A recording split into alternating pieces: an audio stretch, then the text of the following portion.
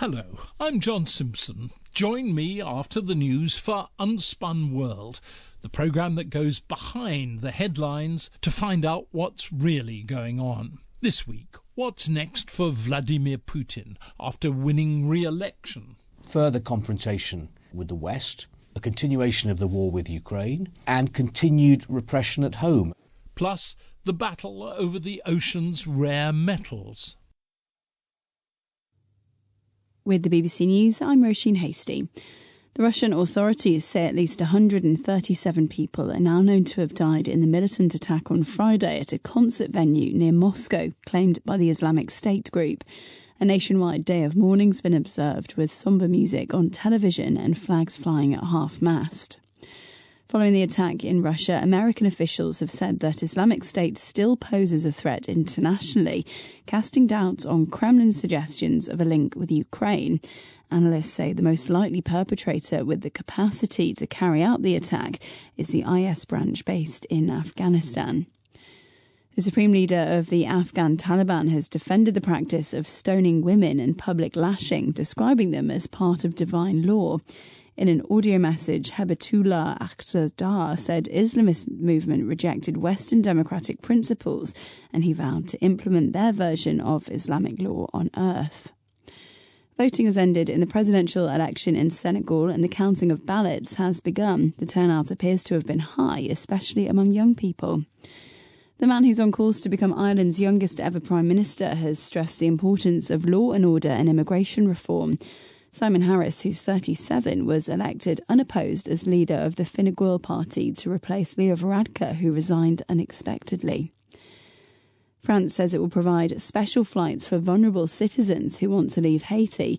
Violence has continued in the capital, Port-au-Prince, and elsewhere, despite reports that rival groups have selected a transitional council to choose a new prime minister. A 24-year-old sumo wrestler from northern Japan has become the first in more than a century to win a top-division tournament at his first attempt. Takeru Fuji claimed the Emperor's Cup at the end of a 15-day tournament in Osaka. That's the latest. BBC News.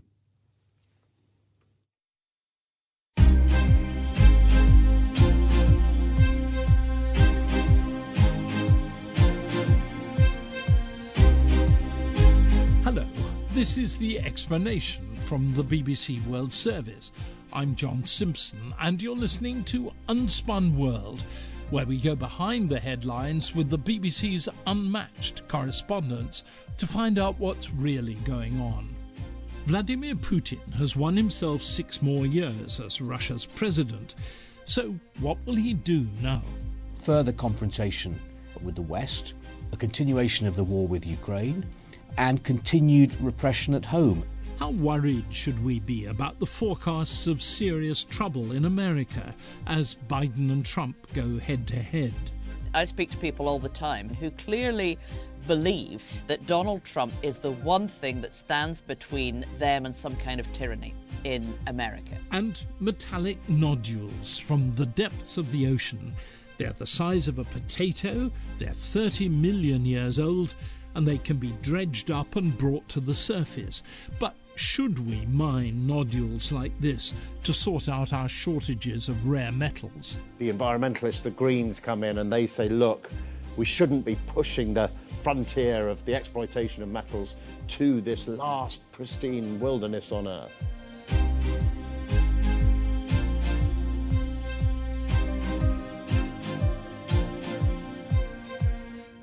So, Russia's presidential election, such as it was, is over and done, and Vladimir Putin now has until 2030 as president, and maybe, if he chooses and is still able to do the job, until 2036. He is certainly a survivor.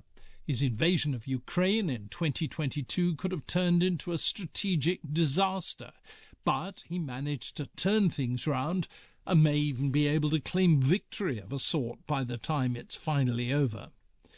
So now he's re-elected, but will he change the way he does things, or will it be more, much more, of the same?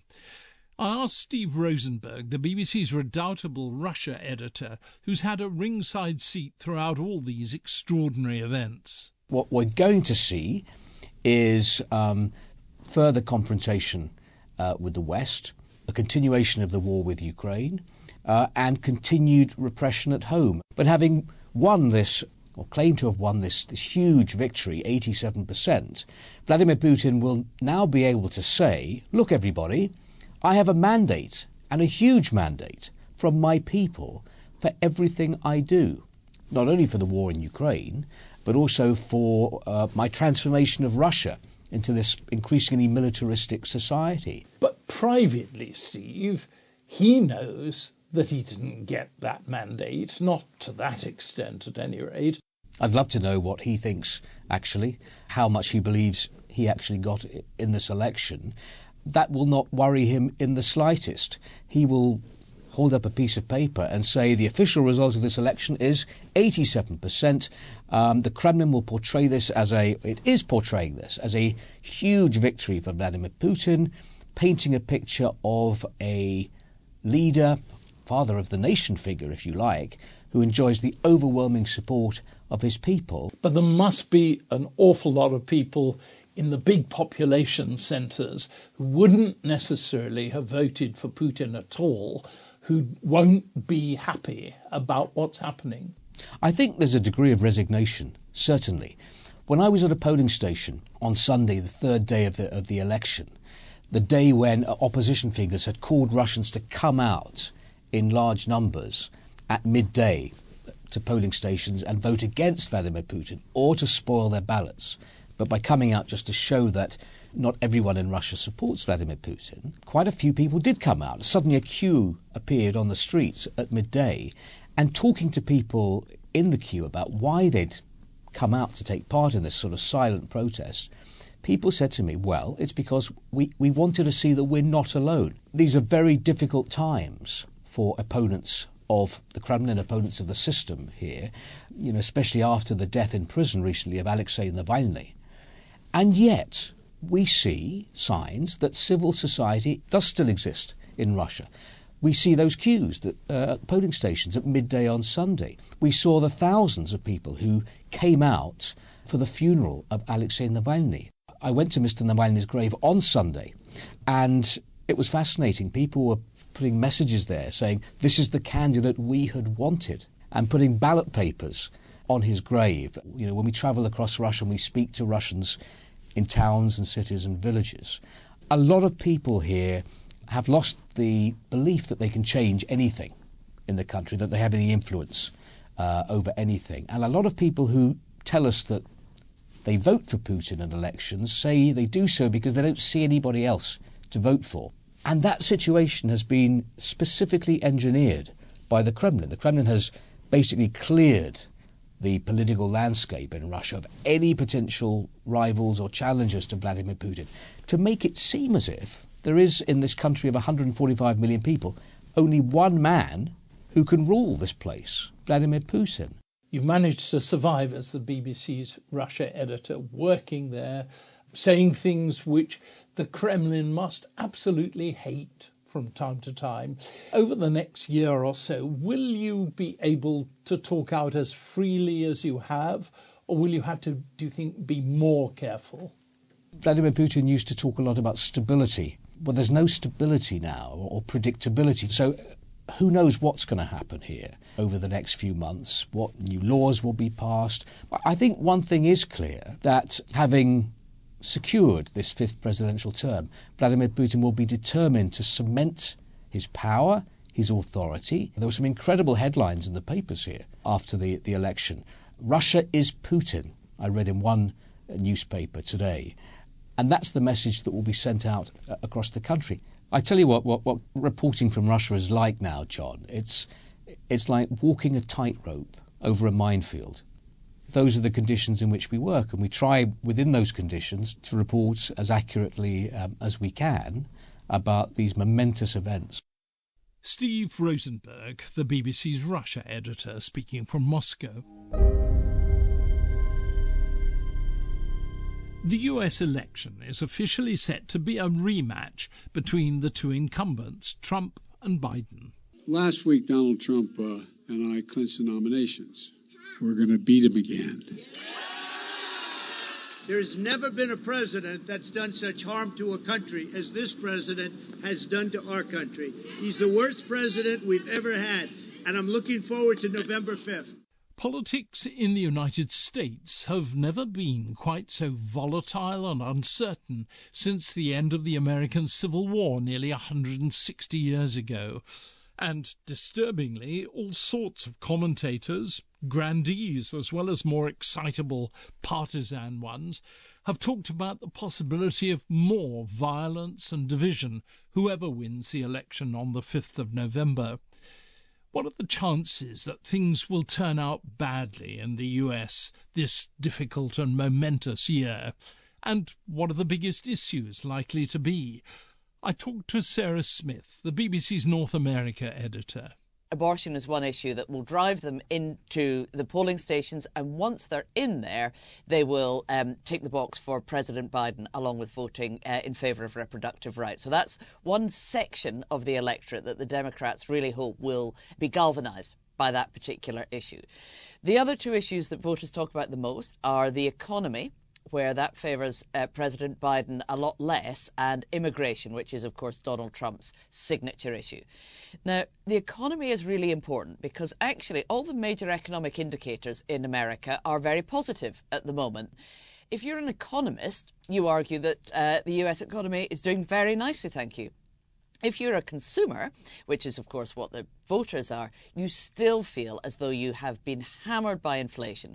And immigration is climbing up as an issue as more and more migrants are coming across the southern border. Well over 2 million last year, 250,000 in December alone. These are, almost inconceivable numbers from a few years ago. Of course, it's the issue on which Donald Trump made his name. He is proposing some very strict, draconian immigration policies, and they're going down quite well with a lot of voters who think the Biden administration really hasn't taken immigration seriously enough.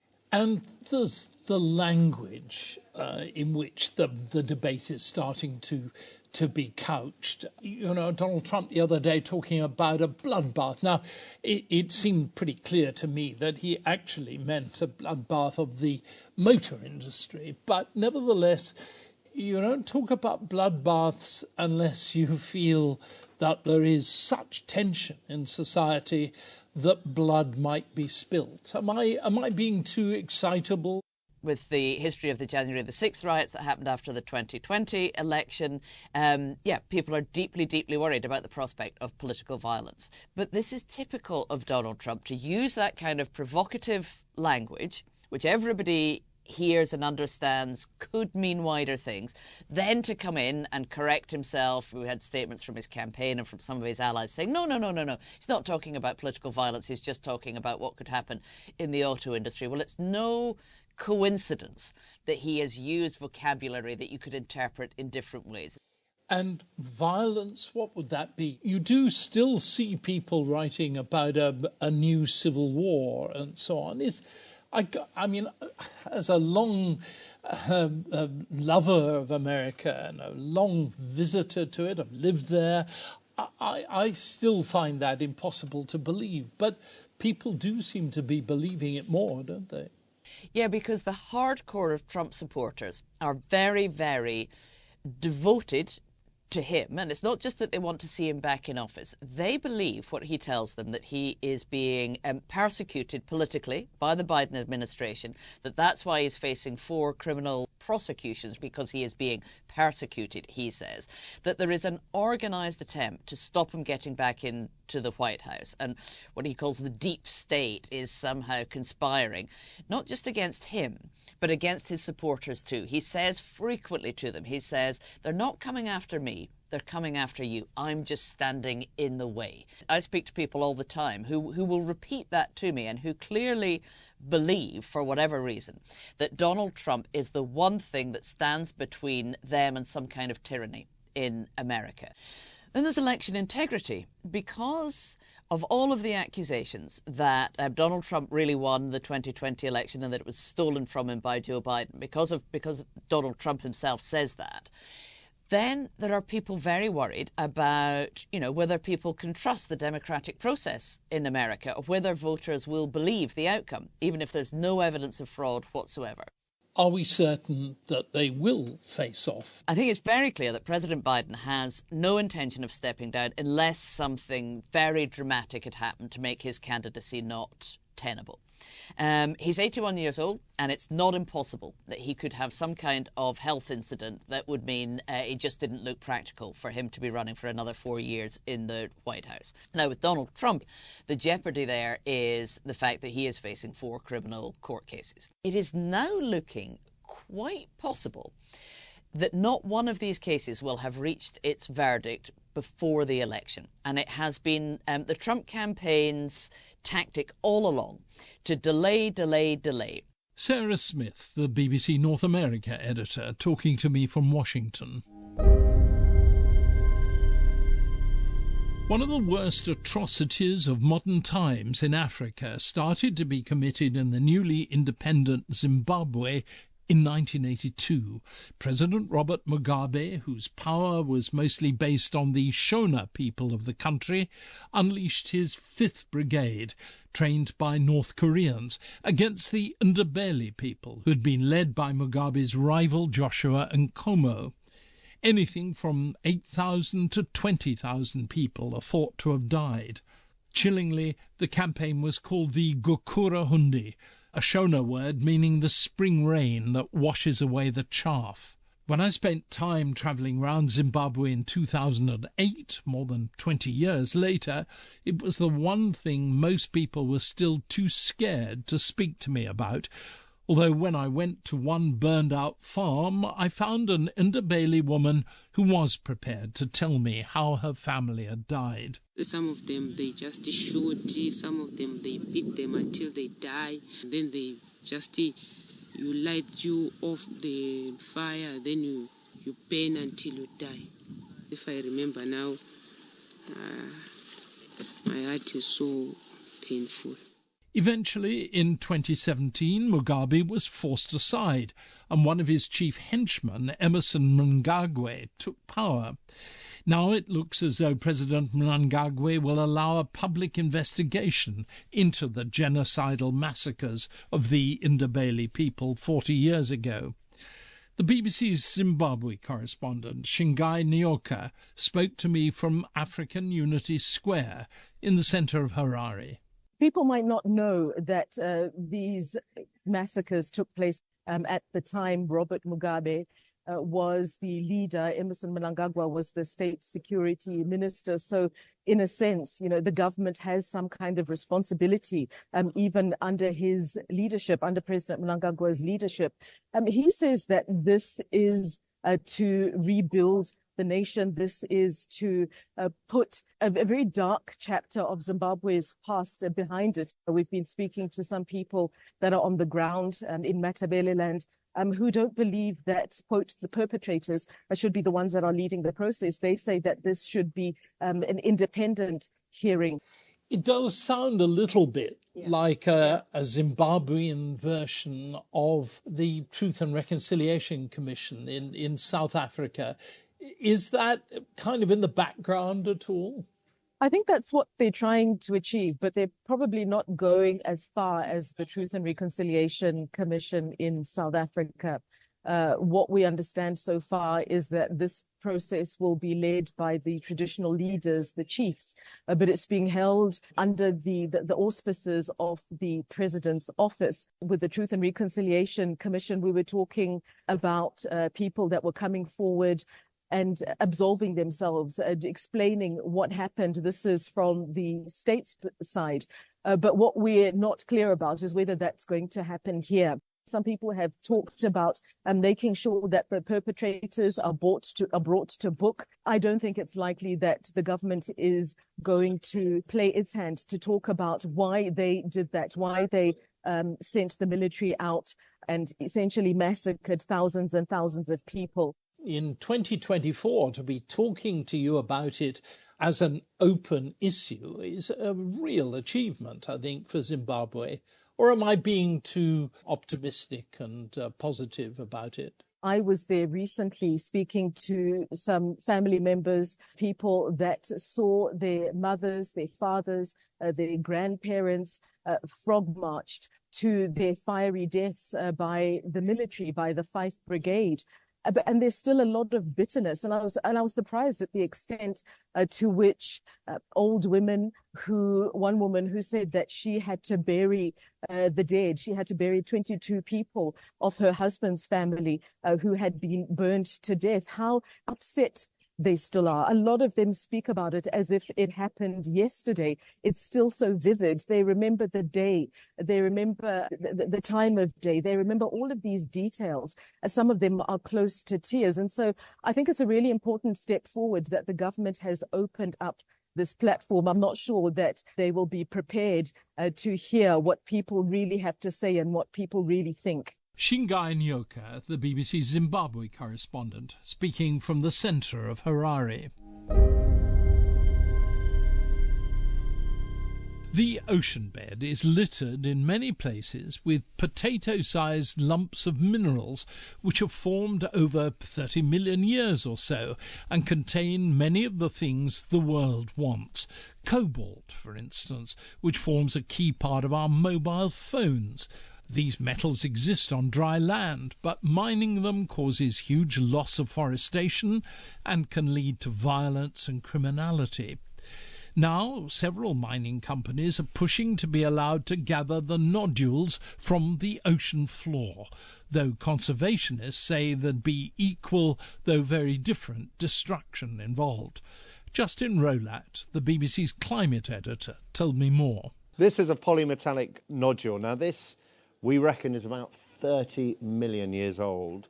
It's almost certainly formed around a bit of organic material, probably something like a shark's tooth that fell to the ocean floor 30 million years ago. It could be the beak of a squid. They're quite common in these things.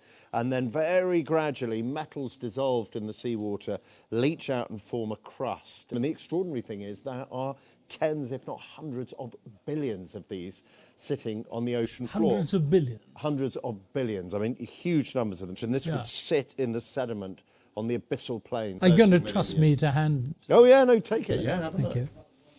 It's the kind of thing I do to, drop these things. But, and what do you think is in here? Well, I have a fairly good idea what's in it. There's certainly there'll be cobalt, nickel, copper, manganese, a bit of iron. They're in hydrate form, so a lot of that is actually water, but a significant proportion is metal, so maybe 30, perhaps even a bit more % will be metal. And these metals are crucial for battery technology and other renewable technologies. So just the single company that I was talking to, the metals company, its plan is to mine 12 million tonnes of these, not 12 million of them, 12 million tonnes of these a year over, they think, 20 years. You talk about mining, but mining to me means digging. They don't do that. I mean, this is on the surface, isn't it? They have essentially these huge vacuum cleaners, really big. I mean, kind of, I think they're 18 metres long, that would trundle along the seabed, sucking up these nodules and have a huge pipe to the surface which would draw them up. And one of the issues is that this produces a big plume of sediment. There's a lot of dispute about how far that plume spreads. The issue would be there, obviously the machine would crush any animals in its path, but then the plume of sediment would settle on the seabed and on the animals and would suffocate them, which is where the environmentalists, the Greens, come in and they say, look, we shouldn't be pushing the frontier of the exploitation of metals to this last pristine wilderness on Earth. Obviously, very, very damaging to the oceans, or those parts of the oceans where it's done. But at the moment, we're digging up things like cobalt on the surface. A forest, a dense forest, is turned into a desert. So it's not either or, is it? Well, this is exactly what the miners say. They say the Greens have got it wrong. We should be looking at the lowest footprint. And they argue because the density of life in the deep ocean is so much lower than it is on the more biodiverse places on the surface of the Earth, that's the lowest footprint possible. I mean, the Greens push back and they say, listen, we don't really even know what's down there. And they point out that research expeditions that collect samples from the deep ocean floors routinely find not just one or two species that were unknown to man, but hundreds of species. And will it be controlled if it happens? When you talk to the marine biologists about this, they say One of the great things about this is this industry has not started, and there is a UN treaty that protects the deep ocean, and there's an organisation, the International Seabed Authority, which is responsible for managing, what happens down there. They are in the process of drawing up regulations. They say they should have rules drawn up by 2025.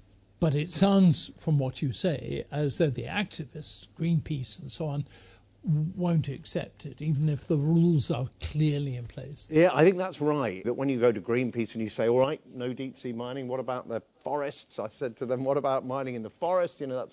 Oh, no, we don't want mining. And say, well, OK, what are we going to do? And they said, well, we need a more circular economy. So I said, well... What's that mean? Well, it means we need to recycle the metals that we already have. So we need to be better at recycling. Certainly, I think most people would agree we should get better at recycling. And so the question is, if in order to transition away from fossil fuels and protect the environment from climate change, we need a huge additional stock of these metals, a compromise kind of has to be made, because we've got to decide where we're going to get them from. Do we want to go on getting them from on land, or are we willing to license an area of seabed to collect metals? Justin Rowlatt, climate editor, speaking to me here in London. Back finally to Russia. Vladimir Putin has been re-elected president for yet another 6-year term with an improbable 87% of the vote. Improbable because back in December 2020, a poll from the reliable Levada Center found that among Russians aged 18 to 24, only 20% supported Mr. Putin, and that, of course, was before the invasion of Ukraine, which has brought so much more anger and disillusion in Russia. Still, older people right across the country like Mr. Putin, and if last week's election had been free, he'd have won by a margin big enough to gratify any Western leader. But Russia has reverted to the communist days, when, regardless of the real vote, the bosses awarded themselves a landslide at every election, or else risked looking weak. And yet there are dangers ahead. One is that Mr. Putin's system will start to ossify, just as happened under Leonid Brezhnev after he came to power in the Soviet Union in 1964. The deep freeze of the Brezhnev years led directly to the collapse of the Soviet Union in 1991. Mr. Putin probably hopes to govern Russia for 2 more 6-year terms until 2036, when he'll be 83. Will he actually make it? No one can tell, of course. But even in a country like Russia, where large numbers of people do genuinely think Mr. Putin's wonderful, the big cities like Moscow and St. Petersburg are full of educated, outward-looking people who want something better. You can scare them into submission for a long time, but not forever. That's the lesson of the old Soviet Union, and Mr. Putin may not be doing himself or his people any favours by heading back down that same path. Well, that's it from this edition of Unspun World. We'll be back in early May. So, until we meet again, from me and from the team, goodbye.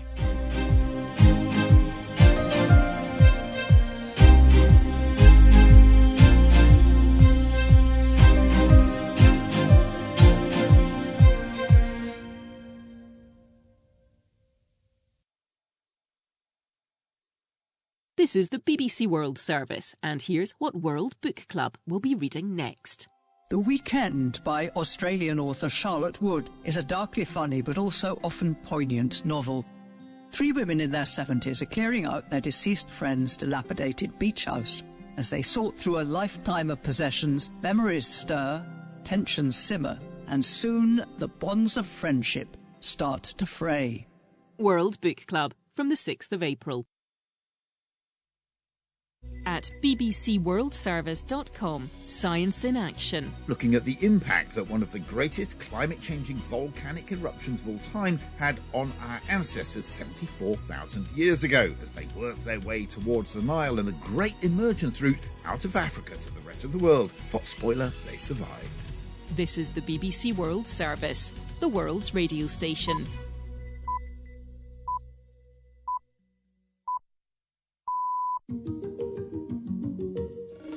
Coming up after the news, the science show that looks behind the news. And this week, we're looking at an ocean of water stories. Why is this vital liquid of life never where you want it and often where it shouldn't be? As global weather patterns shifts and nations face droughts, floods and crop shortages, we'll look at the science solutions out there. And some of them we'll be featuring really are out there. Like the giant curtain under the Antarctic ice shelf, or the chemicals sprayed into clouds to make it rain. We'll also be finding out how to hack humidity to make electricity, and why playing this noise can make corals choose to put down roots. Also, have you ever wished you could control your dreams? Maybe choose the topic you want running through your head as you sleep. It sounds sci-fi, but dream engineering is coming. Hear more coming up on Unexpected Elements. Hello, I'm Roisin Hastie with the BBC News. The authorities in Russia now say at least 137 people died in the militant attack on Friday at a concert venue near Moscow. With the search through the rubble continuing, they say that figure may rise. Throughout what was a day of national mourning, large numbers of Russians continued to lay flowers at a makeshift memorial near Crocus City Hall. These people were among them. It's hard to say who's behind all this. Enemies of Russia for sure, enemies of Putin, who want to destabilise us so that people start to doubt that they're protected by the government. I honestly don't have the words. I feel crushed. I was deeply touched because Crocus is a place I've often been to. I really feel sorry for those people who died for nothing. The supreme leader of the Afghan Taliban has defended the practice of stoning women and public lashing, describing them as part of divine law. In an audio message, Habatullah Akhzadar said the Islamist movement would continue to carry them out in rejection of Western democratic principles. Our South Asia regional editor Ambrasan Etirajan has more details. The crux of this message was that we will continue to implement Sharia law, the hardline version of the Sharia law, and despite the objections from Western countries, and we will give this punishment for those who commit adultery. They will be treated according to the law by stoning them or by giving lashing in public. And since they seized power in August 2021, at least 5 people have been executed in football stadiums and in open places. Voting has ended in the presidential election in Senegal. The counting of ballots has begun at some polling stations. The delayed poll follows weeks of protests against attempts by the outgoing president Macky Sall to postpone the election until December. With more from Dakar, here's Thomas Nardi. Voting in today's presidential election was largely peaceful, with only isolated clashes between voters and police in parts of the country. Senegal, one of the most enduring democracies in Africa, now faces one more test when the results are finally announced. It's a country facing many challenges. Many are hopeful of electing a leader who will turn their fortunes around. The Constitutional Council in Chad has approved 10 candidates for the upcoming presidential election, including the country's interim President-General, Mohamed Idriss Déby. The poll is scheduled for May as part of a transition to democracy. Mr. Déby initially promised an 18-month transition after he seized power in 2021 following the death of his father, but he later postponed the elections until this year, triggering protests that were violently suppressed. World News from the BBC. The head of the UN Agency for Palestinian Refugees says Israel has told it will no longer give approval for UNRWA food convoys to enter northern Gaza. Philippe Lazzarini described the move as outrageous. He said its aim was to obstruct the delivery of life-saving assistance during what he called a man-made famine. There's been no comment from Israel. More now from our correspondent, Mark Lowen in Jerusalem. They are the biggest UN mission in the Palestinian territories. They employ about 30,000 staff. So without UNRWA getting us the food in on the ground, there are few alternatives. I mean, another body, the World Food Programme, which is another UN agency, has managed to get a few trucks into northern Gaza in the last couple of weeks. But this appears to be a very direct attack on UNRWA itself.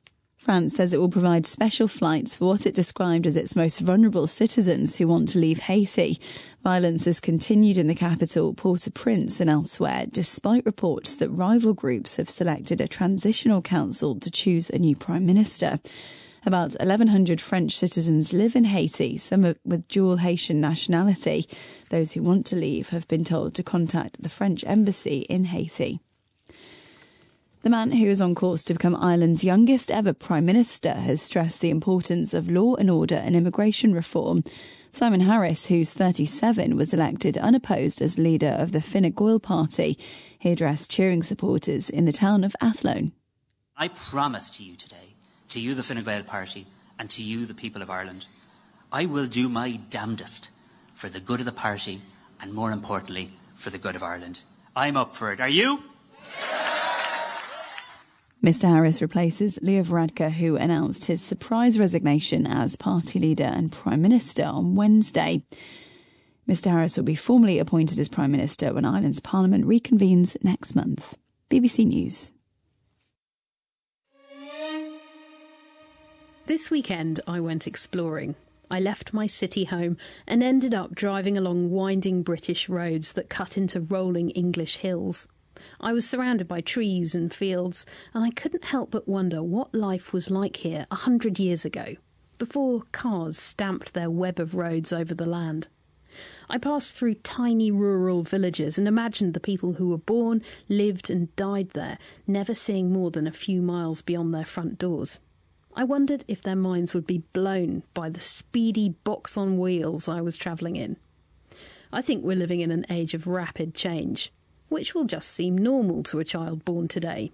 But whose pace is best? I'm Marnie Chesterton from the BBC World Service. This is Unexpected Elements.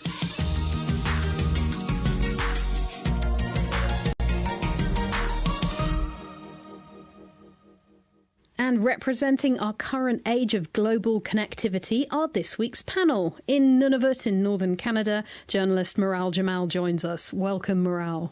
Hi, Marnie. And in Mumbai, India, broadcaster Chavi Sachdev. Hello there. Hello, Sukhamano. This is the show that looks for the science behind the news headlines, and Maral and Chavi and I sift through the news, we pick a topic and we use that as our launch points to explore a world of science and tech, and hopefully we learn new surprising things along the way. And let's hear a clue to the story we've picked this week. Trouble in the Panama Canal. It's running out of water. Fewer vessels are now getting through the canal, and the culprit is a drought. The dispute over water between Russia and Ukraine was reignited. Mexico City, which has a population of 22 million people, is suffering from an unprecedented water crisis. An acute water shortage has hit the area known as India's Silicon Valley. Because of a poor monsoon, the groundwater levels have dried up. Yes, it seems that at the moment water is making headlines all around the world. So in Central America, global shipping and national drinking water supplies are threatened by a shortage of water in the Panama Canal. So this canal needs rainwater, and that's been in short supply. And just this week, Panama officials reluctantly agreed to use precious drinking water to keep important cargo moving along. Moving along over to South America, the Amazon basin has been in an intense drought. Meanwhile, in Africa, in Zimbabwe, drought is expected to halve the maize harvest this year. So massive problems all around the world, all linked by water not being in the right place, in the right time, in the right quantities. So can science help? Well, Chavi, over in India, you're just getting into the warmer season, and we heard a headline just earlier about the drought that's been affecting India's Silicon Valley. What's going on? Bangalore has been in the news because of the severe water shortage, and it's a big mess. It's also highlighted socioeconomic inequities because tankers are being brought in with water from really far away, and only the rich can afford it. So it's really, really terrible. I have friends who are living in these high-rise buildings, drinking water is coming in, but there's no water in the flush tanks for 3 days. Oh. And this is how the rich are living. You can't even imagine what it's like for everybody else. So the one thing that would help in this season is, of course, rain. And to create rain when it isn't rainy, the solution India has been trying is cloud seeding. Ah, yes. This is encouraging, nurturing clouds to rain. And I remember they did this at the Beijing Olympics. Yes, nudging them to rain on you. Because the theory is all clouds have some water vapor. So the thinking is if you can send up the right chemical agents into the lower parts of the clouds, the idea is that they'll create condensation and droplets will congeal together and then voila, rain. Okay, so when did people figure out that we had the power to nudge clouds? 80 years ago. In the 40s, during World War II, a researcher with General Electric called Vincent Schaefer was trying to find a way to stop airplanes icing over in midair. And so he had designed this special homemade freezer to help him understand the way ice forms inside clouds. So the story goes that one day he finds his homemade freezer has been turned off. So to cool it as fast as possible, he puts a block of dry ice inside the box.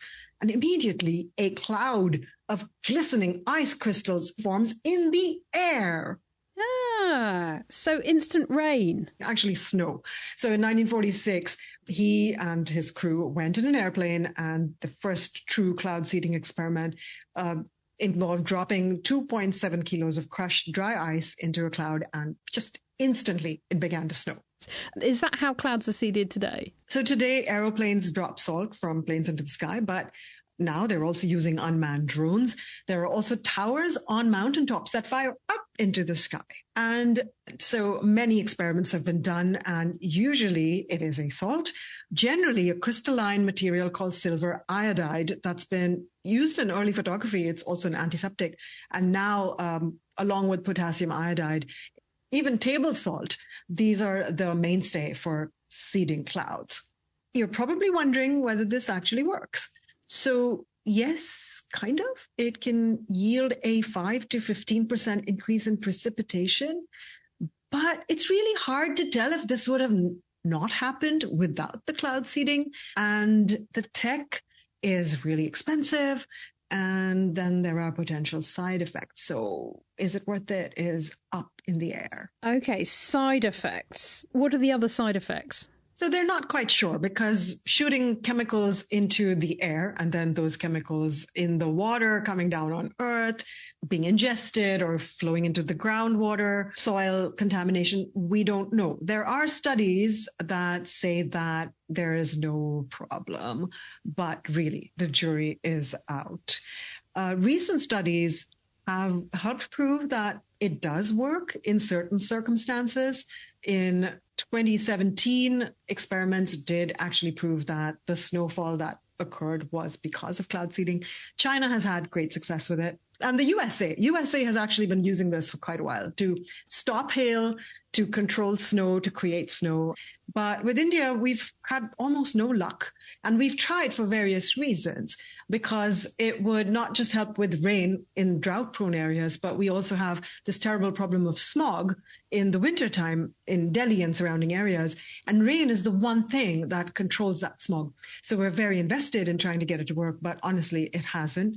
And even Sri Lanka, next door to us, has tried, and it's not really worked well. Well, it's interesting because in the UAE, where I was born and raised, cloud seeding has just become so common, and it's actually a big part of my childhood memories in some ways. What? So they've managed successfully?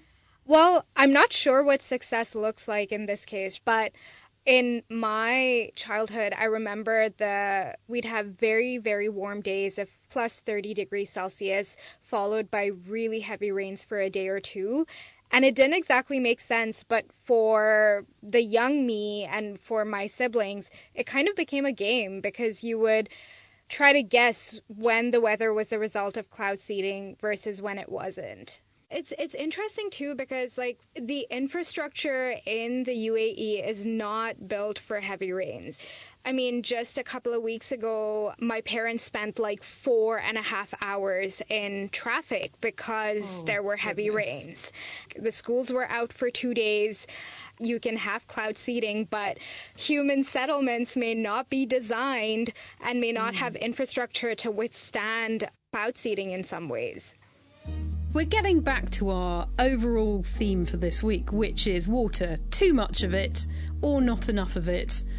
Listeners, I'd like if anyone's got any fascinating anecdotes about either heavy rains or cloud seeding, you can email unexpected@bbc.co.uk, or you can WhatsApp us on +44 330 678 3080. You can also write to us. I like a postcard. Unexpected Elements, BBC World Service, Cardiff, CF10 4GA in the UK. Morale, over to you. I'm going to take us from drought to another extreme, which is important to me being here in Nunavut, and it has to do with ice. So I'm in the Canadian Arctic, and the higher summer temperatures are melting the glaciers and ice caps faster than normal. And there have been tests to actually try to refreeze this ice. And the idea is to thicken up the ice during the winter months and insulate it with a snow layer, which would help the ice survive during the summer months. Okay, and that's already happening in Nunavut. Yeah, so just a few weeks ago, a UK-based company called Real Ice was testing it here, and they cut a hole in the ice and installed a pump to flood seawater on top of it. And the idea is that the flooded water freezes over the winter, speeding up the natural freezing of the water beneath the ice. Okay, so what's the reaction to this been in Nunavut? So it's interesting because Nunavummiut and Inuit know the landscape best. So for a lot of the scientific research work that takes place here, they're involved in the process. But also there's a history of colonialism here, right? And so there's some aversion to people coming in from the outside. But also Real Ice isn't the only one coming up with innovative solutions to deal with ice melt.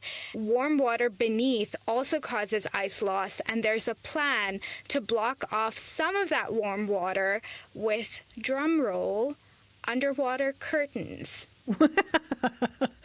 Underwater curtains? Literally a curtain under the ice sheet? Yes, it is exactly how you picture it, probably better or worse. But these are essentially curtains that would be anchored to the seafloor and then float under the huge ice sheets. I'm totally imagining my shower curtain. This is to stop some warm water from naturally crossing over to the colder water. So I guess you don't need a massively impressive barrier, just kind of enough to sort of bat it back into the warmer zone, right? Yeah, so these are all questions that the research team is trying to answer. And it's interesting because even the main scientist pursuing this, his team has no idea how and if the curtains will actually work. So the researcher is called John Moore, and he's a glaciologist at the University of Lapland. And his argument is that we urgently need to try it in case the polar ice sheets start to go unstable early to keep the ice whilst we get greenhouse gas levels down. The curtains are not going to fix the climate problem. They're like sticking plasters, but of course the technology hasn't been tested so far, and so there's no way of knowing if it will actually be successful. I mean, sticking plasters, very, very useful, right? The other aspect of it is the consequences for marine life. If you stick plasters, there's still life that lives around these ice sheets that's going to be impacted by it. Is this being tested anywhere first? So it's actually being tested in the UK. The Centre for Climate Repair at the University of Cambridge is planning an experiment later this year. I think we should do an Unexpected Elements trip to where they're doing their curtain, and Chavi's volunteering. I'm there. That would be awesome. Still to come on Unexpected Elements, the mysteries of ancient water revealed. That's after this. It's Quizman Dan here with our weekly quiz question. We've been diving into the world's waters this week, so we're going to look at a study from 2006 into an ocean mollusk called Ming. We want to know, what did the research find? A, that Ming had digested wood from the wreckage of the Titanic. B, that Ming had been eaten by a whale and survived travelling more than 10,000 miles. Or C, that Ming had been the oldest animal in the world until the experiment killed it. So what did an experiment looking at Ming the mollusk find? A. It had digested wood from the wreck of the Titanic. B. It had survived being eaten by a whale and travelling more than 10,000 miles. Or C. It had been the oldest animal in the world until the experiment killed it. We'll be back with the answer later on.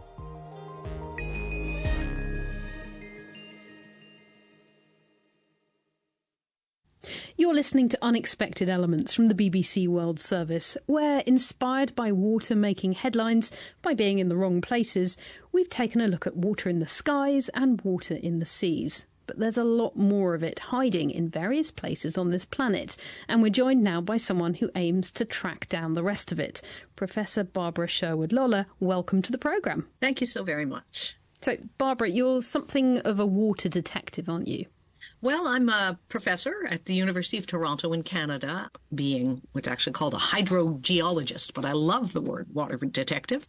So go on, make me jealous. Where has the search for Earth's ancient water taken you? Well, not too surprisingly, to the parts of the world where we find the most ancient rocks. Essentially, the planet is, I'm sure you know, about 4.5 billion years old. But there's only parts of it in which we actually see preservation of rock that's more than 2 to 3 and just a little bit of 4 billion years old. The continents is where those rocks are preserved and persevere on a timescale more similar to the billion-year-old timescale of the planet. So not too surprisingly, if we want to investigate ancient water, we're working on the continents. So why do you want to investigate ancient water? What's good about billion-year-old water? So the key thing I think to emphasize is these ancient rocks, they are also places where traditionally humans have discovered ore, so mining resources. And so that was the first connection. As miners have been working in these rocks all over the world, they've been discovering salty water. And so they began to bring in scientists such as myself to try to tell them, how is it we're finding salty water, which we normally associate with the oceans, deep within the continents? And so really that was the beginning point, was just trying to understand how we get water there, why we get water there, and what it means. You asked, what can you do with this stuff? Well, it turns out that these settings, these rocks, have become the site of a lot of particularly interesting tension right now over the green energy transition. Because it's these rocks and these waters where, in fact, we find high concentrations of helium, which is one of the resources that's depleting all over the world and we're going to need more of going into the future. Similarly, things like native hydrogen, which you've probably heard a lot about in the press these days.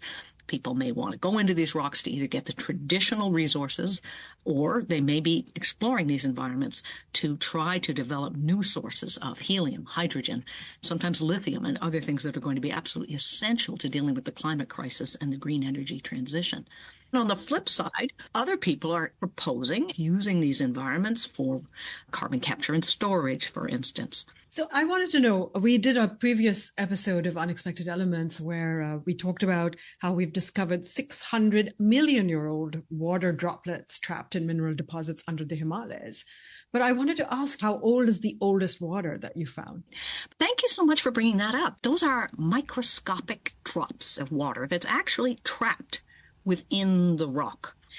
The difference in what we're finding is that this is actually flowing water at rates of liters per minute and have been doing so for over the dozen years that we've been investigating them.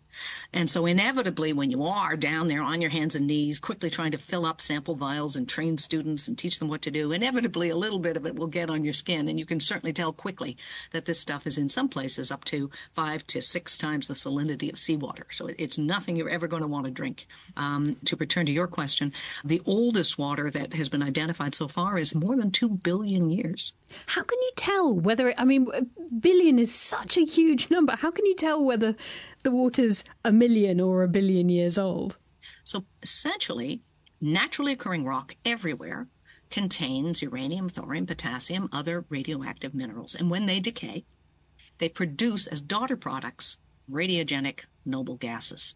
And the longer the water is in the ground, the more of those that accumulate. So our first indication that we were really onto something amazing was when we measured these fluids and we found the highest concentrations of radiogenic helium, the highest concentrations of radiogenic neon, the highest concentrations of radiogenic argon ever discovered on the planet. We very quickly knew we were into a system that had to be very, very old indeed. And so in the end, it is those radiogenic noble gases that allow us to place these residence times on our understanding of just how old these fluids are.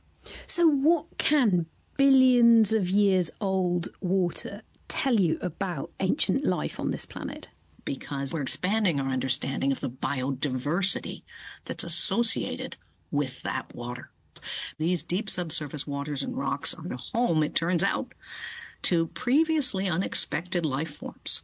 Life that was drawing its energy to sustain itself not from photosynthesis on the surface, but instead from the chemistry of eating the rocks, as it were. Some of them are very similar to what's found at the hydrothermal vents, but some of them are different. Novel organisms have been discovered, novel strains. Wow. So it sounds like the search for life, which, you know, there's a lot of focus on finding sort of different life on other planets, but actually we should just be digging down. Well, I mean, it's part of it. It's, in fact, it's interesting for people to find out that a great deal of our research actually comes from space agencies.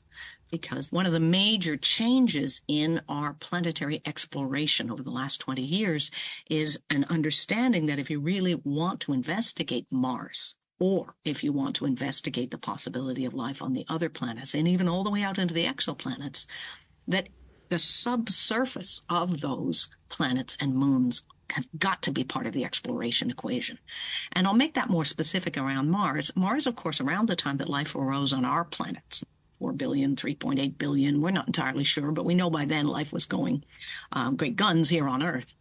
Around the same time, Mars was a much more habitable planet.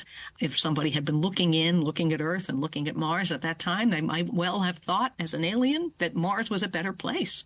Mars had flowing water on the surface. We know it had a thicker atmosphere, warmer temperatures, but it underwent substantial change over the course of the last 4 billion years, such that it now is become a cold, dry desert. There was no longer any long-standing liquid water on the surface of Mars. And so if there were any extant life, existing life on Mars, then the bets are that it would be much more likely to have been hidden in the subsurface in some of these remaining waters preserved below the surface of a planet whose surface environment and atmosphere have become uninhabitable.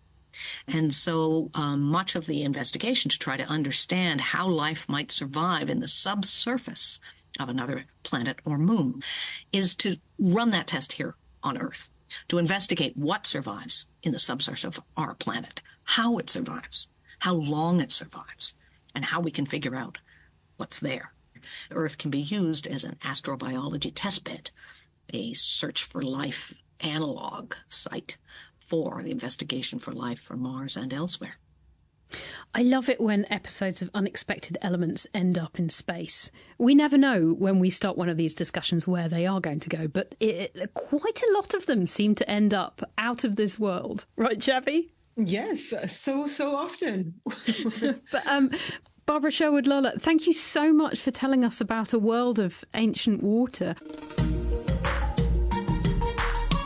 So the current glut of water headlines has led us to explore how to make rain fall where you want it, how to stop warm water going where you don't want it, and we've just heard from the water detective searching for the missing water hiding around the planet. Still to come on the show, hear how to generate electricity from humidity, how water can carry the sounds that make corals flourish, and how light can be made to flow like water. Great if you want to build a home underground. That's coming up shortly.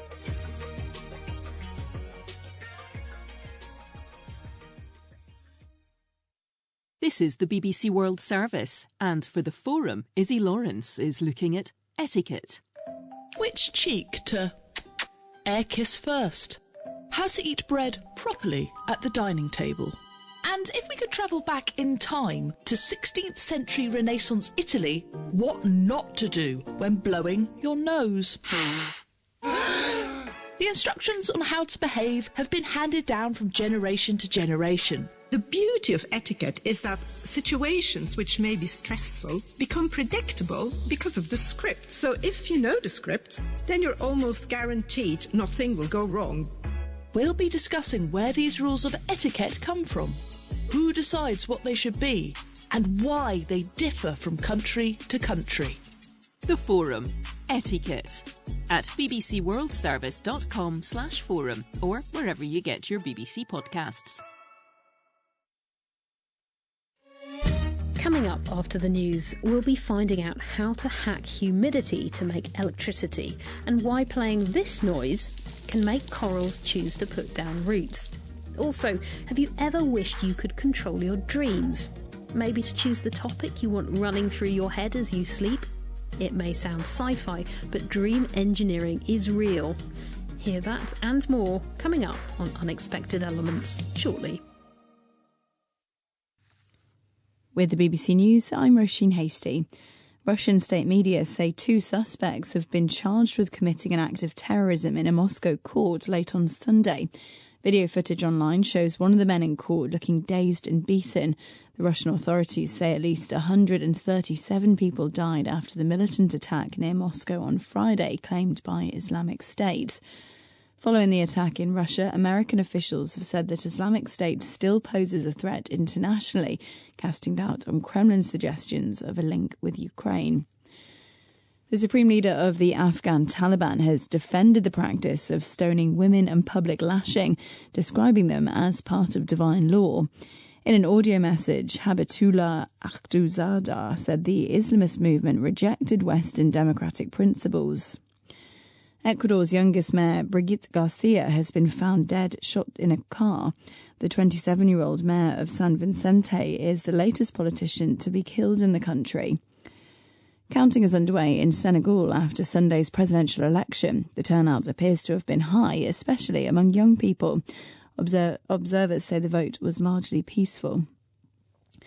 The man on course to become Ireland's youngest ever Prime Minister has stressed the importance of law and order and immigration reform. Simon Harris, who's 37, was elected unopposed as leader of the Fine Gael party. 4 spectators were killed in northern Hungary when a rally car span out of control during a race. Hungarian television showed the white Skoda Fabia driving at high speed in a wooded area in wet conditions before careering into spectators close to a bend. A 24-year-old sumo wrestler from northern Japan has become the first in more than a century to win a top division tournament at his first attempt. Takeru Fuji claimed the Emperor's Cup at the end of a 15-day tournament in Osaka. BBC News.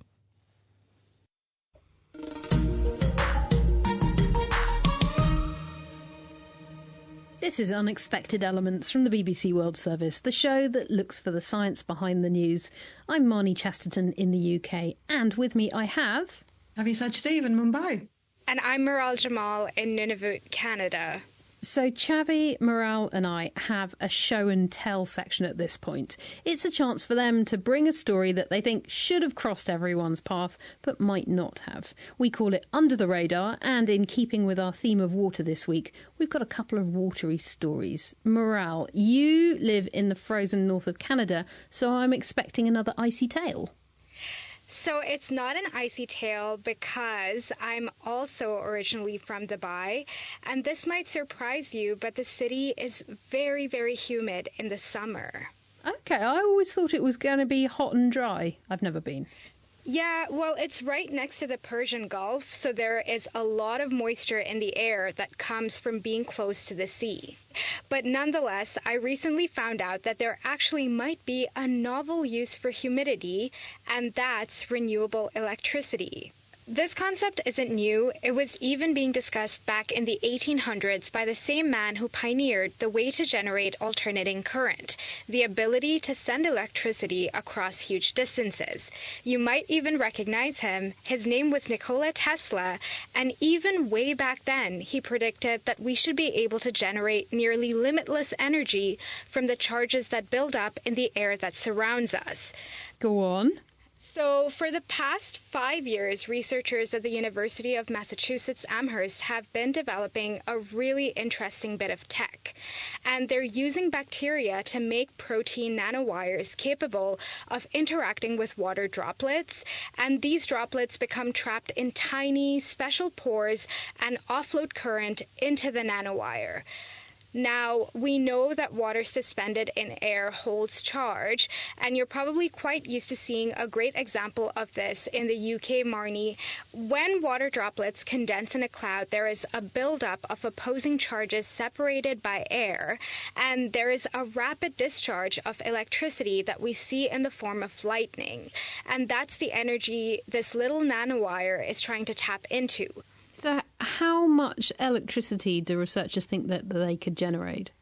So this is fairly new research, and the experts think the tech will probably be limited to generating small amounts of electricity. So it could be enough to power things like sensors or small electronic devices, but at this time, not your washing machine or panini press. Expect to hear more about other designs and findings in the near future. Cool. And this all started with Nikola Tesla. Xavi, we're staying with our watery theme. So why have you brought us the sound of a frying pan in action? I was recently in the Manyat Island off the coast of Kuwait and had the opportunity to go snorkeling with sea turtles. I should have been hearing this sound, and it's not a frying pan, it's the sound of a healthy coral reef. But what was heartbreaking was that all the coral around me was dead. Our snorkeling guide, Nicole, had a lovely turn of phrase. She said, I know the coral is deeply unhappy, but the fish and the turtles are quite happy. And that was nice. And I did get to go snorkeling with sea turtles. But I did find it a little bit depressing because for several meters at a time, the coral was all lifeless and black. And then you'd spot a small cauliflower-sized coral that was pink or purple, and it really stood out and kind of made it even more depressing. Okay, so some of them are still growing, but not as many as we'd hope. Where are the new ones coming from? I was wondering the same thing. And I looked it up, of course, and found that scientists established that tropical corals have free-swimming larvae that go through a critical life phase when they come in from the open ocean and select a suitable settlement substrate. I mean, it sounds quite similar to when you move out of your family home, right? You get a job or go to college and you look at a variety of markers to decide if a certain town or city is suitable for you. Yes. Like, will I ever be able to afford to buy a house here? No. Great. I'm definitely moving here. Yeah, it's the same in Canada. I mean, with affordable housing being a dream, I think it's just hard to find the right place. Fair enough. Anyway. So the question is, what do corals look for when they're deciding where to put down their roots? They want a healthy society, a thriving reef with the hustle and bustle of fish and crustaceans. And you know how they find them? They find them by listening. So now, in a brand new study published in the journal Royal Society Open Science, the scientists off the coast of the US Virgin Islands did a real-time study across 3 sites. And in one of them, they played healthy reef sounds, and in the other 2, they didn't. I mean, this is really cool. So they're basically conning the coral.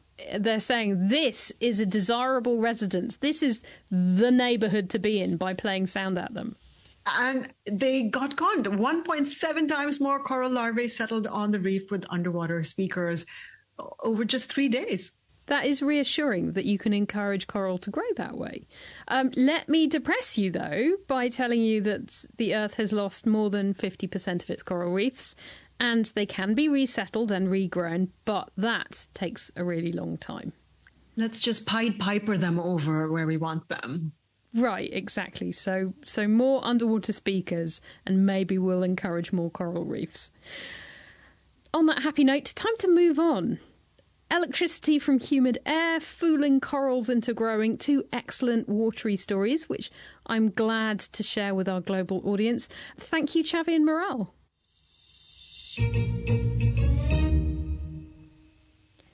This isn't a one-way street, though. We love it when you get in touch with tales, and it's time to hear a selection of them. On last week's show, listener Blessings got in touch to describe a serious rat problem. And we heard all about their advanced acrobatic abilities. And I asked for your rat stories and you didn't disappoint.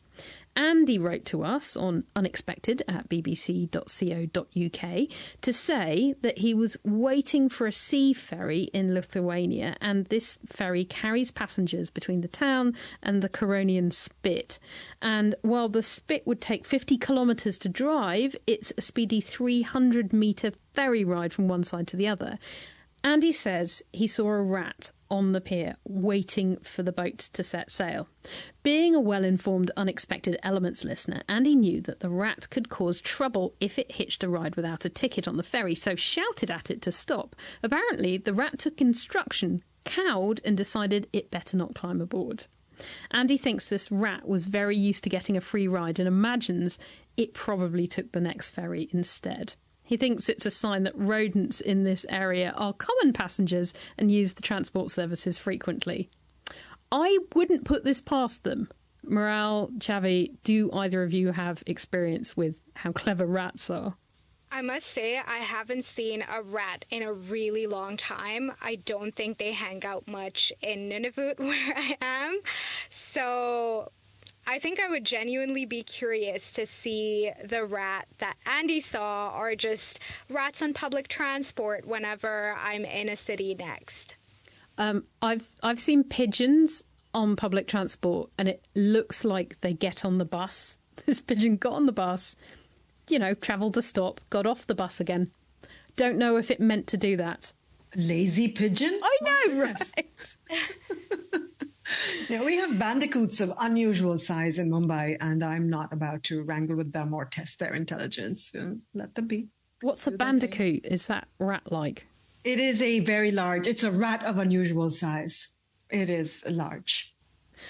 Also on last week's show, Rick got in touch to tell us that he listens to our show on BBC Sounds and speeds us up as well. So, ouch. I know, rude, right? No, I don't take it personally, because I do this with some podcasts, and apparently Rick isn't the only one.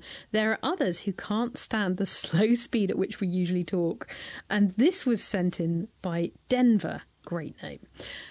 I've been listening to podcasts at double speed for a long time. On some platforms, there's even the ability to listen at 3 times the usual speed. And there is a feature to remove silences too. Listening to Unexpected Elements at less than double speed seems slow to me. In fact, if I listen to anything that hasn't been sped up, I often think the presenters sound drunk. Denver goes on to say that even though he's listening to our show sped up, he still thinks he digests just as much as the average listener, or in some cases more. That's brilliant. So, gang, we've taken the show from last week, where we went on a journey of scientific fandom, and I'm going to play you the opener of last week's show. I'm going to speed it up so you can hear how Denver would have experienced it. Ready? At the end of 2021, COP26, the big climate change jamboree, came to the UK, to the Scottish city of Glasgow. I went to cover it. Sadly, so did thousands of scientists, policymakers and journalists, all of which meant that every hotel in Glasgow was booked up. Work found us somewhere about an hour away, but luckily, some friends of friends generously put me up in their kids' bedroom, which was a shrine to Korean pop music. Wall-to-wall pics of K-pop bands. Now, my favourite musicians have mostly come from Scotland, so it made me laugh to see a Scottish kid's room plastered with heroes from the other side of the world. I'm Marnie Chesterton from the BBC World Service. This is Unexpected Elements. OK. Who listens at that speed? No, my brain cannot process. I don't even like listening to the podcasts where they edit out the spaces between words, and there are some very popular shows that do that. I think we need to have breathing, and we also need to let the ideas breathe. This is painful. No, I was going to say, speeding up a podcast or any sound, sometimes to me feels like it removes the personality of the person. I like the slowness or the pace that different people talk with, and just, the laughter or those kinds of things. I like to listen to that, but I can also understand that not everyone wants that in a science show, for example.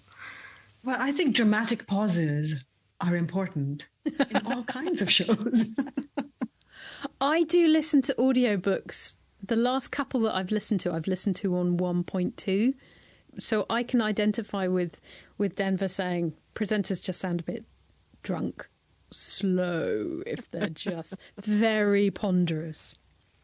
Anyway, listeners, any further insights you have on multitasking or listening at speed, we'll take any rat stories you've got going. Do get in touch. You can email us at unexpected@bbc.co.uk, or you can WhatsApp us +44 330 678 3080, or write to us, Unexpected Elements, BBC World Service, Cardiff, CF10 4GA in the UK. Still to come, how to hack your dreams, and should we live underground? That's coming up after this. It's Quizman Dan back with the answer to this week's quiz question. Earlier, we asked you about a study into an ocean mollusk called Ming. We wanted to know what the research had found. A, that it had digested wood from the wreckage of the Titanic. B, that it had been eaten by a whale and survived travelling more than 10,000 miles. Or C, that it had been the oldest animal in the world until the experiment killed it. Well, we can reveal the correct answer is C. Scientists opened the mollusk's shell to study it while researching climate change, which killed the creature, before they then discovered by counting the rings on its shell that it had been 507 years old. They then named it Ming, as it would have been born during the time of the Ming dynasty in China. Well done if you got that one right.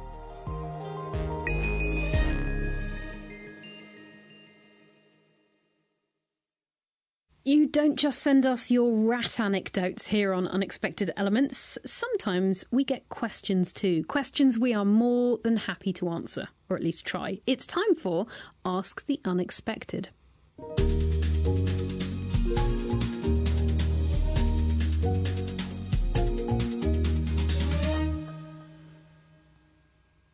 This week's question comes from Oscar, who's in County Durham in the UK, and he got in touch to say, I'd like to ask, would it be possible that dreams can be fabricated? It would be great to design and schedule a dream.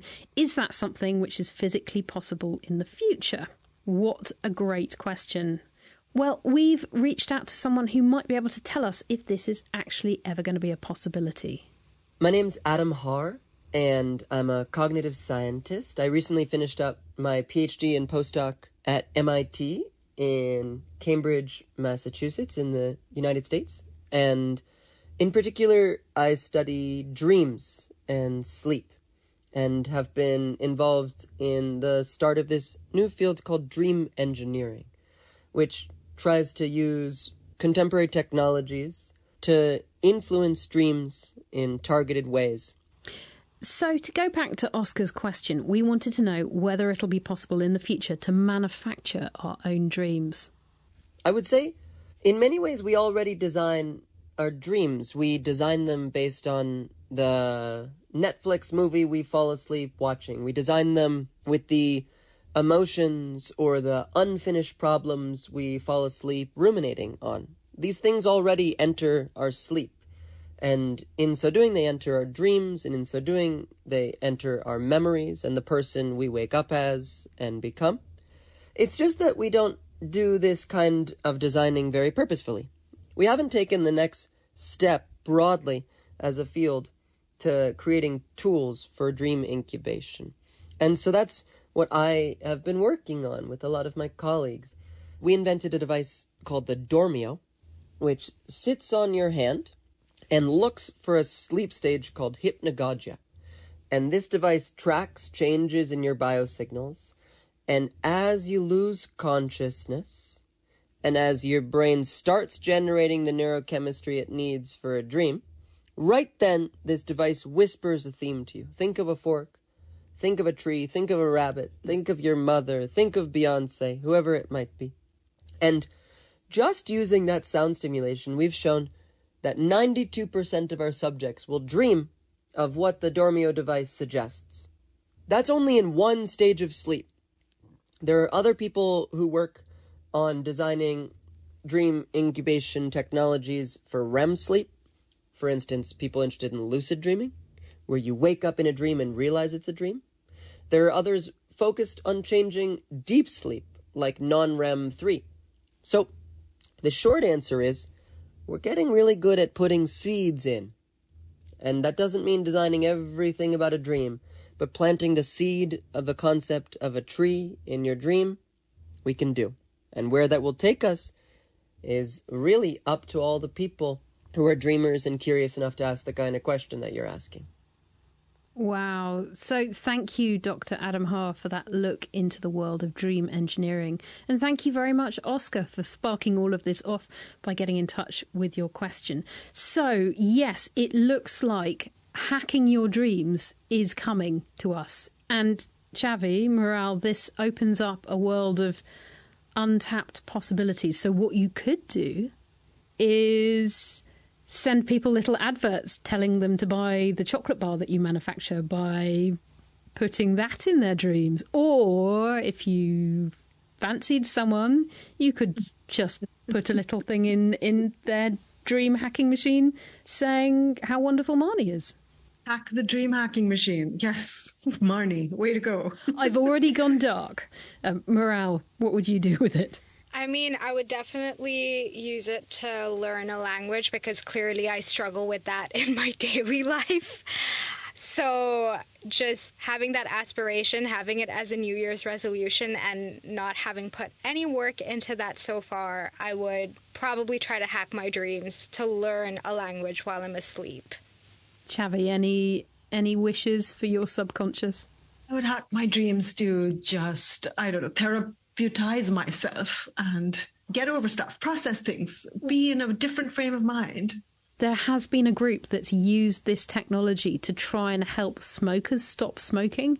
So this is coming to listeners at some point in the future. Expect to hear more on this planning your dreams. And remember, you heard it here first on Unexpected Elements.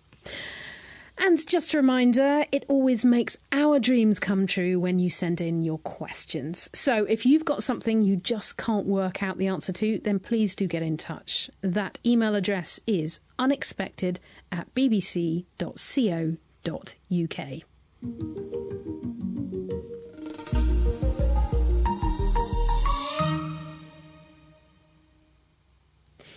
Each week, I listen to a great deal of the BBC World Service output in order to squeeze out the science. And occasionally, some of it sticks with me, connecting to other stories I've heard or investigated over the years.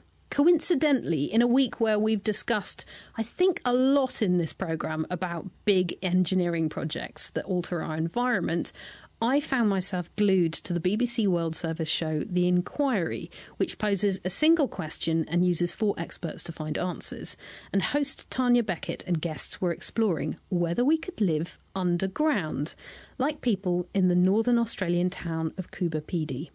A century ago, in the outback of southern Australia, miners who came to dig for precious opals built a whole new world below ground to escape the searing heat. Today, the 1,500 inhabitants of Coober Pedy live, shop, visit bars and even worship in churches underground in what the locals call dugouts. A consequence of Coober Pedy being in the middle of the Australian outback is that in the summer in particular is extremely hot, mid to high 40s. In Coober Pedy, the underground temperature is probably 21, 22 year-round. So it's an ideal place, and out of the population of, give or take a couple of thousand, there are probably 2/3 of them live year-round underground. That was Martin Dixon, an expert in man-made underground places. So, an easy solution to increasing temperatures as greenhouse gases heat our atmosphere. The problem with living, working and playing underground, the lack of daylight. A few years ago, I went to Singapore for another World Service show, Crowd Science, because the children there are spending so long inside doing their homework that a lack of daylight is making them all short-sighted. So one academic, Professor Saw, was working with a selection of children to find out just how much actual outside daylight they get. Rose is one of the children on Professor Saw's trial. She's also very interested in our radio equipment. And we're very interested in a watch Rose is wearing, which measures light levels. It can tell when she's outside. So how much time would a child like Rose need to spend outside to protect her eyes from myopia? Children should spend at least 2 hours per day or 14 hours per week for time outdoors to have a protective effect. And how much time do Singaporean children spend outside? Singapore children spend about 1 to 1.5 hours per day on a weekday. If the child is younger, the child would spend less time outside. So a younger Singapore child, maybe about the age of 7, will only spend on the average about half an hour outside per day. Back to the inquiry and possible solutions to this. Not only is there an International Tunnelling and Underground Space Association, but they also have a committee on underground space, and engineer Antonia Canaro is co-chair. As presenter Tanya Beckett explained, Antonia wanted to build an underground park in South Korea. And, South Korea's got a massive shortage of space. It's quite densely populated. So they thought, great, let's do it underground. And they're looking over at an American project for help with the light problem. We know that not enough sunlight is bad for our psychological and physical well-being. So modern projects have been using some clever new techniques to tackle the problem, including reflection, refraction and fibre optic cables. In New York's Manhattan, plans for the world's first underground park on the Lower East Side, the Low Line, began in 2019, but were put on hold a year later due to lack of funds. But there are hopes that this groundbreaking project will be revived. It will actually be a beautiful public park that can be visited year-round, no matter if it's day or night. Daylight would be brought in by fiber optic cables, and it would actually facilitate green growth underneath as well. So not just filtered light that comes through glass, but actual fibre optic bringing real daylight underground, just like you can bring water through a pipe. Chavi, does your inner troglodyte say yes? Would you live in a cave? No, not if there were any options left. Morale, how far north are you? Are you in a bit that gets whole sort of seasons with no daylight? No, so not that far north, but our shortest day is like in December, and it lasts only about 5.5 to 6 hours. I lived in Edinburgh, and Scottish winters, it's quite a short day. So it's still dark at 9, and then it's dark at 5. And so if you're working in a lab with no windows and you're living in a basement, which I did, I don't think I saw daylight. That's why I'm really excited about this fibre optic stuff. So I spoke to the architects behind the Low Line back in, I think it was 2010, and they were talking about, this is going to happen, it's just round the corner. And of course, it's the money, because if you're digging an entire underground world, that takes a lot of money. So I think the finances might be an issue here.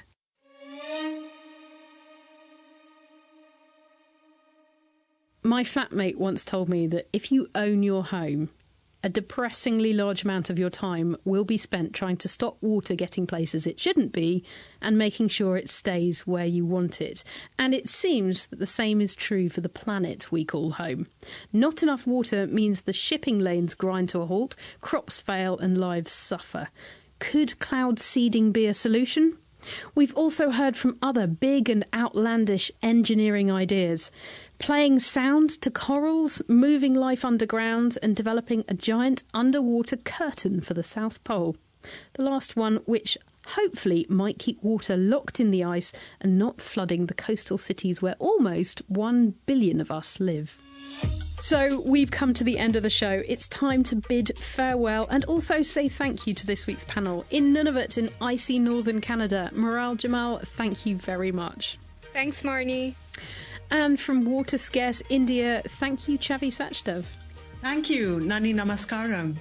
I'm Marnie Chesterton. The producer was Dan Welsh with Tom Bonnet. Join us next week for more Unexpected Elements.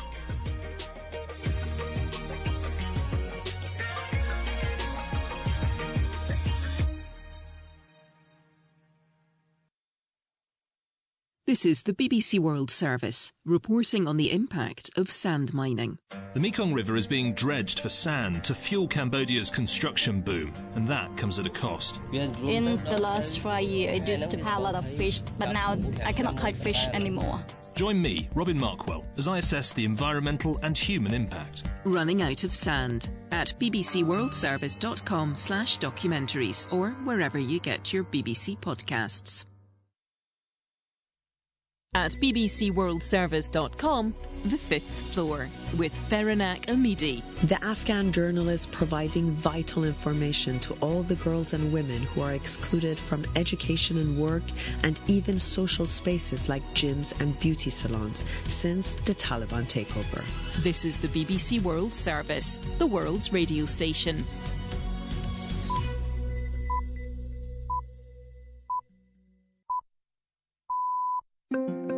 Welcome to NewsHour. It's live from the BBC World Service in London. I'm Tim Franks. Moscow mourns the more than 130 people killed in Friday's concert hall attack. It was a big shock because I live nearby and I saw it from my windows. It's horrific. How are the authorities in Russia now likely to respond? Also, Donald Trump faces a $500 million deadline. Senegal votes in a hastily rearranged presidential election. The head of the main UN agency for Palestinians says he's outraged that Israel will no longer approve their relief convoys into northern Gaza. And waking up with an accent from a place you've never visited. There's no headache, there was no trauma to my head, there was nothing. I literally just woke up speaking with a Welsh accent. Mystery of functional neurological disorder and other stories after the news. Hello, I'm Roisin Hastie with the BBC News. Russian state media say 2 suspects have been charged with committing an act of terrorism. Video footage online shows one of the men in court looking dazed and beaten. The Russian authorities say at least 137 people are now known to have died in the militant attack on Friday at a concert venue near Moscow. The Islamic State group says it was responsible. This assessment is from our security correspondent, Frank Gardner. There's recently been quite a crackdown, a clampdown by the FSB, that's Russia's domestic security agency, against suspected jihadists inside Russia. Of course, Russia is at war with Ukraine. That's really where the Kremlin's attention has been. So I think there is a legitimate question to be asked as to whether Russia took its eye off the ball here with this. Because remember, there was this warning from the US 2 weeks ago, which was put down as propaganda. And it does seem that this was a genuine threat. The supreme leader of the Afghan Taliban has defended the practice of stoning women and public lashing, describing them as part of divine law. In an audio message, Hibatullah Akhundzada said the Islamist movement would continue to carry them out in rejection of Western democratic principles. The Taliban chief also warned that their struggle or jihad was not yet over. He vowed to implement their own version of Islamic law on earth. Counting is underway in Senegal after Sunday's presidential election. The turnout appears to have been high, especially among young people. Observers say the vote was largely peaceful. James Copnell is in Dakar. The polls have taken place, the vote a month or so late, but they have taken place before the end of President Macky Sall's mandate. We're at the counting phase now. We'll wait to see how people react to the results. I think without a doubt, Bassirou Diomaye Faye, who's an opposition leader, he's the protégé really of Ousmane Sonko, isn't allowed to run because of a court judgment against him that he and his supporters see as politically motivated. But Bassirou Diomaye Faye, Sonko's candidate, is seen as the voice of change, if you like. And the main figure against him is Amadou Ba, former Prime Minister. He's the establishment candidate. A criminal investigation is underway in Armenia after 3 armed men with a hand grenade tried to break into a police station in the capital, Yerevan, on Sunday. Rayhan Dimitri reports. 3 armed men tried to break into the building using a grenade, which exploded and injured 2 of the intruders. After a short standoff with the special forces, the 3rd attacker was disarmed and arrested. It is not clear what their motive was. Earlier on Sunday, the police detained 49 members of Combat Brotherhood, a group of former military personnel from Armenia's decades-long conflict with Azerbaijan over the territory of Nagorno-Karabakh. World News from the BBC. Ecuador's youngest mayor, Brigitte Garcia, and one of her advisors have been found shot dead in a car. The 27-year-old mayor of San Vicente is the latest politician to be killed following the assassination of the presidential candidate Fernando Villavicencio in late August. Violent crime has risen dramatically in recent years, with Ecuador becoming a hub for drug gangs smuggling cocaine produced in Colombia, Peru and Bolivia. The man who is on course to become Ireland's youngest ever Prime Minister has stressed the importance of law and order and immigration reform. Simon Harris, who's 37, was elected unopposed as leader of the Fine Gael party. He replaces Leo Varadkar, who announced his surprise resignation as party leader and Prime Minister on Wednesday. 4 spectators were killed and 8 injured in northern Hungary when a rally car span out of control during a race. Hungarian television showed the white Skoda Fabia driving at high speed down a tarmacked road in a wooded area in wet conditions. It careered into spectators close to a bend. The exact cause of the accident is not yet known. Hundreds of waiters and waitresses in Paris have taken part in a race through the French capital. They competed over a 2-kilometre course through the city while balancing a coffee, croissant and glass of water held on a tray. The event had not been held for 13 years due to a lack of sponsors, but the authorities were keen to revive the race ahead of the Paris Olympics, which opens in July. The male and female winners, Sami Lamrou and Pauline van Wymerich, explained what was involved. It's about stamina. Yes, it is stamina. You feel it at the end, but in our line of work we do this for 10 to 12 hours. We have the stamina. We know how to hold the tray, so maybe they'll make it harder next year. Make it 3 or 4 kilometres, who knows? It's good as it is. BBC News.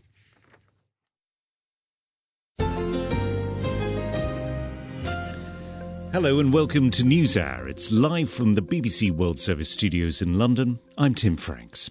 We've got lots of stories today about stuff that has happened today. You won't be surprised at that. And we will shortly be turning to the big events in Russia, in Senegal, in Nigeria, in Israel and Gaza. But we're starting with something that could be a big deal tomorrow, on Monday. It is the deadline for Donald Trump to stump up $454 million to cover the fine imposed on him by a New York judge for fraudulently inflating the value of his properties and, indeed, himself, in order to receive preferential treatment from banks. Mr. Trump is furious about the outcome of that civil fraud case and is trying to pursue an appeal. But what are his options now, and how much jeopardy is he in if he can't or won't hand over the nearly $500 million penalty tomorrow? Speaking to ABC News, the New York Attorney General, Letitia James, was pretty clear. If he does not have funds to pay off the judgment, then we will seek, judgment enforcement mechanisms in court, and we will ask the judge to seize his assets. So, just how firm a deadline is this? Ellie Honig is a legal analyst and former federal and New York state prosecutor. Here's what happens tomorrow if Donald Trump does or does not post this bond. So, as you said, this is the result of a civil lawsuit, not a criminal case. There are separate criminal cases that we can talk about. This was a civil judgment brought by the New York State Attorney General where the judge said Donald Trump owes what now amounts to $454 million. Now, if Donald Trump somehow comes up with that money and posts a bond by tomorrow, then everything's on hold until all of his appeals are over. Those appeals will take months, quite possibly more than a year, meaning nothing can happen until that appeal is over. But if Donald Trump fails to post the bond by tomorrow, then the Attorney General has the right to start collecting on that judgment, that $454 million. So what that will look like is the Attorney General has the ability through legal mechanisms to seize Donald Trump's bank accounts, to remove money, cash that's available in those bank accounts, and potentially to seize certain properties. Now, it's not quite as simple as sending in the sheriffs and putting up a sign saying property of the New York State AG. There's a complicated legal process that goes into it. Some of those properties have other property right interests. There are some people who maybe have minority or majority stakes. But if Trump does not post this bond tomorrow, then yes, we will see the AG starting to seize his cash and his other assets. Can he borrow to fix this bond that he needs to stump up, this $500 million? He certainly can. I mean, usually the way you post a bond is you essentially take a loan from a large bank or an insurance company, but none of them have been willing to float that loan for him. But yes, I mean, he could have a donor give him the money. He could have a wealthy friend give him the money. He could sell off some of his assets, although it's hard to do that on very short notice. The other X factor here is Truth Social, which is Donald Trump's social media feed, which actually went public, started selling stock publicly on Friday. And as a result of that, Donald Trump actually is now worth $3 to $4 billion, billion with a B, more, but that's on paper. And he cannot sell those stocks off for another 6 months. But he may be able to take some sort of a loan against those stocks for when they come due. So, yeah, he is hoping and looking for some sort of cash infusion. Right, although, I mean, there has been talk about whether he could get a sort of pass to sell his stock early, although I suppose that could mean that the share price takes a bit of a hit. Yeah, exactly. I guess one of the other options people have talked about, but it doesn't sound like it's something that the Donald Trump, the politician, would want particularly to do, and that's file for bankruptcy. Yeah, Donald Trump calls that the B word. I do not think he's going to do that because of the political implications, because it would be humiliating. And here we are 7-8 months out from our next presidential election, and Donald Trump styles himself as a wealthy, business savvy genius. And I think to declare bankruptcy, even though he has declared bankruptcy many years in the past, I think would be damaging to him politically. But let me just tell you, if it wasn't Donald Trump, that would be an easy call. You declare bankruptcy. Now, bankruptcy does not make the debt go away. It's not a magic wand. But what it would do is put all of this on hold. It would result in what we call a stay, meaning that the attorney general could not seize his assets until and as part of the bankruptcy proceeding. So ordinarily, I think that's a viable option, but politically, I don't expect to see Trump do that. Ali Honig, former federal and state prosecutor from New York. There were contrasting sounds across Ukraine and Russia today. In Ukraine, the sounds of war, the Ukrainian military saying that it hit several targets used by Russia's Black Sea Fleet off the occupied peninsula of Crimea. Russia launched its own major barrage of drones and missiles against the western city of Lviv and the capital Kyiv, where, before dawn, the air raid sirens rang out. A Ukrainian energy company reported that a major underground gas storage site was hit in those strikes. Meanwhile, across Russia, there was a very different sound. A day of mourning had been called to commemorate the at least 137 people who died as gunmen opened fire on a concert hall in the Moscow suburbs on Friday evening. From Moscow, our Russia editor, Steve Rosenberg, has this report. Today, Russia was in mourning. There was sombre music on television and flags at half-mast across the country. And from the Russian Patriarch, there were prayers for the dead, for the victims of the Crocus City Hall massacre. At the scene of the attack, lots of people were queuing to leave flowers and messages on pieces of paper. One was addressed to the attackers. It read, "You are scum. We will never forgive you." There was a mixture of grief and anger. I spoke first to Raman. It was a big shock because I live nearby and I saw it from my windows. It's horrific and a big tragedy. Such a terrible loss, said Natalia.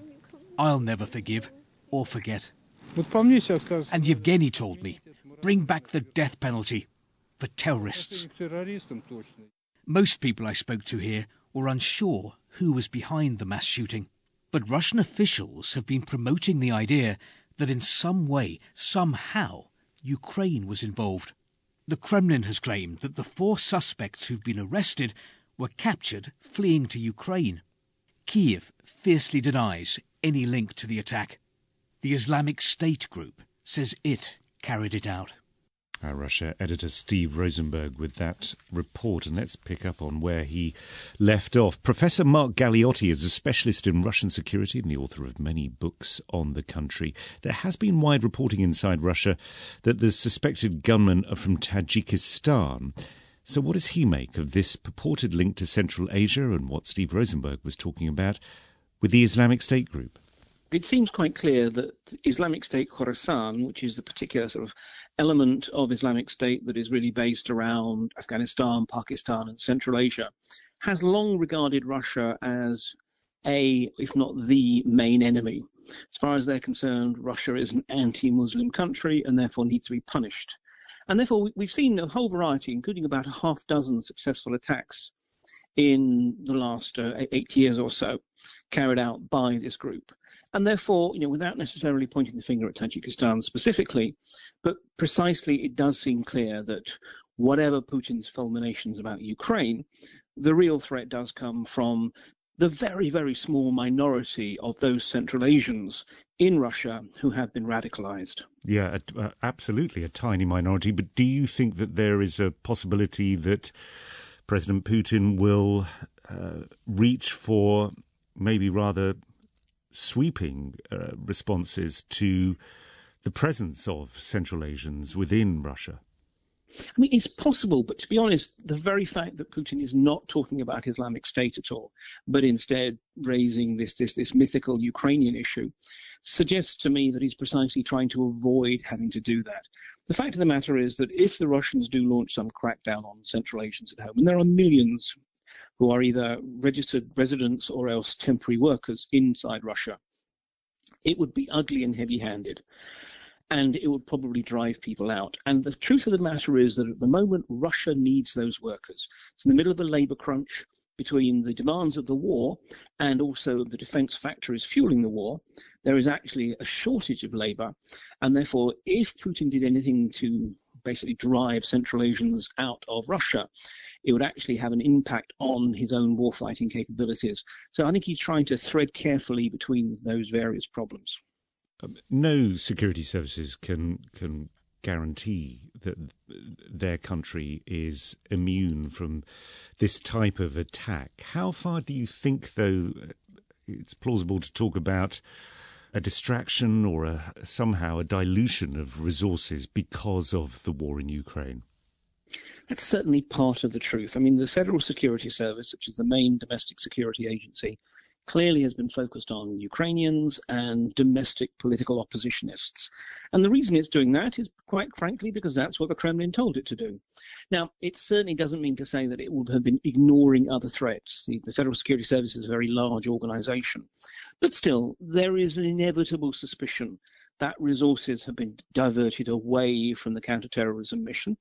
And also, there is the fact that the apparent warnings that the United States provided may well have been given less priority precisely because of the politics of the situation and Putin's own mistrust of Washington.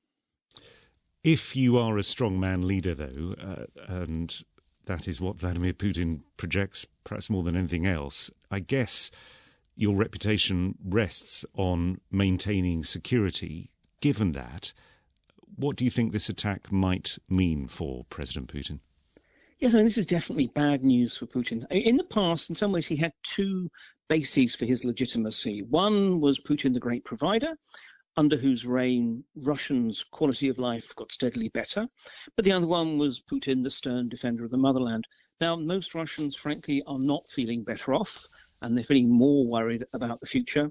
So in some ways, he has to double down on his defender of the motherland role.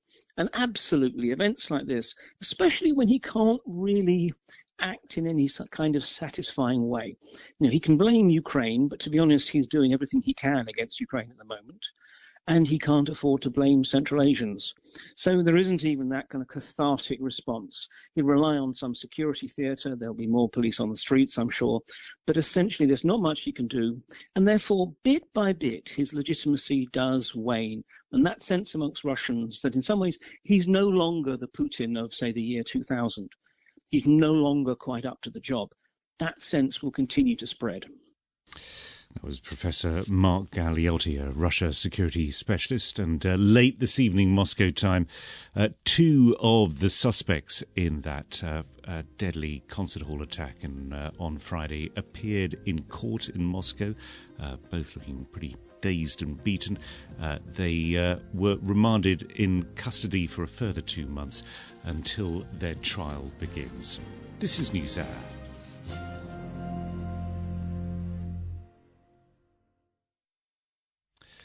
Coming up on the programme, the woman who woke up with a Welsh accent despite never having visited Wales.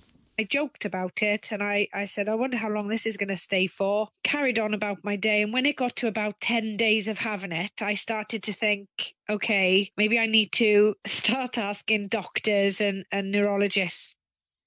We'll hear from her and indeed from her neurologist in 30 minutes about the strange condition and very ill-diagnosed condition that she has. That's in 30 minutes. Headlines this hour, as we've been saying. Russian state media say that 2 men have been charged with committing an act of terrorism after Friday's attack on a concert venue in which more than 130 people were killed. And the man who is set to become Ireland's youngest ever Prime Minister has identified law and order and immigration reform as among his top priorities. We'll be hearing about Simon Harris in 15 minutes.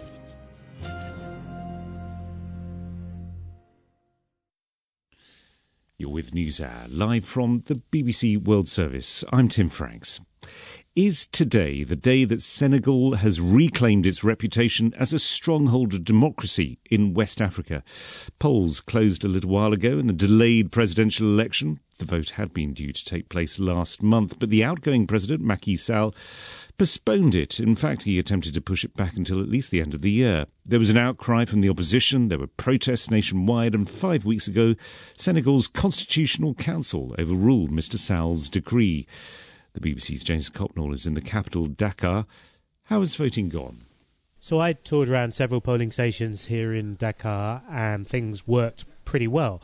The queues, though, were orderly and moved pretty quickly once things got going. There have been a couple of reports of areas where people struggled to vote because they didn't seem to be on the list, or there was some sort of administrative error. The election officials are looking into those reports, but certainly everywhere I went, things were calm and orderly, and actually that feeling has been backed up by election observers I've spoken to in various places around the country, and also the head of the ECOWAS, the regional body. Does that equally mean that there's going to be a fairly high level of confidence in the results? You would think so, but of course everyone is still cautious at this stage, and it is a process, of course, and probably worth pointing out that this has been a very short campaign. 10 days ago, one of the front runners was still in jail. There was doubts about when this vote would even happen, so it's been anything but a normal process, and the voting day itself is only a part of everything that goes into an election. Indeed. So, I mean, and it has been a very bumpy ride to this election, as you were pointing out. Tell me, you mentioned one of the front runners. Who are, I mean, it's a huge slate of candidates that people have had to choose from, but who are the front runners? Yeah, so 19 candidates, 1 female, 18 male. Bassirou Diomaye Faye then represents change, I suppose, hope for young people. Many of them see him as the sort of candidate they are looking for. He promises a somewhat radical approach to resolving Senegal's economic problems. So he talks about looking at getting rid of the currency here, the CFA franc, tied to the euro and used by several West African countries. On the other side of the equation, if you will, you've got Amadou Ba, the former Prime Minister. He's the establishment candidate. And then you've got a whole slew of other politicians. Khalifa Sall, for example, who was in jail for his opposition to President Macky Sall not that long ago.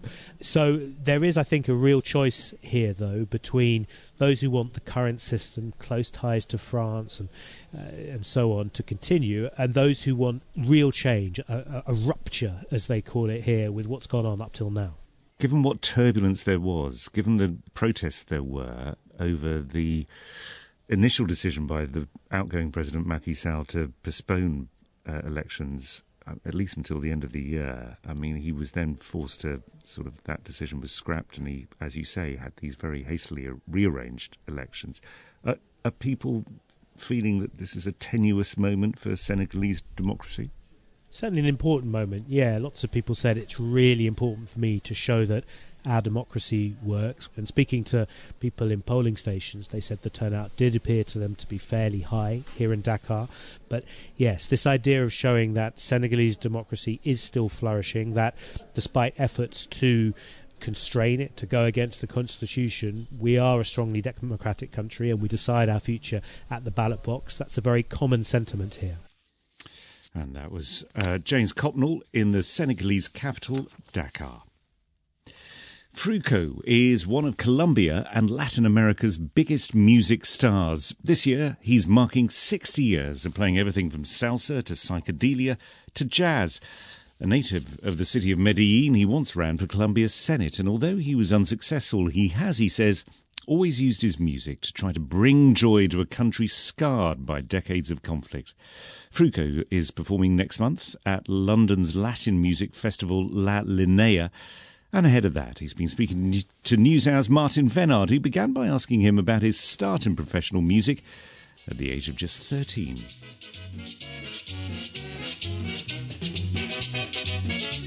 Logré, gracias a Dios, ingresar a la orquesta. Thanks to God, I managed to join what at the time was Colombia's most famous group, Los Corraleros de Majagual. They played music from the north coast of Colombia. It's very joyful music, which produced some very big hits. At that time, I played the timbal, which is a kind of drum, so I was the drummer, the timbal player in Los Corraleros de Majagual. El timbalero de los Corraleros del Majagual. Oye, te hablo desde la prisión, Wilson Manyoma, Borbona. You've recorded some famous salsa songs such as El Preso, The Prisoner. Tell us about that. Esta canción fue compuesta. That song was composed by Álvaro Velázquez. In 1975, it was recorded by my group, Fruco y sus Tesos. It is a prayer to God by the prisoner to get him out of prison. The song was based on a letter written by a prisoner in Toronto, Canada, who was doing 30 years for drug trafficking. It was sent to the composer, who decided to write the words, and it was up to me to sing them, which was a very beautiful and unforgettable experience. Fue muy bonita e inolvidable.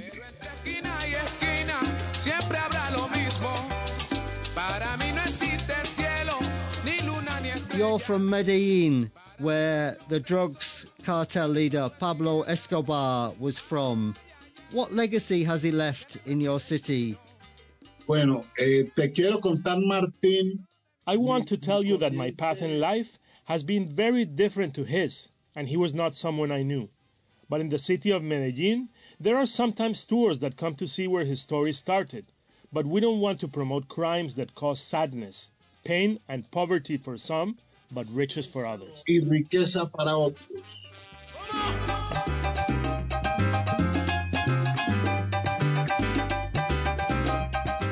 You stood for the Senate for the party of the then President Juan Manuel Santos. What did you hope to achieve? Primeramente, resaltar. Firstly, I wanted to highlight the work of musicians, because our country has a system which is not well set up to allow artists to emerge and to pay them their royalties. And so my plan was not only to represent musicians and obtain guarantees for them, but also to open doors in the Senate to things such as tourism with music, so that tourists could feel happy to come and enjoy our music, which is among the most joyful in the world. De los más alegres del mundo.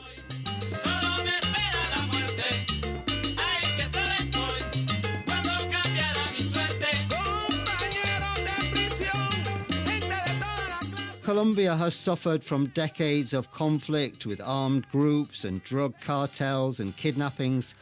Can a musician help bring people together? Yes, that is our job, because our country has lots of problems due to political polarization. But we are dedicated to living happily in a country that has lots of beautiful places and a wonderful climate. So I feel very happy to be able to do that. I am 73 years old. This year, I'm marking 60 years in music, and I feel very happy about it. Y entonces me siento muy alegre.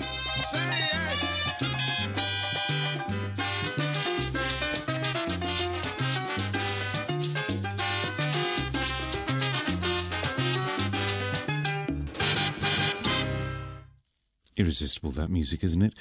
There were lots of twitching hips here in the NewsHour studio. The Colombian musician Fruco speaking to NewsHour's Martin Venard. Much more to come in the next 30 minutes here on NewsHour. If you can, do stay with us.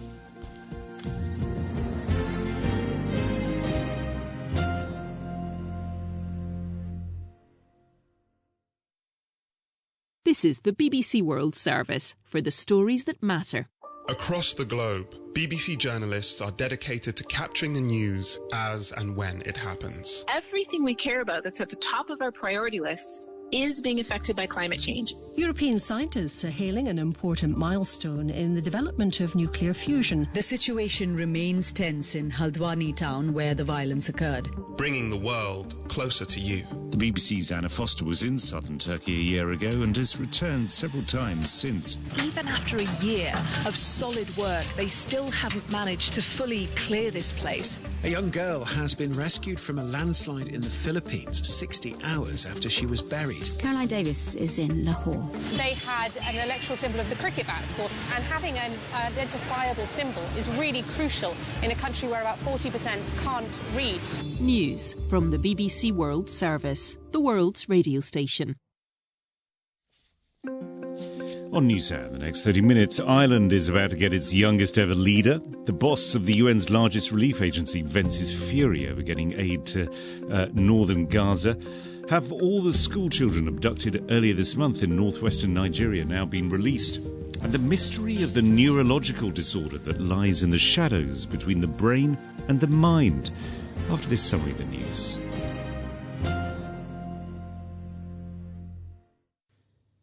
With the BBC News, I'm Roisin Hasty. Russian state media say 2 suspects have been charged in a Moscow court with committing an act of terrorism. Footage from the proceedings late on Sunday shows one of the men looking dazed and beaten. The Russian authorities say at least 137 people died in Friday's attack near Moscow, claimed by Islamic State. Following the Russian killings, US officials have said that Islamic State still poses a threat internationally. Like British and French political leaders, they've cast doubt on Kremlin's suggestions of a link with Ukraine. The Supreme Leader of the Afghan Taliban has defended the practice of stoning women and public lashing, calling them a part of divine law. In an audio message, Hibatullah Akhundzada said the Islamist movement's jihad was not over. Ecuador's youngest mayor, Brigitte Garcia, has been found shot dead in a car. The 27-year-old becomes the Andean country's latest assassination victim. A presidential candidate, Fernando Villavicencio, was killed late last August. Counting is underway in Senegal after Sunday's presidential election.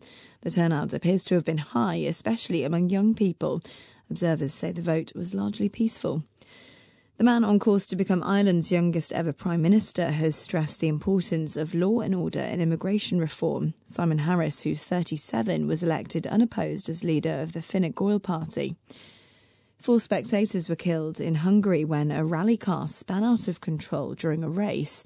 Hungarian television showed the white Skoda Fabia driving at high speed in wet conditions before careering into spectators close to a bend.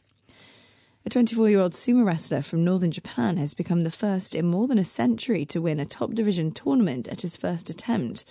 Takeru Fuji claimed the Emperor's Cup at the end of a 15-day tournament in Osaka. BBC News. Welcome back to NewsHour. A 37-year-old is one step closer to becoming Ireland's next Prime Minister, or Taoiseach. Simon Harris has been declared the new leader of his party, Fine Gael, clearing the way to take over from Leo Varadkar, who announced his surprise resignation last week. I've been hearing more from the BBC's Aoife Moore in Dublin about Simon Harris. He's a young man, but he is a man who is a very political animal. He was at one point the youngest ever parliamentarian. He actually dropped out of college to become a full-time TD in our parliament when he was just 24. And in his maiden speech to the Dáil when he was 24, he nominated his party leader at that time, Enda Kenny, to Taoiseach. He was a county councillor before that, so from a very young age he has been around politics. He says that he got into politics because he was frustrated at the lack of services for his brother, who was autistic. He met with the Fine Gael leader then, Enda Kenny, and it was Enda Kenny who convinced him to get into politics. So yeah, he was 24 when he became a TD, and now he will be Taoiseach at 37, but he has been around a long time. I would say most of his life now has been consumed by local and now national politics. Yeah, and he's now reached the top of the tree, and my goodness, he's got a tough gig, hasn't he? An incredibly tough gig. It's well documented. Ireland's housing crisis is now reaching, it's now a social emergency. Ireland declared a national emergency on housing in 2018, and it's gotten considerably worse since then. There is around 14,000 homeless Irish people, and that is not including Ukrainian and other refugees. We have over 1,000 people sleeping rough at certain points because of the tents and lack of accommodation for refugees. Ireland has taken quite a lot of Ukrainians who are fleeing the war with Russia, but there is actually nowhere for them to go. Irish people also aren't able to find housing, and that it goes along with the normal cost of living crisis and everything else that goes along with that, and the pressure on the health services too. You talked about housing. How much is immigration also one of the key issues that he's facing?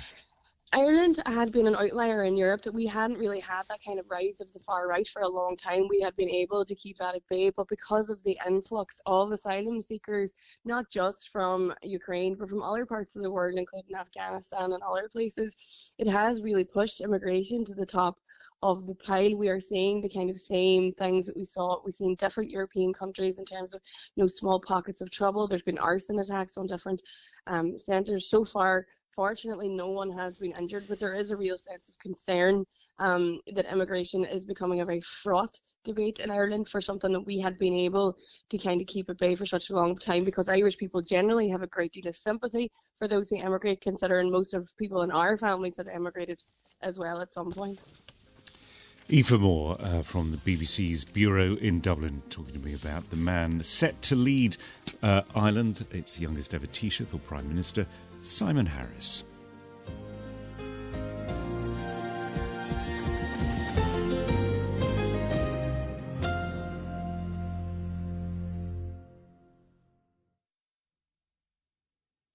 You're with the BBC World Service, and live from London, this is NewsHour with me, Tim Franks. The head of the main UN relief agency for Palestinians has declared himself outraged over what he said were the latest restrictions imposed by Israel over aid in Gaza. Philippe Lazzarini, the boss of UNRWA, posted on the social media platform X that the Israeli authorities have said that they will no longer approve any UNRWA food convoys to the north of the enclave. Doing so, he said, will mean the clock will tick faster towards famine and that it will stain our collective humanity. Let's pick up on this and the other developments today in the region with our correspondent in Jerusalem, Mark Lowen. First, what do we know about the background to Mr. Lazzarini's fury today? The allegations came in January from the Israeli government, Tim, that some members of staff of UNRWA were complicit and involved in the 7th of October attack. Of course, that prompted really the worst breakdown in relations between Israel and the UN body in decades. Since then, there's just been a terrible relationship between the two. I mean, I actually had a briefing with Philippe Lazzarini, the head of UNRWA, last week, and I said to him, have you had any contact yourself with the Israeli government since that investigation or since that announcement? And he said no. He said the Israeli foreign minister said he wasn't welcome, that he was a sponsor of terrorism, and the Israeli government blocked him from entering Gaza. Israel has long accused the UN of being anti-Israel, but now it's kind of come to a head. And with this announcement, according to UNRWA, that Israel will block UNRWA food convoys from entering northern Gaza just at a time when famine is looming in that area. Are the Israeli authorities saying, because they have consistently said there is no block from us on the amount of aid that is going in, are they saying, look, other agencies can deliver to the north, it's just our problem is with UNRWA? They have allowed the World Food Programme, for example, which is another branch of the UN, to deliver some aid, very, very small levels, to the north in the last few days. It is an issue with UNRWA itself that they have in particular, but also there are reports that the Israelis are working with local Palestinians, whether they be individuals or groups, to get food in. So it's a bit unclear exactly what could be the alternative, the real alternative to UNRWA, because UNRWA not only delivers food but also provides shelter and much needed support for Palestinian refugees. So you get the sense that this is a not incredibly well thought out plan, if it is indeed a plan at all. Let's talk about another couple of developments today. I broach the subject slightly hesitantly because, I mean, how often have we heard that could there possibly be movement on the ceasefire negotiations? But it does seem, I mean, please correct me if I'm wrong, that Israeli media are suggesting that perhaps these indirect negotiations in Qatar may be inching forward. Tell me what you've been hearing. I'm not actually convinced that they are, Tim. I mean, the Israelis are saying that they have accepted, as they call it, a bridging proposal from the US at those talks in Doha regarding the ratio of Palestinian prisoners that could be released for Israeli hostages under a ceasefire deal. But we've now had word from Hamas that there are still, in their words, deep differences that remain. And the head of the CIA, Bill Burns, who was there on behalf of the US, and the head of Mossad, Israel's intelligence agency, have now returned to their respective capitals. It's really hard to read the tea leaves in all of this. I mean, the talks are ongoing. What is said publicly may always be said to pressure the other side. And I think, we won't know there's progress until we know there's progress, really, until there is really kind of a breakthrough moment. And I don't get a sense that is imminent. Understood. Let me ask you just finally about Lebanon, because, again, we know that there's been this sort of rather almost ignored drumbeat of serious exchange of fire between Israel and Hezbollah, the very powerful militia in southern Lebanon, for months now. It seems as if that is picking up at an even greater pace. Tell me what's been happening there. Yeah, it escalated after the 8th of October, the day after Hamas stormed Israel, but it stepped up a couple of weeks ago when Israel was actually striking much deeper into Lebanon, and Hezbollah was also striking with Katyusha rockets, and it looked like they were pulling a bit closer to possibly all-out war. That's the huge fear here, because that would mean a different level of conflict than what we're seeing in Gaza. Something much higher and something much more regional. That was our correspondent in Jerusalem, Mark Lowen. We started the programme talking about one deadline for Monday, the one facing Donald Trump. Here's another, this for the main opposition party in Venezuela. They have until Monday to register their latest choice as a candidate for the presidential election in July against the incumbent Nicolás Maduro. The 80-year-old university lecturer, Corina Lloris, was put forward by the Vente Venezuela party after several other senior members were barred. Victor Amaya is an independent journalist in the capital, Caracas. Does he think that Corina Lloris will now be registered as the opposition candidate? I don't think there is a chance at all, because that registry can be then challenged by the government, and the parties will have no time to point out to another person. So they will have only two options: support another candidate of the ones that also claims to be from the opposition, or just back out of the whole thing and denounce the election as a sham election and trying to boycott the process. Are there any candidates at the moment from the opposition who are registered? Yes, there are mainly two of them. One of them is Benjamin Rauseo. He's a comedian. And the other one is Antonio Ecarri. He's an educator, former councilman of Caracas, and now running as an independent. None of them have too much support in polls. You think this is the last chance, really, for the Venezuela to try and put forward a candidate? Because, I mean, after all, their leader, Marina Corina Machado, she really is quite popular, but she was barred from running some time ago. Is that right? That's right. Maria Corina can run for office. She is not only the most popular opposition leader right now, she's the leader, because all the polls are showing that she, face-to-face with Maduro, she will beat him by 80 to 20 points at least. But she will not compete. So the other scenario that is there is that Vente Venezuela and the rest of the opposition parties, they can put out some other candidate that is not seen by the government as the proxy for Maria Corina Machado. That is the problem right now with Corina Lloris. That is the substitute candidate, if you will, that can't be registered in these hours. Maduro has a support from 20 to 25% in all the polls. So he needs to run without any real competition. And he needs to put in place also all those strategies to influencing the decision-making of the people by social welfare programs and some menacing about not getting this help anymore if you vote against me. With everything else that is going on in the world right now, we haven't really been paying that much attention to Venezuela. For so long, it was the byword for a place that is very rich in natural resources, but which is utterly dysfunctional. Tell me what the picture is now. I mean, is it as bad as it always was? Things are a little different. Migration has not stopped. The economy has been somewhat stabilized, but in a shrunken way. It's a small economy. The larger population is still living in poverty. But the results of what happened in 2014 and 2017 with all the protests and the killing that took place because of those protests is that the society is no longer willing to go out on the streets because the repression of the government will be very, very hard. And also, the big thing in the economy landscape in Venezuela came with the dollarization process. In Venezuela, the US dollar is being used as a normal currency.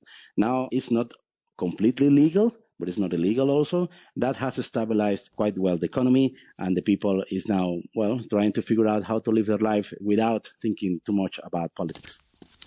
And that was the Caracas-based journalist Victor Amaya. There is some confusion in northwest Nigeria today over the fate of the nearly 300 children who were abducted from the town of Kuriga earlier this month. The governor of Kaduna State announced that all the children have now been freed unharmed. Last week, the abductors had demanded nearly $700,000 in ransom. And yet, as I've been hearing from Idris Mohammed, an academic at the Usmanu Danfodio University in Sokoto, northwest Nigeria, it's not clear exactly how many have been released. Today, we found out that only 137 pupils were rescued from the group. This indicated that most students are in the hands of the bandit. And this is really lamented because we are raising concern whenever such thing happens. The absence of accountability from the government and other authorities is really misleading. It sounds as if, from what you're saying, that this announcement from the governor saying that all nearly 300 children have been freed, that appears to be premature. Of course, because only 137 children were rescued. Right.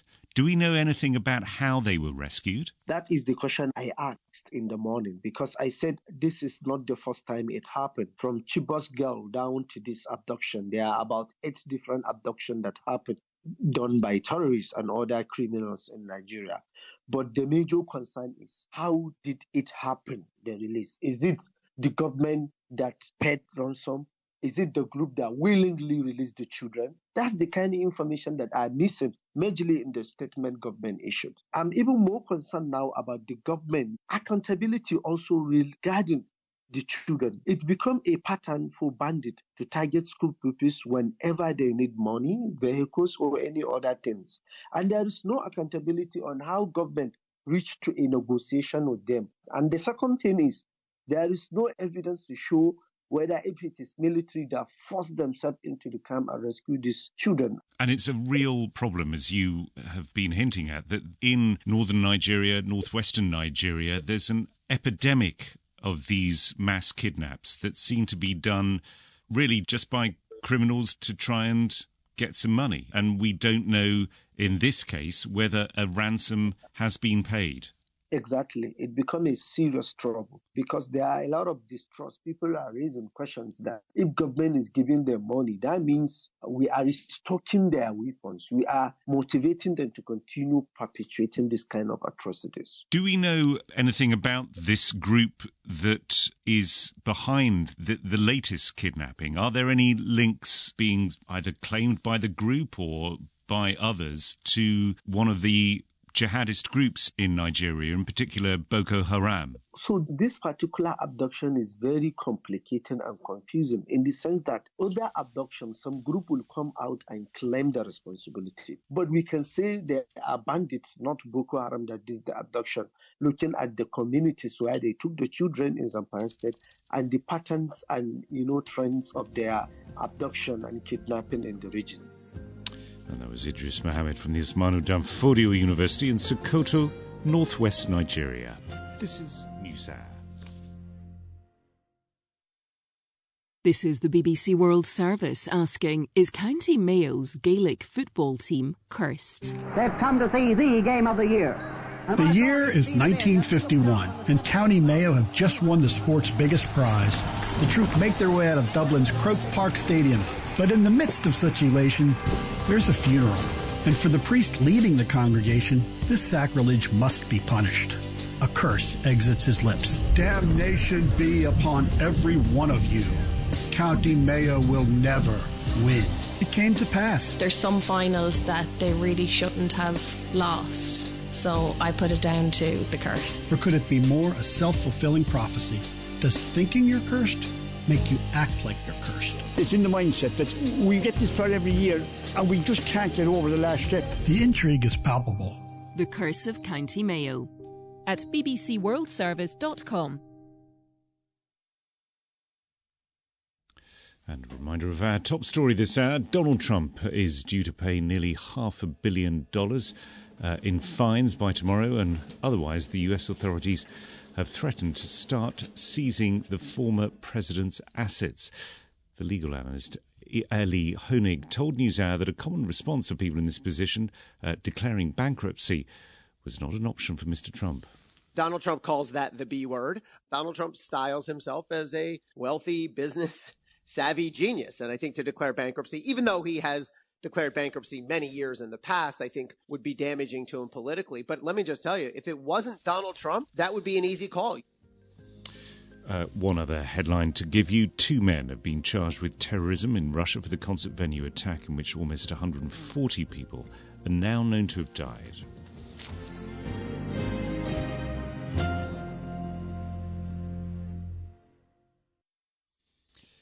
This is NewsHour, live from the BBC World Service with me, Tim Franks. Now, the woman you're about to hear from does not sound like this. I have something called functional neurological disorder. Basically, that is that my brain isn't receiving and sending signals. They're all muddled. That's Zoe Coles speaking 18 months ago. But the Zoe you're about to hear from is the same woman, albeit with a very different accent. She's been diagnosed with something called FND, functional neurological disorder, which means that she has problems walking, she has tics or twitches, and she also now has a Welsh accent, despite never having even visited Wales, let alone lived there or got relatives there. Zoe's case is a reminder, if we needed it, of just how much we have still to learn about how the brain functions. And tomorrow, Monday, is, in fact, FND Awareness Day, at least in the United Kingdom. So we'll hear in a moment from a neurologist, Professor John Stone. First, here's Zoe.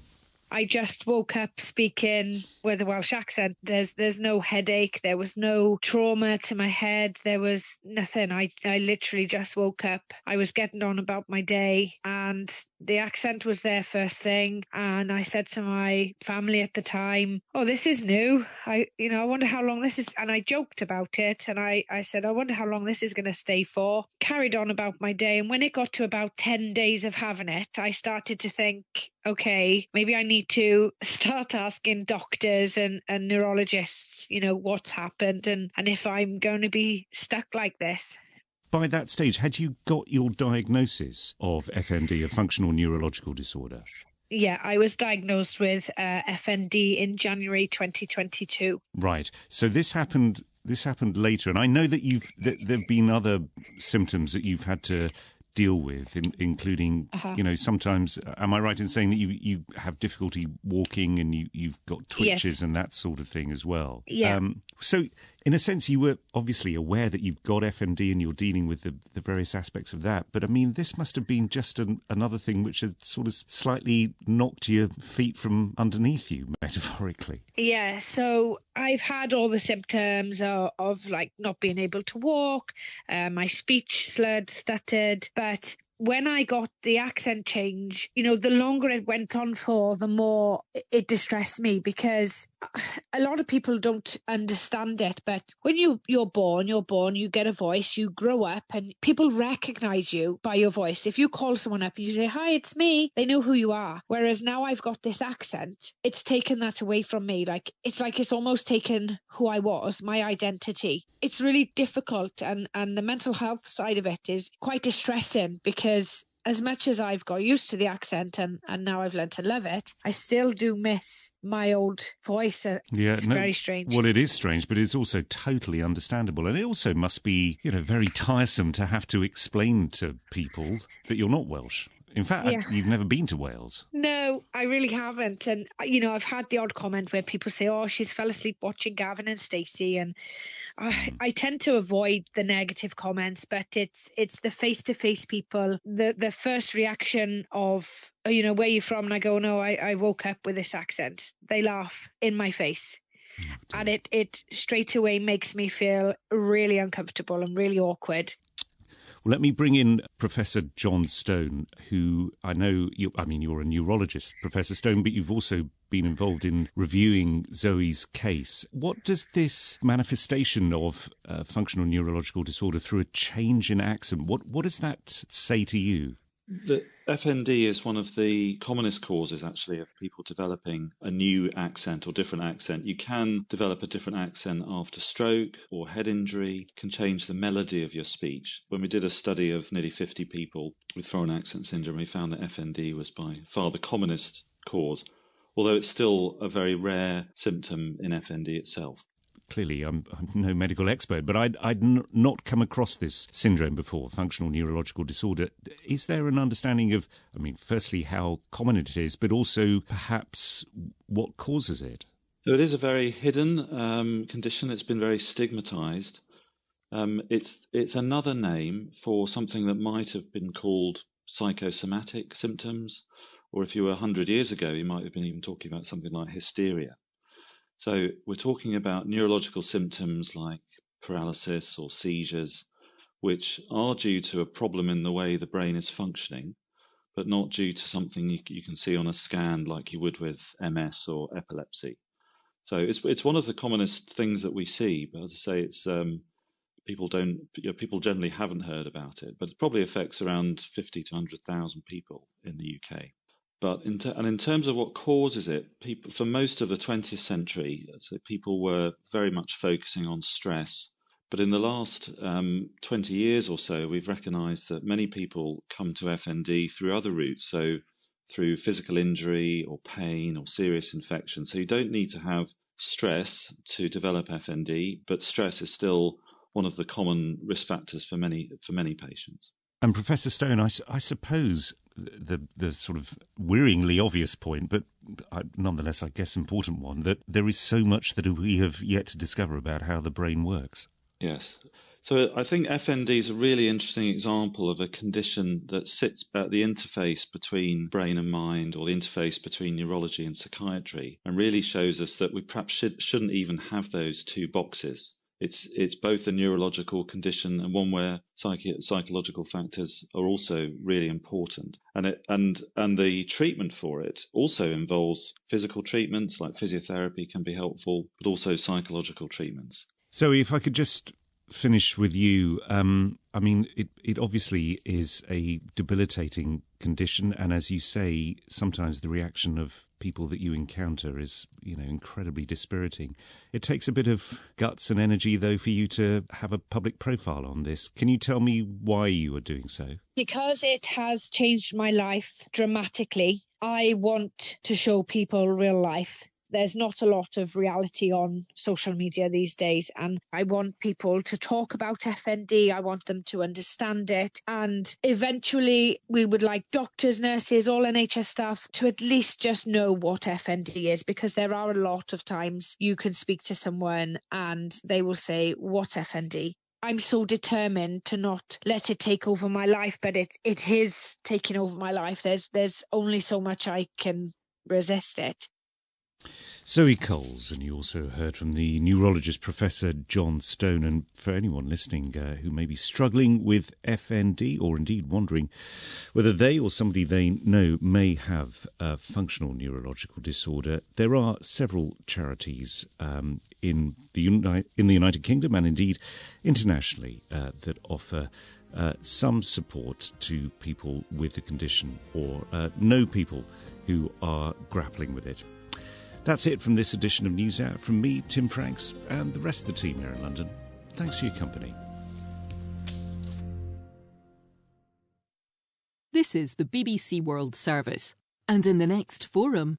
Etiquette, good manners, polite behaviour. Whatever you call them, rules on how to act around other people have been around for centuries. We'll be discussing where these rules come from, who decides what they should be, and why there are different rules around the world. The Forum.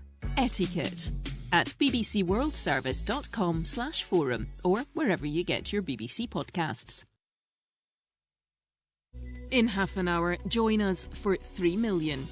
I'm Kavita Puri, and I've discovered tiny cassette tapes from eyewitnesses to the Bengal famine in British India 80 years ago. They've never been broadcast before and shed new light on colonial responsibility. The newsroom is next. This is the BBC World Service, the world's radio station.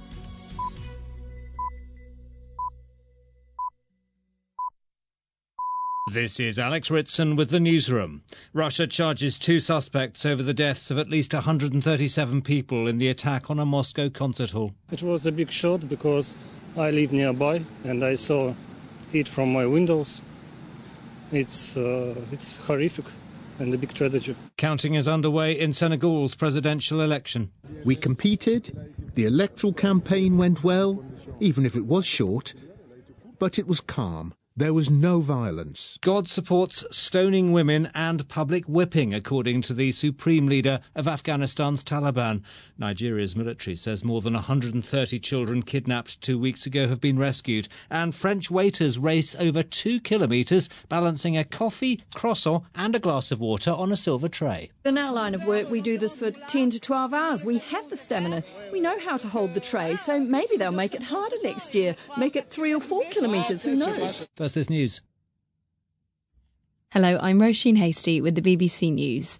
Russian state media say 2 suspects in the Moscow concert hall attack have been charged with committing an act of terrorism. They said one of them, a citizen of Tajikistan, has pleaded guilty. 2 other suspects were also brought to the court with their hearings ongoing. Online video footage from the courtroom in the Russian capital shows one of the men looking dazed and beaten. The authorities say 137 people are now confirmed to have died in the attack on the Crocus City Hall in the Moscow suburb of Krasnogorsk on Friday. Our security correspondent Frank Gardner says this attack is a major blow to President Putin's leadership. This is embarrassing for the Kremlin. President Putin, Vladimir Putin, has just won a landslide 87% election. Admittedly, there weren't any really other credible candidates, but, he was riding high on that, and suddenly, bang, this happens on his watch, and he is supposed to be Mr. Security. This was a pure and simple terrorist attack on civilians. There was no hint of a military target. It's not even an economic target. It's not a petrol refinery. It's not an air base. It's not a military weapons storage. It's a theatre. Following the attack near Moscow, American officials say the Islamic State group still poses a threat internationally. The US ambassador to Baghdad told the Reuters news agency the jihadist group was still a danger in Iraq and elsewhere. Washington says it has intelligence confirming the IS claim of responsibility for Friday's attack in Moscow. British and French leaders have agreed. Counting is underway in Senegal after Sunday's presidential election. The turnout appears to have been high, especially among young people. Observers say the vote was largely peaceful, with a few isolated clashes between voters and the police. The delayed poll follows weeks of protests against attempt by the outgoing president Macky Sall to postpone the election until December. Mr. Sall has served 2 terms and is constitutionally barred from standing again. The head of the UN Agency for Palestinian Refugees says Israel has told him it will no longer approve UNRWA food convoys to enter northern Gaza. In a post on social media, Philippe Lazzarini described the move as outrageous. There's been no word from Israel. An UNRWA spokeswoman, Juliette Touma, told the BBC that the decision by Israel to stop the organisation's food deliveries would speed up the deteriorating humanitarian situation in the north of Gaza. The clock is ticking, and with this recent decision, the clock will be ticking even faster towards famine. There's more than 250,000 people who depend on UNRWA's food assistance in the north, and we haven't been able to reach them for the past 2 months. World News from the BBC. Ecuador's youngest mayor, Brigitte Garcia, and one of her advisors have been found shot dead in a car. The 27-year-old mayor of San Vicente is the latest politician to be killed following the assassination of the presidential candidate, Fernando Villavicencio, last August. The Mexican authorities say most of a group of 66 people who'd been kidnapped in the gang-plagued northwestern state of Sinaloa have been located. Since Friday, the authorities have been investigating a mass abduction from a working-class area of the state capital, Culiacan. A local official said many of the victims have been able to return to their homes. About 8 are still unaccounted for. A criminal investigation is underway in Armenia after 3 armed men with a hand grenade tried to break into a police station in the capital, Yerevan, on Sunday. 2 of the men were wounded when the grenade exploded. Special forces disarmed the man. Rayhan Dimitri reports. The attack on a police station in the Nor-Nork district of Yerevan took place at 5 p.m. on Sunday. 3 armed men tried to break into the building using a grenade, which exploded and injured 2 of the intruders. After a short standoff with the special forces, the 3rd attacker was disarmed and arrested. It is not clear what their motive was. Earlier on Sunday, the police detained 49 members of Combat Brotherhood, a group of former military personnel from Armenia's decades-long conflict with Azerbaijan over the territory of Nagorno-Karabakh. 4 spectators were killed and 8 injured in northern Hungary when a rally car span out of control during a race. Hungarian television showed the white vehicle driving at a high speed down a tarmacked road in a wooded area in wet conditions. It careered into spectators close to a bend. The exact cause of the accident is not yet known. BBC News. Hello, this is Alex Ritson with the newsroom. 4 men the Russian authorities claim are suspects in the attack on the concert hall on Friday have appeared in court in Moscow. State media say that 2 had been charged with committing an act of terrorism and 1 from Tajikistan had pleaded guilty. 137 people were killed in the massacre at Crocus City Hall. Flags were lowered across Russia on Sunday as Muscovites donated blood for the wounded. Our Russia editor Steve Rosenberg reports from Moscow. This was a country in mourning. And in shock, across Russia, flags flew at half-mast for the victims of the concert hall massacre. And at the scene of Friday's attack, Crocus City Hall, the queues grew longer and longer. The National Day of Mourning experienced most acutely here. There was an outpouring of sympathy, a mountain of tributes to the dead. As well as leaving flowers and candles, people have also been bringing soft toys and sweets, because amongst the dead there were children. They've also been leaving messages. One is addressed to the attackers, and it reads, "You are scum. We will never forgive you." Among the crowd, there was a mixture of grief and anger. It was a big shock because I live nearby and I saw it from my windows. It's horrific and a big tragedy. Such a terrible loss, says Natalia. I'll never forgive or forget. Bring back the death penalty, Yevgeny says, for terrorists, for sure. This is how the attack had begun, with gunmen in the foyer and desperate attempts to take cover. The attackers moved on to the auditorium. By the end of this, more than 130 people were dead. Tonight, the suspected gunman appeared in court. Russia claims they'd been caught trying to flee to Ukraine and had contacts there. Kiev fiercely denies any link to the attack. The Islamic State group says it was behind the shooting. And on this day of mourning, silent prayers from a sombre-looking President Putin. The Kremlin says he lit a candle for the victims in church at his country estate.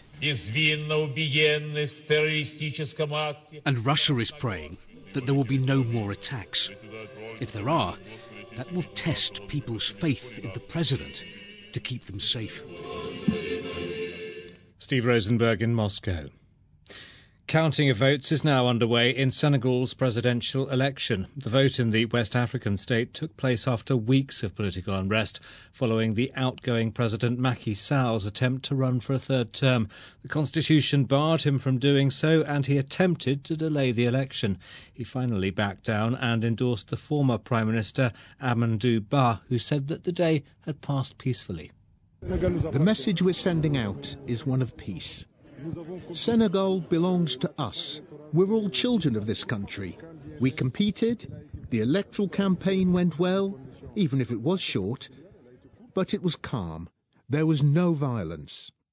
In what many see as a crucial test for a country that until recently was seen as a beacon of democracy in the region, Mr Sall said that no one should claim victory before the results are announced.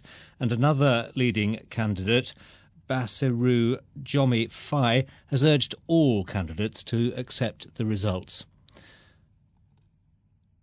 We're joined. Yeah, I think it did, broadly speaking. Those are certainly the indications that we've had. I've been around several polling stations in the capital, Dakar. In every case, people were voting. There were no logistical problems.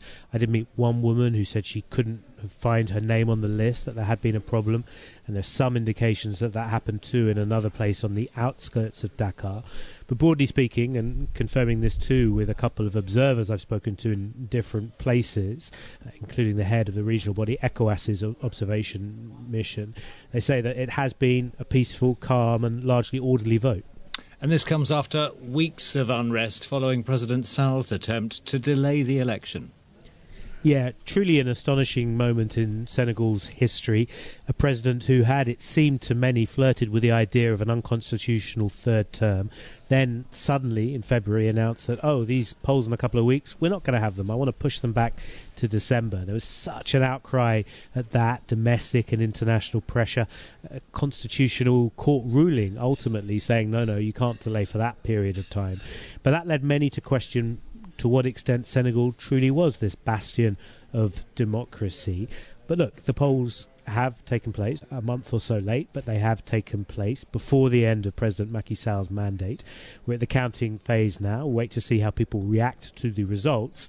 But you can certainly make the case that democracy seems back on track. So, 19 candidates. Who were the most prominent? I think without a doubt, Bassirou Diomaye Faye, who you've already mentioned, an opposition leader. He's the protégé, really, of Ousmane Sonko, even more popular opposition figure who isn't allowed to run because of a court judgment against him that he and his supporters see as politically motivated.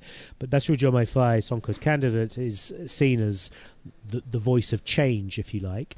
And the main figure against him is Amadou Ba, who we heard a clip of earlier, the former Prime Minister. He's the establishment candidate. Plenty of other candidates too, people close perhaps to those in power, several opposition figures too. The question, I suppose, is will anyone be able to get a majority in the first round, or, as perhaps seems more likely, are we heading for a second round given the number of candidates? So when do we get the results? We're expecting it sometime in the next 2-3 days. Has to be by the end of the week. I suspect it'll be before that. In the next few hours, we might have some indication of the direction it's going, but I wouldn't expect results straight away. James Copnell in Dakar. When the Taliban in Afghanistan seized power again nearly 3 years ago, they said women had nothing to fear and their rights would be protected. But the opposite has happened. Girls can't go to secondary school or university, and women are banned from many places of work and have to abide by strict dress codes. Now, in a rare audio message, the supreme leader of the Afghan Taliban has defended the practice of stoning women and public lashing. I heard more from our South Asia regional editor, Anbar Hassan Atirajan. He is setting out some of the Taliban regime's policies where he is talking about they will implement the Sharia law at whatever cost. Even though people may criticize, it may be against the principles of Western democracy or women's rights, we will continue to carry out the public executions and stoning, especially for moral offences, and public floggings will be continued under the Taliban regime. The other interesting thing is he talked about the struggle. We fought for 20 years and it is not the end, and we are ready to continue with our quest to implement this Islamic law across the country and even beyond. A lot of people will see these kinds of punishments as barbaric. Why are these important to him? Because the Taliban always talked about Islamic Emirate. So they want to have an Islamic state where all the Islamic rules are followed, and they have always been insisting, that if we are following Islamic rule, then we implement Sharia law in proper. It is rare for him to speak. Why now? We don't know exactly why this particular audio was released, but during this new year of Nowruz, when the new academic year starts, and many people are complaining, for the third year now, girls are not going to the secondary schools. At the same time, they've been banned from going to the universities. So there were a lot of comments on social media. Another year is coming. Taliban should relax their policies about education of women. So that is probably one of the reasons why they're coming out with this statement. It's a defiant message, but at the end of the day, if you look at the population of Afghanistan, people are suffering. It's extreme poverty, unemployment. You don't have any industries. Previously, it was all coming from international funding, particularly from the US. So the country is in a very, very difficult situation. Israeli forces have been continuing their ground and air attacks in many parts of Gaza despite persistent calls for a ceasefire. They've been targeting in particular Al-Shifa hospital, where they say Hamas fighters are hiding. Meanwhile, the Palestinian population is suffering from hunger and malnutrition. The head of UNRWA says that Israel is preventing its food convoys from entering the north of Gaza. Speaking in Egypt, the UN Secretary-General, Antonio Guterres, said a humanitarian ceasefire was imperative. The current orders in Gaza serve no one and are having an impact around the globe. The daily assault on the human dignity of Palestinians is creating a crisis of credibility for the international community. It is challenging the values we proclaim as universal. It is challenging international law. It is challenging core humanitarian principles. It is challenging our basic humanity. Our Middle East correspondent Yolande Nell is following developments from Jerusalem. The Israeli military says that it's hit 65 targets in the Gaza Strip in the past 24 hours. Still, the main focus of its operations there remains the Shifa hospital in Gaza City. Its troops returned there for a major raid last Monday, and we're hearing from the Israeli military that now something like 800 people have been arrested in that area, and it says that something like 480 members of Hamas and Islamic Jihad are among those who've been arrested. Also, 170 people it's calling terrorists have been killed. It's very difficult to contact Palestinians in that area. Communications are poor, but Palestinians there, including displaced people, medics and patients, well, we've been hearing from some of them that conditions are desperate. It's very hard for them to get access to any medicine and food, and the innocent people are among those who've been killed. 5 patients are said to have died. Meanwhile, Palestinian medics are saying that there is also fighting very close to 2 hospitals in the south of the Gaza Strip, and it's still not clear exactly what happened a day ago when Hamas officials in Gaza Gaza say that Israeli forces killed 19 people and wounded 20 more as they were waiting for an aid convoy to arrive in Gaza City. The Israeli military has denied that its forces opened fire and say that they're still investigating exactly what happened there. Meanwhile, those talks still going on in Qatar, indirect talks between Israel and Hamas on a new ceasefire and hostage release deal. But we've got the members of the US delegation, the CIA director, and also the head of the Israeli delegation, the head of the Mossad spy agency, leaving the talks for the moment. A Palestinian official close to them telling journalists that big gaps remain between the two sides. After more than 2 weeks in captivity following a mass kidnapping in northern Nigeria, more than 130 schoolchildren have been rescued, according to the Nigerian military. But as Jenny Hill reports, many questions remain about the release of the children. It's more than 2 weeks since the students aged between 8 and 15 were kidnapped from their school. Teachers reported that gunmen on motorbikes seized more than 280 children. Officials who claim that all of the children are now free have not yet commented on the discrepancy. In previous mass kidnappings, some victims have managed to escape from their captors, and there can be initial confusion about the number of victims. It's also unclear how the children were freed. The kidnappers had demanded a ransom of nearly $700,000. The governor of Kaduna State, Uba Sani, said their release was due to the courage of the Nigerian security forces. Jenny Hill. Visitors to Paris have been treated to the spectacle of the Waiters' Race, which has been taking place after a 13-year break.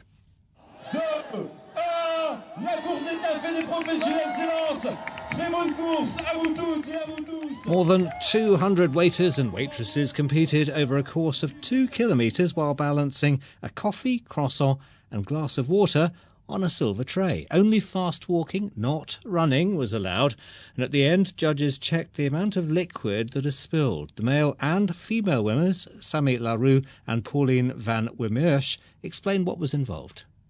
It's about stamina. Yes, it is stamina. You feel it at the end, but in our line of work we do this for 10 to 12 hours. We have the stamina.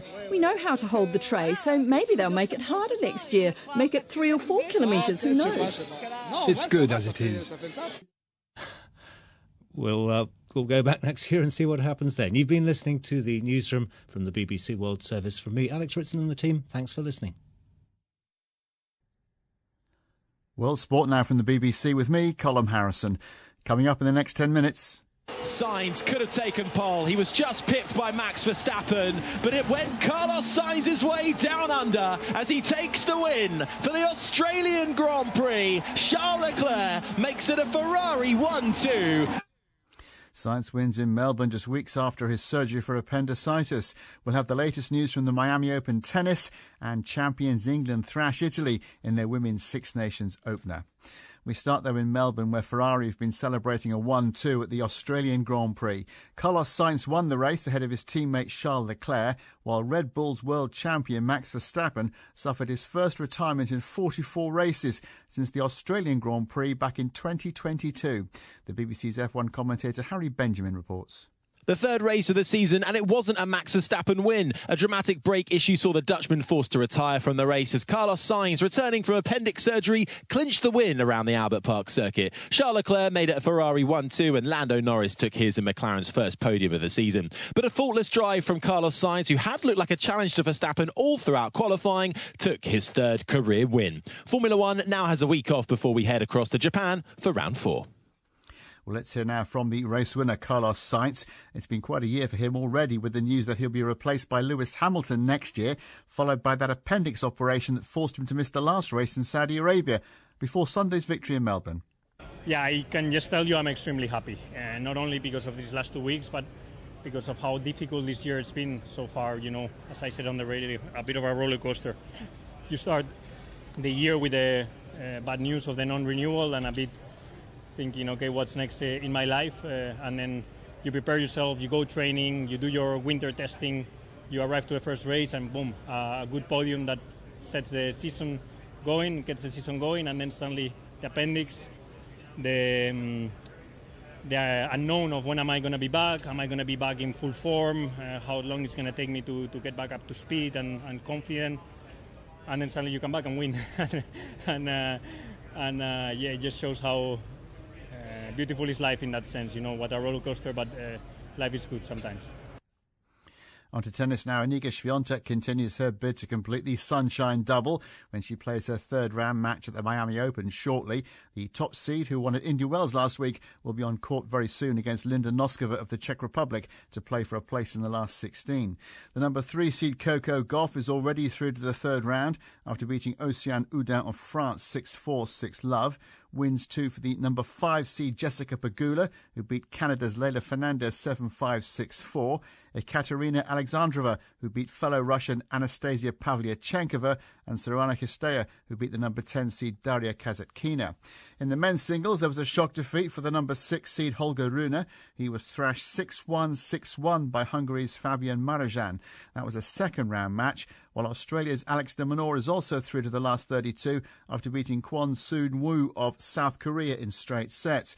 Meanwhile, the number 2 seed Yannick Sinner is through to the fourth round. He came from a set down to beat Dutchman Talon Griekspoor.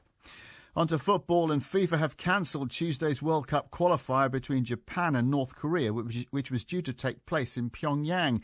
Japan won 1-0 when the sides met in Tokyo on Thursday, and North Korea said then they wanted Tuesday's return match to be played at a neutral ground, with the Kyodo News Agency citing Korean concerns about infectious diseases in Japan. FIFA said it was North Korea's duty to find an alternative venue, but their failure to do so and the lack of space in the calendar means the game will not be played at all. Japan are likely to be awarded a 3-0 victory. In North America, the CONCACAF Nations League final between the USA and Mexico takes place later. The Americans are looking to win the trophy for the third time, while Mexico are aiming to add the Nations League title to the Gold Cup they won last year. Former USA forward Mike Grella says victory for the Americans will be an important step ahead of coasting the Copa America later in the year. Winning these types of titles and being together and playing good football, I think, will help them massively. I mean, you see when they tied the game against Jamaica, albeit it was like an own goal kind of sort of fluky little moment. You see the celebrations and what it means to them and how hungry they are to get the job done and win games and obviously compete on the world stage. So every time they're together and they're winning and they're playing decent stuff, I think that's going to help them to grow a lot. And they need to grow a lot. They're not there yet. I mean, I think they have a lot of good pieces, but they're certainly not there yet. Well, the USA against Mexico kicks off in around 3 hours from now in Arlington, Texas. Already underway is the third and fourth place playoff between Jamaica and Panama, and it's 0-0 after 24 minutes. Sri Lanka's cricketers are on the brink of victory over Bangladesh in the first test in Sylhet. The tourists made 418 in their second innings, with Dhananjaya de Silva and Kamindu Mendis both hitting their second centuries of the match. Mendis top scored with 164 and de Silva made 108 as Sri Lanka set the home side its victory target of 511. Bangladesh will start the fourth day on 47 for 5. In the Indian Premier League, there were wins on Sunday for Rajasthan Royals and Gujarat Titans. In Jaipur, Sanju Samson hit an unbeaten 82 as the Royals made 193 for 4 from their 20 overs. Lucknow Super Giants were restricted to 173 for 6 in reply, despite an unbeaten 64 from Nicholas Pooran as Rajasthan won by 20 runs. And in Ahmedabad, Sai Sudarstan top scored with 45 as Gujarat Titans made 168 for 8 from their 20 overs. Mumbai Indians made 162 for 9 in reply as the Titans squeaked home by 6 runs. Staying with cricket, Australia thrashed Bangladesh by 6 wickets in the second women's one-day international in Mirpur to go 2-0 up in the 3-match series. Bangladesh batted first after winning the toss and were bowled out for just 97, with Sophie Molyneux taking 3 for 10. Elise Perry hit an unbeaten 35 as Australia chased down their target with more than 26 overs to spare. And New Zealand beat England by just 3 runs in the third women's T20 international in Nelson to keep the series alive. Sophie Devine top scored with 60 as New Zealand made 155 for 3 from their 20 overs, while England fell 3 runs short despite Maya Boucher making 71 for the tourists. England lead the 5-match series 2-1 with the fourth game on Wednesday in Wellington. On to rugby union, and England began the defence of their Women's Six Nations Championship by thrashing Italy in Parma. Despite having number 8 Sarah Beckett sent off after only 10 minutes, England ran in 8 tries as they won 48-0, and all on the day that England captain Marley Packer won her 100th cap. We talked about as a squad we wanted to let the handbrake off and play, and there was a few soft errors in there that let us down, and maybe when we were trying to let off the handbrake it didn't quite go to how we wanted it to be, but it's the first game of the tournament. We're fixed up and we'll come back stronger against Wales next week. Who do you want to thank on this very special day? I just think all my friends and family. I've got a big crowd out here, so for them to make the trip and make it that extra more special for me, but just everybody along my rugby journey, everybody's had a part to play, and I carry them every time I wear this shirt, and to be able to say I've done it 100 times, it's very special. Golf now, and Sweden's Jesper Svensson is celebrating his first victory on the European Tour.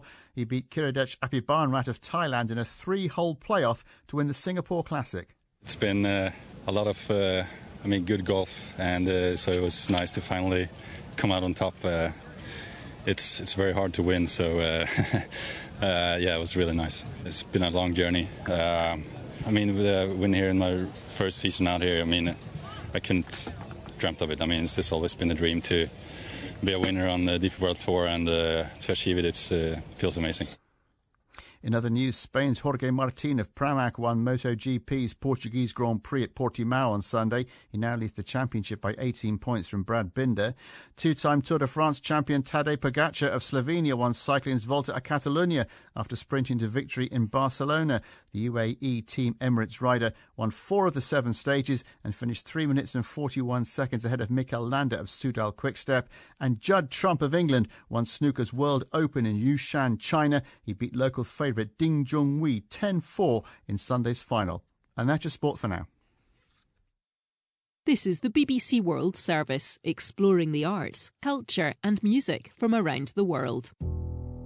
I think it's a film that really benefits from a full audience because you feel the catharsis, the kind of communal catharsis that exists within the film. The pain of the people around her, including ethnic minorities from the country, have become the focus of this new album. The Balloon Museum, it does exactly what it says on the tin. There's loads of balloons, like art pieces. It was the most magnificent, whimsical afternoon. In my writing, there are a lot of society. I think about society. I'm writing about society. It's a very important character in the novel. Beyond visual aesthetics, John's art is a tactile and sensory experience. These images evoke a sense of wonder and resonate in the imagination long after you've seen them. Arts, music and culture from the BBC World Service. 80 years on from the Bengal famine in British India, I discovered tiny cassette tapes with recordings from eyewitnesses that shed new light on colonial responsibility. They've never been broadcast before. If those food grains had been distributed to the countryside, a good many deaths could have been saved. That's 3 million, with me, Kavita Puri, on the BBC World Service. Coming up after the world news. With the BBC News, I'm Roisin Hastie. The 4 suspected gunmen in the Moscow concert hall attack have appeared in court accused of committing terrorism. They've been ordered into custody pending a trial set for May. The authorities said one, a Tajikistan national, had pleaded guilty. One of the 4 men looked dazed and beaten. Following the Moscow atrocity, US officials have sought to emphasise that the Islamic State group still poses a threat and to cast doubt on the Kremlin's claim of a Ukrainian link. France has raised its national security alert to the highest level. Counting is underway in Senegal after Sunday's presidential election. Provisional results suggest the anti-establishment candidate Bassirou Diomaye Faye is leading.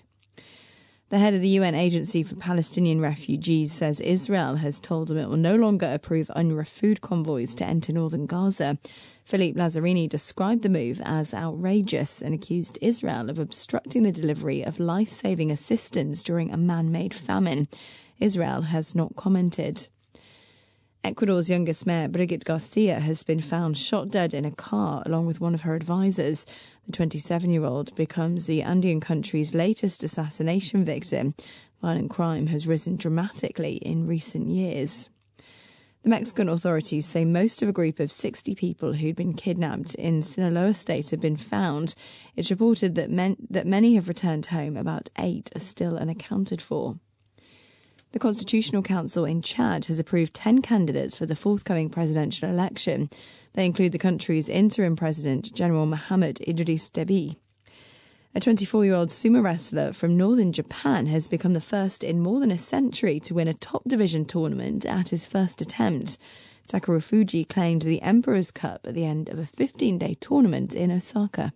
BBC News. Welcome to the documentary from the BBC World Service. I'm Kavita Puri with 3 Million, the story of the 3 million people who died in the devastating famine in Bengal in British India during World War II. Something rather strange happened while I was doing some research for the podcast at Cambridge University. And let me get my notes. Just before leaving, I wanted to double-check something with the head archivist. I knocked on his office door and asked him if he'd shown me everything he had on the Bengal famine. He tapped his fingers on his desk, then reached across the piles of books and papers. He's just given me this tiny box containing 10 microcassettes, and these are all interviews that were conducted in the 80s by Dr. L. Brennan, Hove, South Australia. Along the spine of each cassette are names written in tiny letters. God knows how long they've been sitting on his desk for. Decades by the look of it. I've been given a dictaphone, and I think we may even be the first people to be listening to them. I hope the tape doesn't get eaten out. Yes, riot relief work under A.A. Karnaskaya. I see it's... The tapes are a treasure trove. There's about 15 hours worth of material on them, recorded by historian Lance Brennan. Well, I was born in Perth, in Western Australia, but I teach now in Adelaide. He spent a few weeks in India and Bangladesh interviewing Indian civil servants, part of the colonial administration during the famine. What's extraordinary is that these men worked on the ground right across Bengal, so you get a real sense of what the authorities were doing about the crisis, or not. I hadn't heard about interviews like this before. It felt like a big deal, but I wanted to know if it really was. So I played some of them to historian Janam Mukherjee, who's documented in forensic detail what happened during the Bengal famine. I mean, have you come across this kind of interview from people? No. Zero. I haven't even heard of any such archive. You know, it's one thing what Viceroy is saying and the Secretary of State is saying, but particularly when you follow the colonial chain down to the local level, is super important to understanding what happened. It's really, really interesting. And I'm just wondering what the, how I get a hold of those. Hands off. As autumn of 1943 approached, people around the world knew about the famine, largely because of those photos printed in The Statesman. What was happening in Bengal could no longer be suppressed, and yet relief was still not widely available. Can these recordings offer clues as to why more wasn't done in time? The voices on those cassettes, like nearly all of the first-hand testimonies in this series, have never been broadcast before.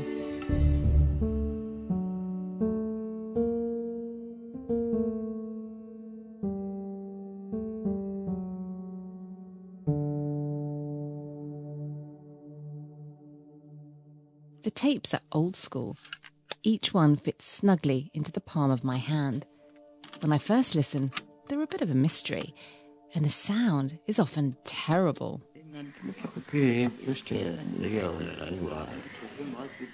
But gradually I feel I get to know more about Lance. For starters, he really likes tea. Could I have black tea? Yes, I'd love a cup of tea. I just have black tea. One thing about Bangladeshi tea, it's nice and strong. I've had so much tea since I've been in Dhaka. And as he travels across Bengal, fueled by cups of tea, I feel like I'm travelling with him.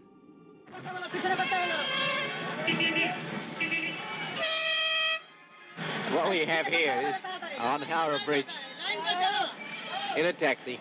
There are two buses, one of which has run into a big truck carrying loads of lime. They're now trying to get out. The tapes can be frustrating. There are moments when I'm desperate to reach back in time and push the recorder closer to the interviewees. But as I listen, I begin to piece together what Lance is looking at. He's asking about relief efforts, and there's something that keeps coming up. We had this famine code. Famine code was our guide. It's called the Famine Code. I look it up. It was first written by the British in the late 19th century, laying out what it called indicators, basically tests to determine if there was a famine, and if there was, what steps to take to alleviate it. And yet, despite a system being in place, the overriding sense the interviews give is of utter chaos. In those first months of the crisis, from late 1942 and into 1943, what was unfolding was on a scale that officials had never dealt with before. This is Kazi Huq, who was working in West Bengal. These recordings are 40 years old, so the sound isn't great. Famine always gave a signal that famine is coming. But here was the emergency situation caused by shortage of food here. It had no equal. Yes. It had never happened before. Nobody knew what to do and what was happening where was the shortage. Communication was very, very poor. He says there was confusion and a situation unlike any he had ever seen.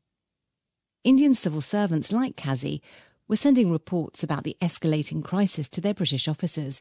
Yet remarkably, even though famine would later be widely reported in the press, it was never officially declared in Calcutta or Delhi. Historian Janam Mukherjee.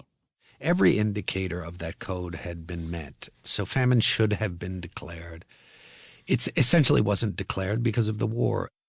If famine had been declared, the imperial government would have had to send food to the countryside. But that would mean reducing supply to those working in the war effort. The idea of declaring famine officially would put certain imperial responsibilities on Britain that they simply did not want to meet. They did not want to have to set up the resources that were indicated in the Famine Code, which would mean imperial aid. So that's a huge, disincentive to declare famine. And as I start going through more of the tapes, I notice something really strange. The final way for the civil servants to detect if there was a famine was extraordinarily draconian. Again and again, they talk about having to carry out something called test works, essentially giving food relief to hungry people, but only in exchange for work. It seems a bizarre test for famine, to get people to work for food, especially when they were already weak and exhausted. I think that was established in the poorhouses of England long before the Bengal famine, as well as in response to the Irish famine.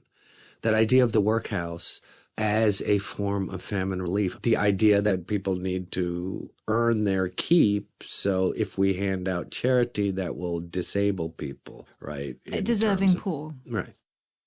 As Lance comes to the end of his interviews, he realises that if he moves the mic closer to his interviewees, their voices will come through clearer. If I leave that there, pointed to you, my voice comes through very clearly because I think about it. Yeah. It's a good job he moved the mic closer to Hussain Talukdar, as he holds one of the most interesting roles of the people interviewed. Based in West Bengal, he reported to a really important figure, the British colonial officer in charge of food supply around Bengal. And yet, despite his position, Talukdar describes inexperience and a lack of preparation.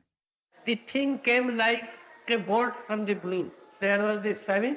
It was a thing which we had no experience. Receiving supplies and so on. Talukdar clearly liked his British seniors. And remember, he's part of the colonial administration, which makes what he says about priorities all the more extraordinary. The Japanese invasion had obsessed these people. It was from the top. Everything was subordinated to the necessities of the war, and they had removed the boats. So the crop could not move from one place to another. And what is to be done or not to be done was dictated by the high command, the military people. Fighting the war and keeping the Japanese out of British India, he says, took priority over feeding the hungry masses.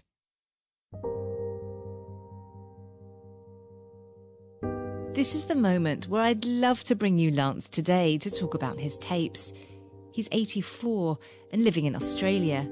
He's been emailing back and forth with the team for months and helping us with the background of the tapes. But then he stopped responding. He mentioned a family member was ill, and I didn't want to bother him. His tapes show inaction when there should have been action. Colonial authorities had made rules for detecting and preventing a famine in India, but in the middle of a war, they didn't follow them. This is the documentary from the BBC World Service about the 3 million people who died in the Bengal famine 80 years ago. And while relief efforts struggled in Bengal, requests for more help from London were still not being fully heeded. By autumn 1943, the world knew about the extent of famine in Bengal, but the War Cabinet, chaired by Winston Churchill, had promised only a fraction of the aid asked for, saying there was not enough shipping space because of the war. The Secretary of State for India, Leo Amery, recorded in his diary in September, Churchill was prepared to admit that something should be done, but very strong on the point that Indians are not the only people starving in the war. Amery goes on, Churchill thought that, quote, the starvation of anyhow underfed Bengalis is less serious than sturdy Greeks. I'm Max Hastings. I'm the author of some 30 books, of which more than a few are about the Second World War. It seems to me you can't possibly deny that Churchill was racist. Max Hastings is one of Britain's preeminent historians on the Second World War, and Winston Churchill. I think his contribution to mankind in delivering us from the menace of Nazism and fascism around the world made him somebody that we should be grateful to. But on the other hand, he saw Indians, yes, as a sort of subspecies. He certainly didn't regard them as the equivalent of white men. He was a man of his time. He was a Victorian. And yes, we're shocked by the way that they thought, but this was his mindset when he approached the issue of the Bengal famine. I mean, you say we're shocked now. Was he racist for his time? Even by the standard of that time, quite a lot of the people around Churchill, including Leo Amery, his India secretary, were shocked. But even a historian such as me, who admires Churchill boundlessly, is still sometimes shocked by reading some of the phrases that Churchill used in those days. This question matters. It's at the heart of accusations levelled against Churchill, whether his attitudes to Indians affected his response to the famine. Time and time again, there were requests for food imports, which were either denied or only met by promises of a fraction of the total amount. It is perfectly true that all through the second half of the war, the issue of shipping was absolutely fundamental to the whole war effort. So Churchill was not inventing the fact that shipping was a huge constraint on operations. It's just that some of us do not believe that the interest of the war effort would have been disastrously compromised by diverting some shipping to Bengal relief supplies, and we would argue that should have been done. Do you think that Churchill's attitudes towards Indians, did that affect his response to imports? The numerous requests for imports? Perhaps the ugliest side of Churchill's character was his ruthlessness towards subject races. He always regarded the empire as subordinate, subsidiary to the British homeland. There was a consistent pattern of callousness in the approach of the Home Government, in particular Winston Churchill, to what happened. And I want to keep saying as a mantra that this does not diminish my admiration for Churchill, but all realistic historians and biographers of Churchill must recognise this very large blot on his record. This is coming from a historian who admires Churchill and his overall record during the war. But it's a live debate. Some defend Churchill's actions in the middle of a war, but others go much further in criticising the wartime Prime Minister for not intervening more to save lives. And even at the time, there were those very concerned about London's response and the lack of substantial relief, including the man who back in October 1943 became the new Viceroy of India. Field Marshal Lord Wavell has abandoned military command to fill the all-important office of Viceroy of India at a time when nobody in the world would envy him his tremendous responsibility. In a newsreel recorded by Reuters, Churchill's new appointment as Viceroy took office. Lord Wavell. The reason for his visit to Calcutta at this time was the appalling condition of famine in the province. With his stiff white suit, he looked like what he was, a former Commander-in-Chief of India. But unlike his predecessor, as Viceroy, he actually went to visit the famine-stricken areas. He was shocked by what he saw, writing in his journal that the situation was grim enough to make official complacency surprising. He quickly authorised the full use of military resources for famine relief into the countryside. The British relief effort had been painfully slow. Now Wavell was trying to act quickly and save lives. Historian Janam Mukherjee. Wavell does also act of his own volition and kind of motivation to establish a far-reaching and well-resourced relief operation in Bengal at large, including packing rice into remote villages with donkeys, using the entire military apparatus to try to get rice into the furthest reaches of Bengal.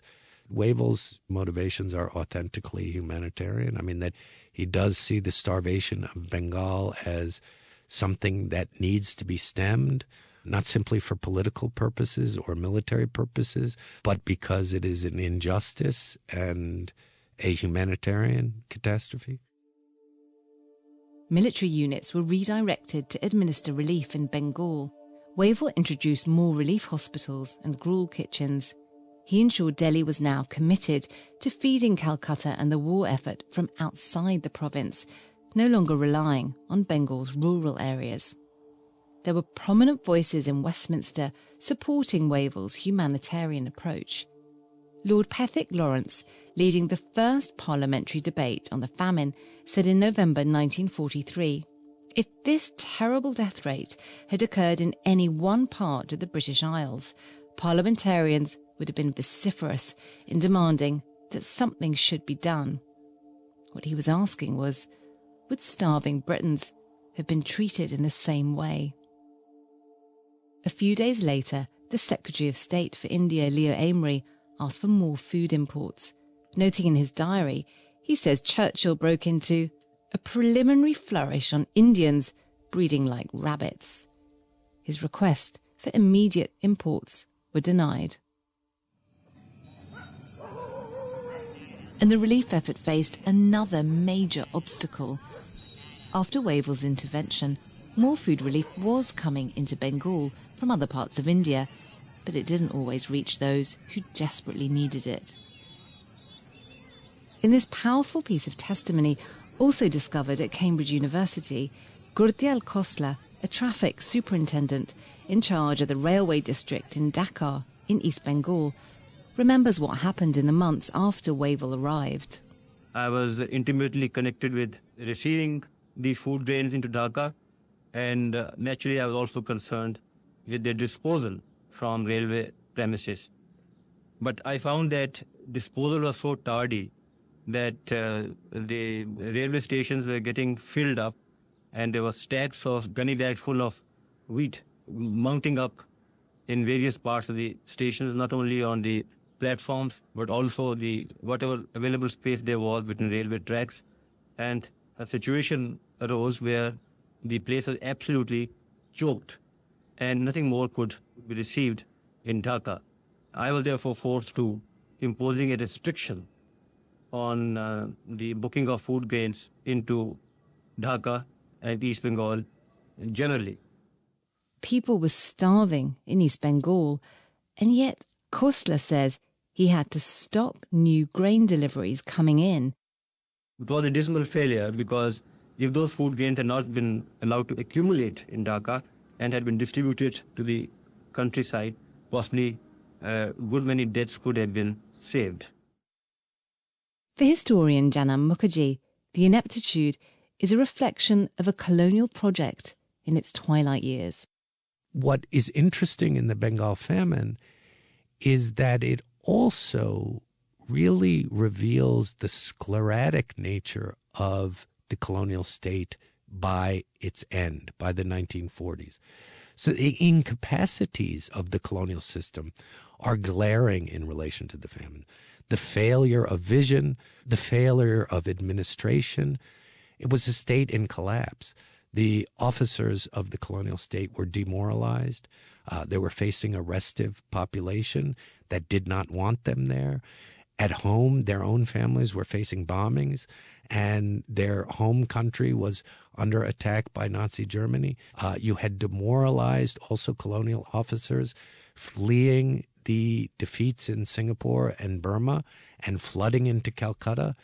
The picture of colonialism by the 1940s is very much a dying colonialism. And I think the Bengal famine can also be seen as part of the death throes of that colonial state. The rice harvest came at the end of 1943. This time it was plentiful. Even so, Wavell was concerned about a second famine. He demanded over 1 million tons of food grain. In a cable to Wavell, Churchill said, "We have given a great deal of thought to your difficulties, but we simply cannot find the shipping."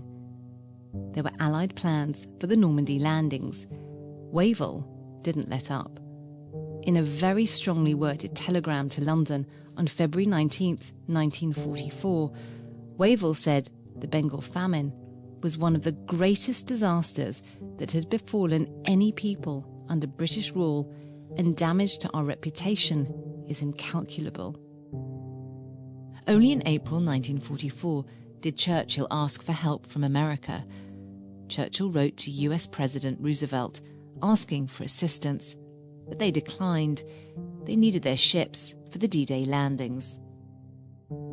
By the end of the year, nearly 18 months after Ian Stevens' pictures in The Statesman, and after a famine commission had been appointed to examine what had gone wrong, Wavell's request of 1 million tons of aid was granted in full. It was too late for the millions who had already died. This is the BBC Home Service. Here is the news. The end of the war in Europe was officially announced by Mr. Churchill at 3 o'clock this afternoon in a broadcast from 10 Downing Street. Tuesday, the 8th of May, 1945. VE Day. Well, back here at Piccadilly, it's still the same old story. There's still a terrific throng of people, and there's still the wonderful... It was a day of celebration in Britain. But in India, still a colony, the victory rang hollow. Historian Max Hastings. It's very easy to understand why a host of people, especially in Britain's Asian Empire, were pretty doubtful whether they were all going to wave their flags, their Union flags, on VE Day, when what were they securing on VE Day? Freedom from what? They were not securing the freedom they really wanted for their countries from the British Empire. VE Day. It's such an iconic day, a part of our national story. But something else happened on that day that we don't remember. On this day of all days, the Famine Commission published its findings. The inquiry largely blamed the provincial government for shortage in the rice harvest and inflation. It barely got a mention in the British press. Maybe that's what set the tone for silence about the famine. We still don't talk much about it here. Perhaps that's not surprising. Who wants to talk about the most difficult parts of our colonial history, especially when it complicates how we remember our role in the war? The Second World War remains the greatest single event in human history. So it's hardly surprising, first, that the British people continue to take pride in the fact that our ancestors were on the winning side and, on the whole, did extraordinarily well. And secondly, that it was probably the last time that Britain played a really important role on the world stage. So if we're going to bask in, as we're entitled to bask in, all the triumphs of the Spitfires and the Hurricanes and Winston Churchill and all the heroes and the great events in which we can take pride from the Second World War, then we also shouldn't be afraid to look on the blemishes, and in some cases the huge blemishes, of which the Bengal famine is probably the most conspicuous. 80 years on, there are conversations about history that we still need to have in Britain. But what about in India and Bangladesh? We don't have a plaque for the 3 million who died. But why doesn't Bengal? One man armed with pen and notebook is trying to change how the famine is remembered in India by finding the last remaining survivors in rural Bengal. They're in their 90s, even older. It's a race against time. Now the people of Bengal want to forget their history. When you want to forget your history, you want to forget everything.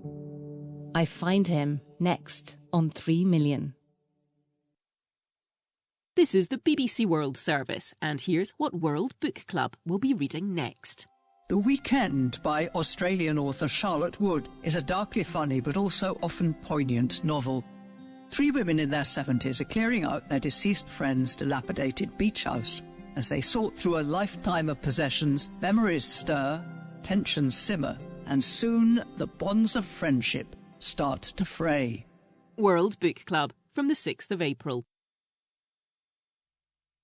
In 30 minutes, Pick of the World with Anna Doble. The forgotten art of painting religious icons, the hidden places where our data really lives on the planet, and an erased Women's World Cup, the stories that connected with you online and on social media. This is the BBC World Service, the world's radio station.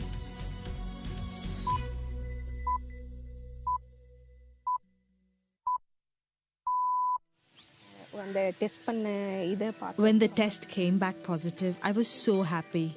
At 5 months, I started feeling the baby kick in. A feeling many mothers can relate to, myself included. But as the world warms, new research shows that extreme heat is threatening the lives of our unborn babies. I used to work the whole day when I was pregnant. I wouldn't take much rest. One day I was cutting the crops in the paddy fields. I tied up the bags of paddy and tried lifting them onto my head. And I suddenly felt an intense pain in my stomach. I started bleeding heavily. I went to see the doctor in the evening and they told me my baby had died. On the climate question from the BBC World Service, we're asking, how can we protect pregnant women and their babies from extreme heat? Solutions after the news. Hello, I'm Roisin Hastie with the BBC News. The 4 suspected gunmen in the Moscow concert hall attack have appeared in court accused of committing terrorism. They've been ordered into custody pending a trial set to take place in May. The authorities said one of them, a citizen of Tajikistan, has pleaded guilty. Video footage from the courtroom showed one suspect looking dazed and beaten. 137 people are confirmed to have died in the attack on the Crocus City Hall in a Moscow suburb on Friday. Steve Rosenberg reports from Moscow. Tonight, the suspected gunman appeared in court. The Islamic State group says it was behind the shooting. And on this day of mourning, silent prayers from a sombre-looking President Putin. The Kremlin says he lit a candle for the victims in church at his country estate. And Russia is praying that there will be no more attacks. If there are, that will test people's faith in the president to keep them safe. Counting is underway in Senegal after Sunday's presidential election. The turnout appears to have been high, especially among young people. Provisional results broadcast by local media gave an early lead to the anti-establishment candidate, Bassirou Diomaye Faye, putting him ahead of the former Prime Minister Amadou Ba. James Copnell is in Dakar. Broadly speaking, and confirming this too with a couple of observers I've spoken to in different places, including the head of the regional body ECOWAS's observation mission, they say that it has been a peaceful, calm and largely orderly vote. The question, I suppose, is will anyone be able to get a majority in the first round, or, as perhaps seems more likely, are we heading for a second round given the number of candidates? UNRWA, the UN agency for Palestinian refugees, says Israel won't approve its aid deliveries to enter northern Gaza, where famine is considered to be imminent. The head of UNRWA, Philippe Lazzarini, described the move as outrageous. Another official said the agency hadn't been given a reason. There's been no word from Israel. UNRWA was not sent in any aid trucks since a food convoy in Gaza was hit by shelling in February. Speaking in Egypt before Mr. Lazzarini's announcement, the UN Secretary-General Antonio Guterres called on Israel to allow more aid into Gaza. Palestinians in Gaza desperately need what has been promised, a flood of aid. Not trickles, not drops. Some progress has been made, but much more needs to be done. Making that happen takes very practical steps. It requires Israel removing the remaining obstacles and choke points to relief. World News from the BBC. Ecuador's youngest mayor, Brigitte Garcia, and one of her advisors have been found shot dead in a car. The 27-year-old mayor of San Vicente is the latest politician to be killed following the assassination of the presidential candidate, Fernando Villavicencio, last August. Villavicencio, a strident critic of corruption and organised crime, was shot after a campaign event 2 weeks before the election. Violent crime has risen dramatically in recent years in Ecuador. The Mexican authorities say most of a group of 66 people who'd been kidnapped in the gang-plagued northwestern state of Sinaloa have been located. Since Friday, the authorities have been investigating a mass abduction from a working-class neighbourhood of the state capital, Culiacan. The state public secretary said many of the victims have been able to return to their homes. About 8 are still unaccounted for. The man who's on course to become Ireland's youngest ever Prime Minister has stressed the importance of law and order and immigration reform. Simon Harris was elected unopposed as leader of the Fine Gael party. More details from Kevin Sharkey in Belfast. Just days after Leo Varadkar announced his decision to resign, Simon Harris has been confirmed as the new leader of Fine Gael. The Irish Parliament will meet on the 9th of April, when the nomination of Mr Harris is expected to be supported by all 3 coalition partners, Fine Gael, Fianna Fáil and the Green Party. Mr Harris, who is 37, would then become Ireland's youngest ever Prime Minister. A 24-year-old sumo wrestler from northern Japan has become the first in more than a century to win a top division tournament at his first attempt. Takeru Fuji, whose real name is Mikiya Ishioka, claimed the Emperor's Cup at the end of a 15-day tournament in Osaka. That's the latest. BBC News.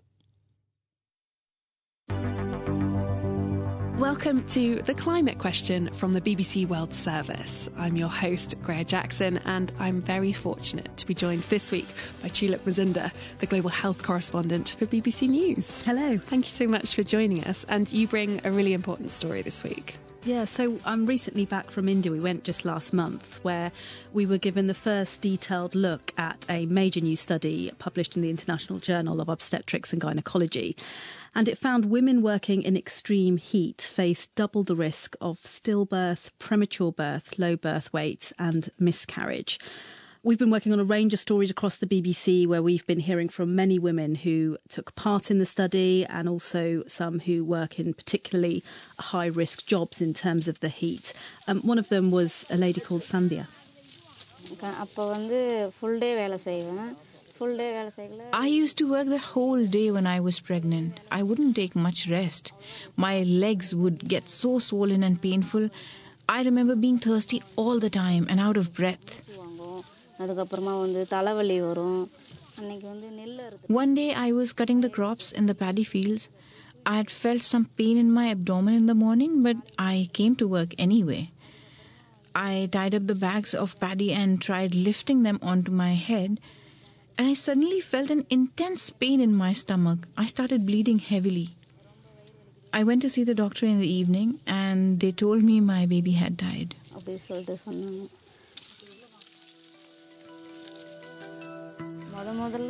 I still think about that baby a lot and wonder why the child isn't with me. Was it because I worked so hard in the sun? I don't know. I think about it and just feel so bad. As our planet warms because of climate change, heartbreaking stories like these will become much more common.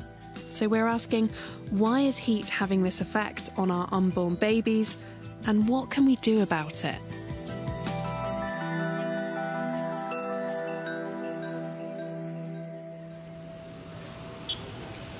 So Tulip, where does this story begin? We spent around a week in southern India, state of Tamil Nadu. And in particular, we were in a city called Tiruvannamalai. It's considered a very holy and spiritual place with this enormous ancient temple. It's over 1,000 years old. But away from the city, it's also this huge agricultural area. I mean, it's absolutely stunning. When we were driving through, we'd see these like rich green lush fields of paddy. There were vegetables and fruits being grown there. And in one of those fields, I met a young lady called Lavanya, and she was picking these delicate white and pale pink, they're called tuberoses. She wore this sort of pale blue, almost tea towel on her head to help keep the sun off and to mop up sweat.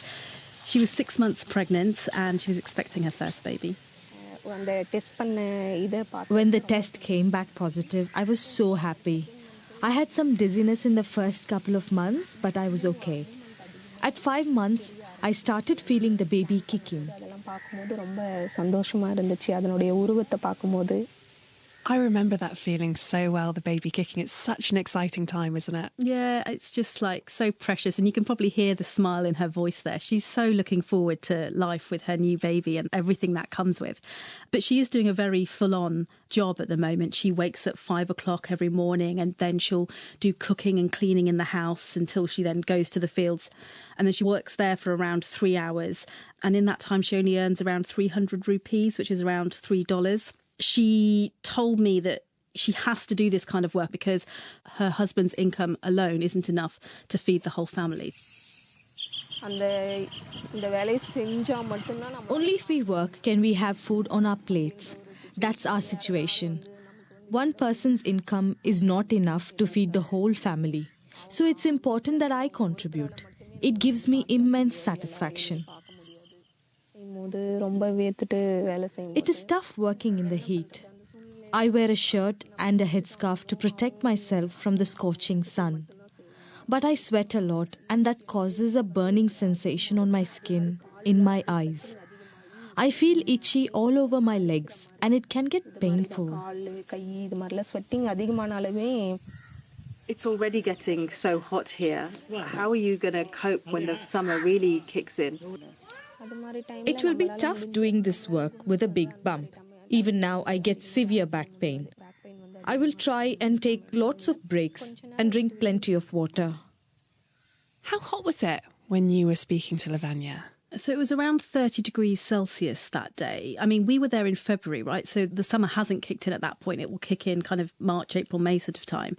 But the humidity made it feel much hotter. And of course, me coming from the UK, I was really, really feeling it at this point, whereas she was quite comfortable and was like, oh, it's nice and cool today. Whereas I was like, I'm absolutely sweating bucket loads. Yeah, the reason I ask is because I remember we had a heat wave in the UK when I was pregnant, and I was doing desk work in the shade, right? But I found it unbearable. I think it was like high 30s at the time. And the only way I could cope was by sitting with my feet in a bucket of cold water. That was the only thing that would work. And so I can't imagine doing what Lavanya's doing in 30 degrees, pregnant or not.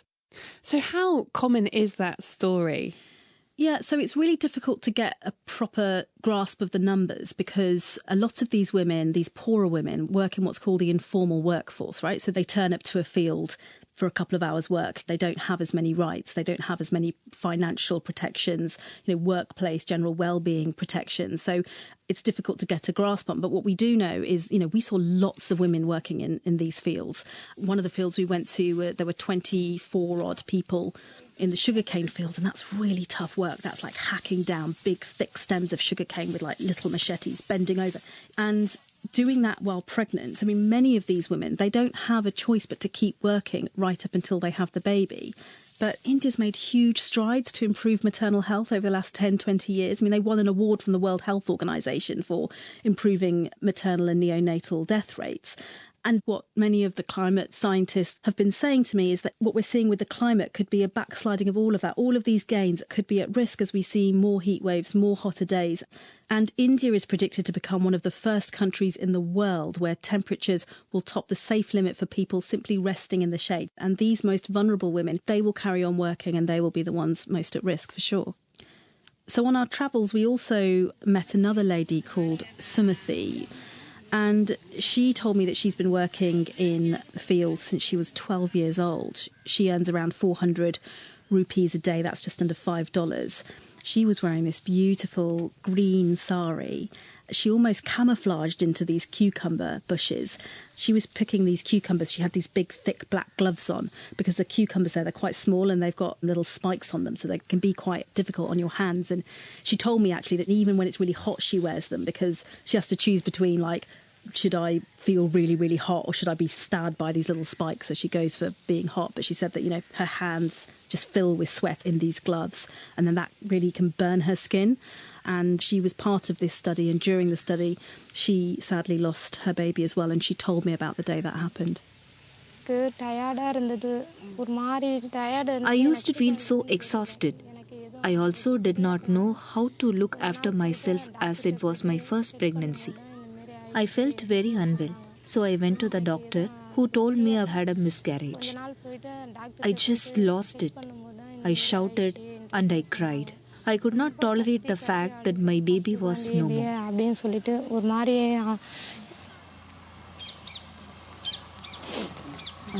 I'm very sorry to hear about your loss. I have had miscarriages as well, and I know how hard it is. My husband took care of me at that time. When I was helplessly crying, he would lie me on his lap and console me. I don't know what I would have done without him.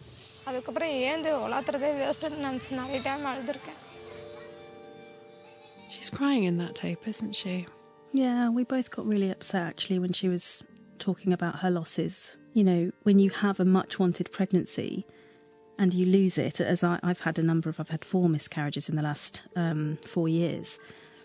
And it's utterly devastating. And even though Sumathi and I live very different lives, and I'm very mindful of that, I kind of felt like that loss, that devastation, it was something that we shared. And she did go on to have 2 children after having this loss, a healthy baby girl and boy, which was just wonderful to hear. But you can see she carries that loss with her everywhere she goes. It's not something I've ever experienced personally, but I do have a lot of close friends who have, and it's crippling. It's just gut-wrenching. I can only... Yeah, I feel a bit emotional listening to it, I think that's as well why, with this sort of research, it's why it's so important, because much of the time, Sumathi will never know why she lost her baby. Most women who suffer miscarriage or stillbirth don't get an answer. I certainly didn't either.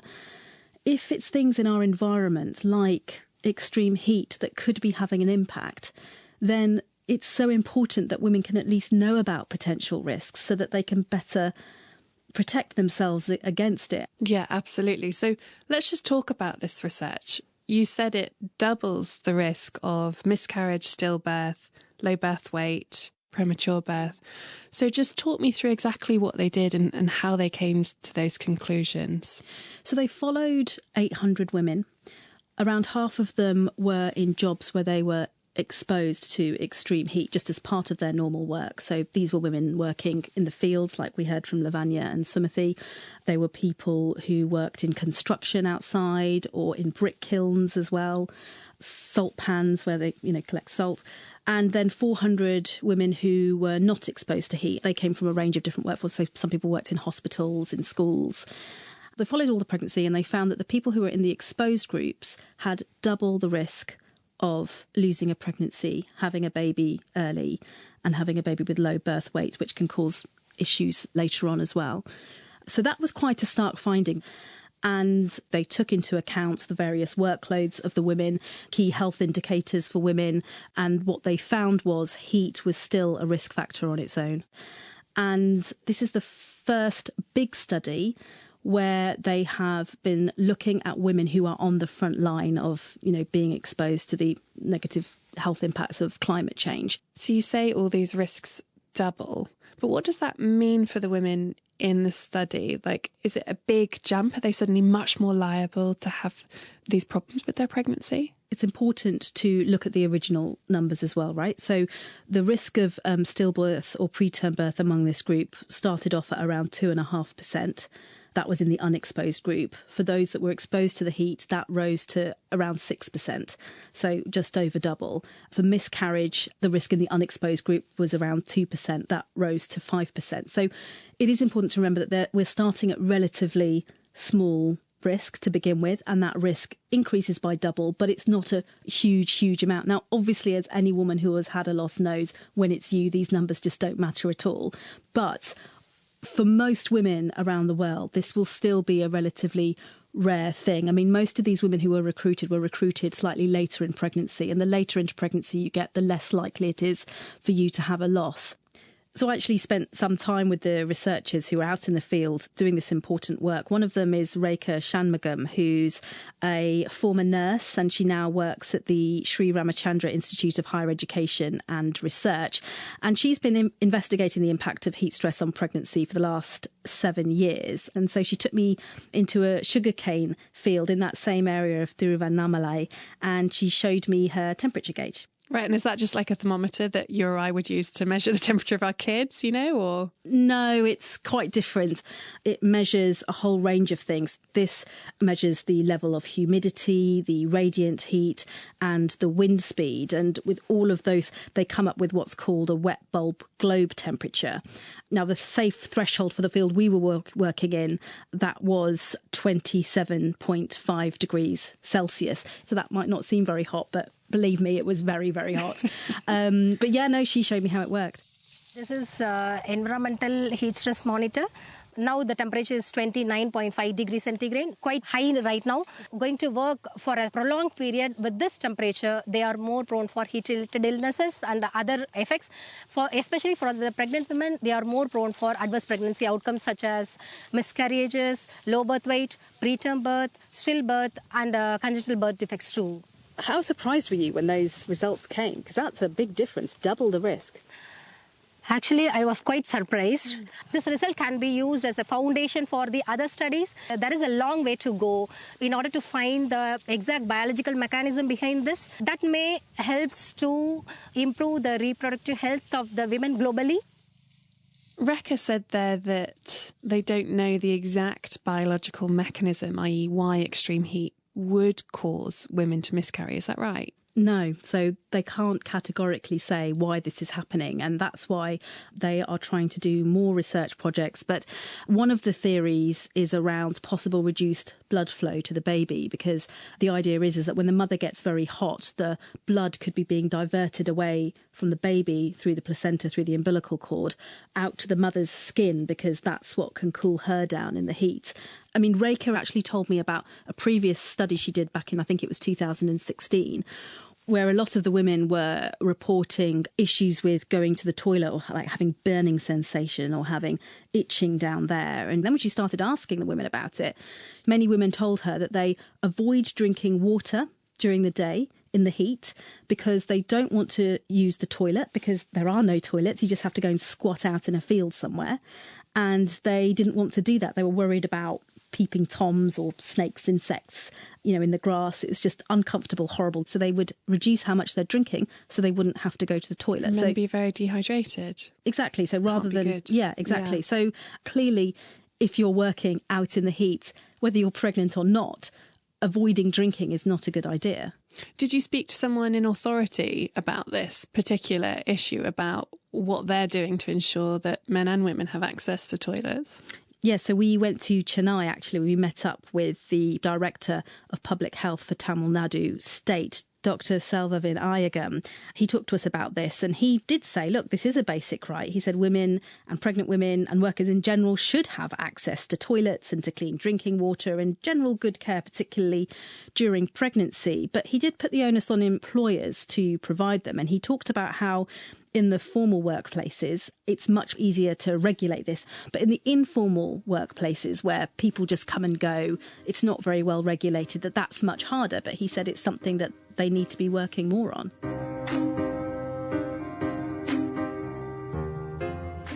A reminder that this is The Climate Question from the BBC World Service. I'm Grey Jackson. And I'm Tulip Mazumdar. This week we're asking, why is extreme heat having adverse effects on unborn babies in India? And what can be done about it? So far, we've heard how pregnant women in India are working in extreme heat, but don't have the option to forego the income. And toiling in these temperatures is doubling the risk of stillbirth and miscarriages, according to a new study in India. We've heard from women who've lost their babies, and sadly these stories are likely to become much more common as our planet warms because of climate change. And it's important to say that India is also one of the biggest emitters of planet-warming gases in the world and contributing to the climate crisis, although it does have that massive population, and that's a key part of the reason for that. We've actually made a programme all about this on The Climate Question. Just check out our back catalogue wherever you get your podcasts. It's called How is India Doing in the Fight Against Climate Change? Now, Tulip, we've heard about some of the solutions, like having access to a toilet could make things better for pregnant women, but it strikes me that change from the top can be really slow. So what could you or I do if we were worried about this? Well, there are some quite sort of common sense things, I guess, that people can be doing, but certainly for the women I was meeting in India, I mean, they did not put themselves first or their health first at all, right? They kind of came last. And I think one of the key things, certainly for these women, is to really think about their own health. But this is also an issue for pregnant women all around the world, right? Like we are all seeing, I mean, including here in the UK, hotter summers, more prolonged heat waves. So certainly for people living in these sorts of areas, one of the bits of advice is around sunbathing. Avoid sunbathing for long periods during the hottest part of the day, for example. Some people really enjoy exercising kind of late into their pregnancy. When it's very warm, the advice is not to do that. Now, in terms of advice for the sorts of women that we've been hearing from that often don't have any choice but to keep working in the heat, the advice is, look, just try and avoid those prolonged periods in the heat. Try and take a break when it's the hottest. Take regular shade breaks. Keep drinking, have a water bottle on you and keep sipping from it. There's also things like, you can have an umbrella for shade. You can wear a hat, or, you can wet a hat in cold water and then just put it on your head. There's also some new research actually going on at the Ramachandra Institute as well in Chennai, looking at cooling foods. So foods that cool you down, things like cucumber, buttermilk, coconut water. These things are all very available, pretty cheap, and things like that can really help these women. I didn't know there were such things as cooling foods. Learn something every day. I have to remember that. Yeah. And I saw some of this advice being given at an informal settlement in Hyderabad, 400 miles north of Chennai. And there were around 200 families living in this area. Most of them have these very small windowless huts with roofs made out of bamboo and tarpaulin, so it sort of traps all the heat inside. There's also no running water, because these are some of the poorest communities in the country, and they are also, therefore, some of the most likely to feel the impacts of climate change first. And I arrived there just as water was being delivered to the community. Some of the women living here gathered for a meeting put on by researchers and a climate and health group called Good Universe, aimed at better understanding women's experiences of heat and offering simple solutions. It was led by a lady called Nilofer, and she explained why these women endure these types of conditions. Heat risk is like least priority for them, because for them the first priority is their family. They cannot stay back in the home because they have to go to the work, they have to go out under the sun, and they have to work for their children to fill their stomachs. So what we are doing is like making them aware that making little changes in their lifestyle, and like carrying a water bottle and carrying a umbrella with them may help them with the heat risk and all. In spite of all these challenges we've heard about from the women in this show, Lavanya, who we heard from at the beginning of this episode, is really hopeful and excited about becoming a mum. The baby should be born healthy. When the baby smiles at me, I'll be so happy. I want to buy them nice clothes and take them to lots of places.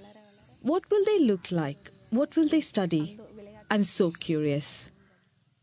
I still think about that. My child is only a couple of years old and I still think, what will they study? You know, I totally relate to what Lavanya's saying. Yeah, it's again like any mother, no matter where we are in the world, no matter what our circumstances, we just want the same thing, don't we? We want a healthy baby. I think that's another reason why this work and this advice is so important. And that research continues. Rekha Shanmugam, we heard from earlier, from the Sri Ramachandra Institute in Chennai, and her colleagues, they continue to try and find out more about how our bodies will manage in our warming world. From the bottom of my heart, I just wanted to help these women, particularly pregnant women, because they have to take care of themselves and also the baby. So as a nurse and also a woman and a mother of 2 kids, I can understand the feeling of those women. A sentiment I think all mothers can relate to from Rekha there. Tulip Mazumdar, thank you so much for sharing this story with The Climate Question. No worries, thanks for having me. The production team this week were me, Greer Jackson, and Tulip Mazumdar, Sophie Eastaugh, Camilla Horrocks, Cassie Galpin, James Anderson, with mixing by Tom Brignall. We'll see you next week.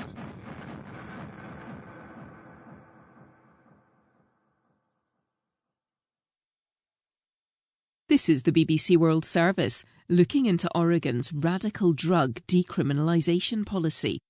For the past 3 years, Oregon has wrestled with the country's boldest ever attempt at undoing the war on drugs through a groundbreaking new law, Measure 110. The state's new drug decriminalization law turns possessing small amounts of street drugs into a violation, like a traffic ticket. I've been speaking to lawmakers and people who work and live on the streets at the coalface of the state's drug crisis. There's been a 1,500% increase in fentanyl overdose deaths. The state was painfully ill-equipped to handle this new surge. Fentanyl is more addictive, more lethal, and cheaper than any drug. We have significant challenges ahead of us. A reckoning with drugs in Oregon. Tuesday at 9:30 and 20 GMT. Or listen now wherever you get your BBC podcasts. Next on the BBC World Service, a lost underwater city, the forgotten art of painting religious icons, the hidden places where our data lives on the planet, and an erased Women's World Cup. Join me as I listen to the stories that connected with you the most online and on social media, the stories that you wanted to share. That's with me, Anna Doble, in Pick of the World after the news. With the BBC News, I'm Roisin Hastie. The 4 suspected gunmen in the Moscow concert hall attack have appeared in court accused of committing terrorism. They're being remanded pending a trial set for May. The authorities said one, a Tajikistan national, had pleaded guilty. One of the 4 men looked dazed and beaten. Following the Moscow atrocity, US officials have sought to emphasise that the Islamic State group still poses a threat and to cast doubt on the Kremlin's claim of a Ukrainian link. Meanwhile, France has raised its national security alert to the highest level. As votes are counted in Senegal's presidential election, at least 4 opposition candidates have conceded. They say they believe the anti-establishment politician Bassirou Diomaye Faye has won. The head of the UN Agency for Palestinian Refugees says Israel has told him it will no longer let UNRWA food convoys enter northern Gaza. Philippe Lazzarini described the move as outrageous. Another official said no reason for the block had been given. Israel has not commented. Ecuador's youngest mayor, Brigitte Garcia, has been found shot dead in a car along with one of her advisors. The 27-year-old becomes the Andean country's latest assassination victim. Violent crime has risen dramatically in recent years. The Mexican authorities say most of a group of 66 people kidnapped in Sinaloa state have been found. It's reported many have returned home. About 8 are still unaccounted for. France says it will provide special flights for vulnerable citizens who want to leave Haiti. Gang violence has continued despite reports of tentative political progress. A 24-year-old sumo wrestler from northern Japan has become the first in more than a century to win a top division tournament at his first attempt. Takeru Fuji claimed the Emperor's Cup at the end of a 15-day tournament in Osaka. BBC News.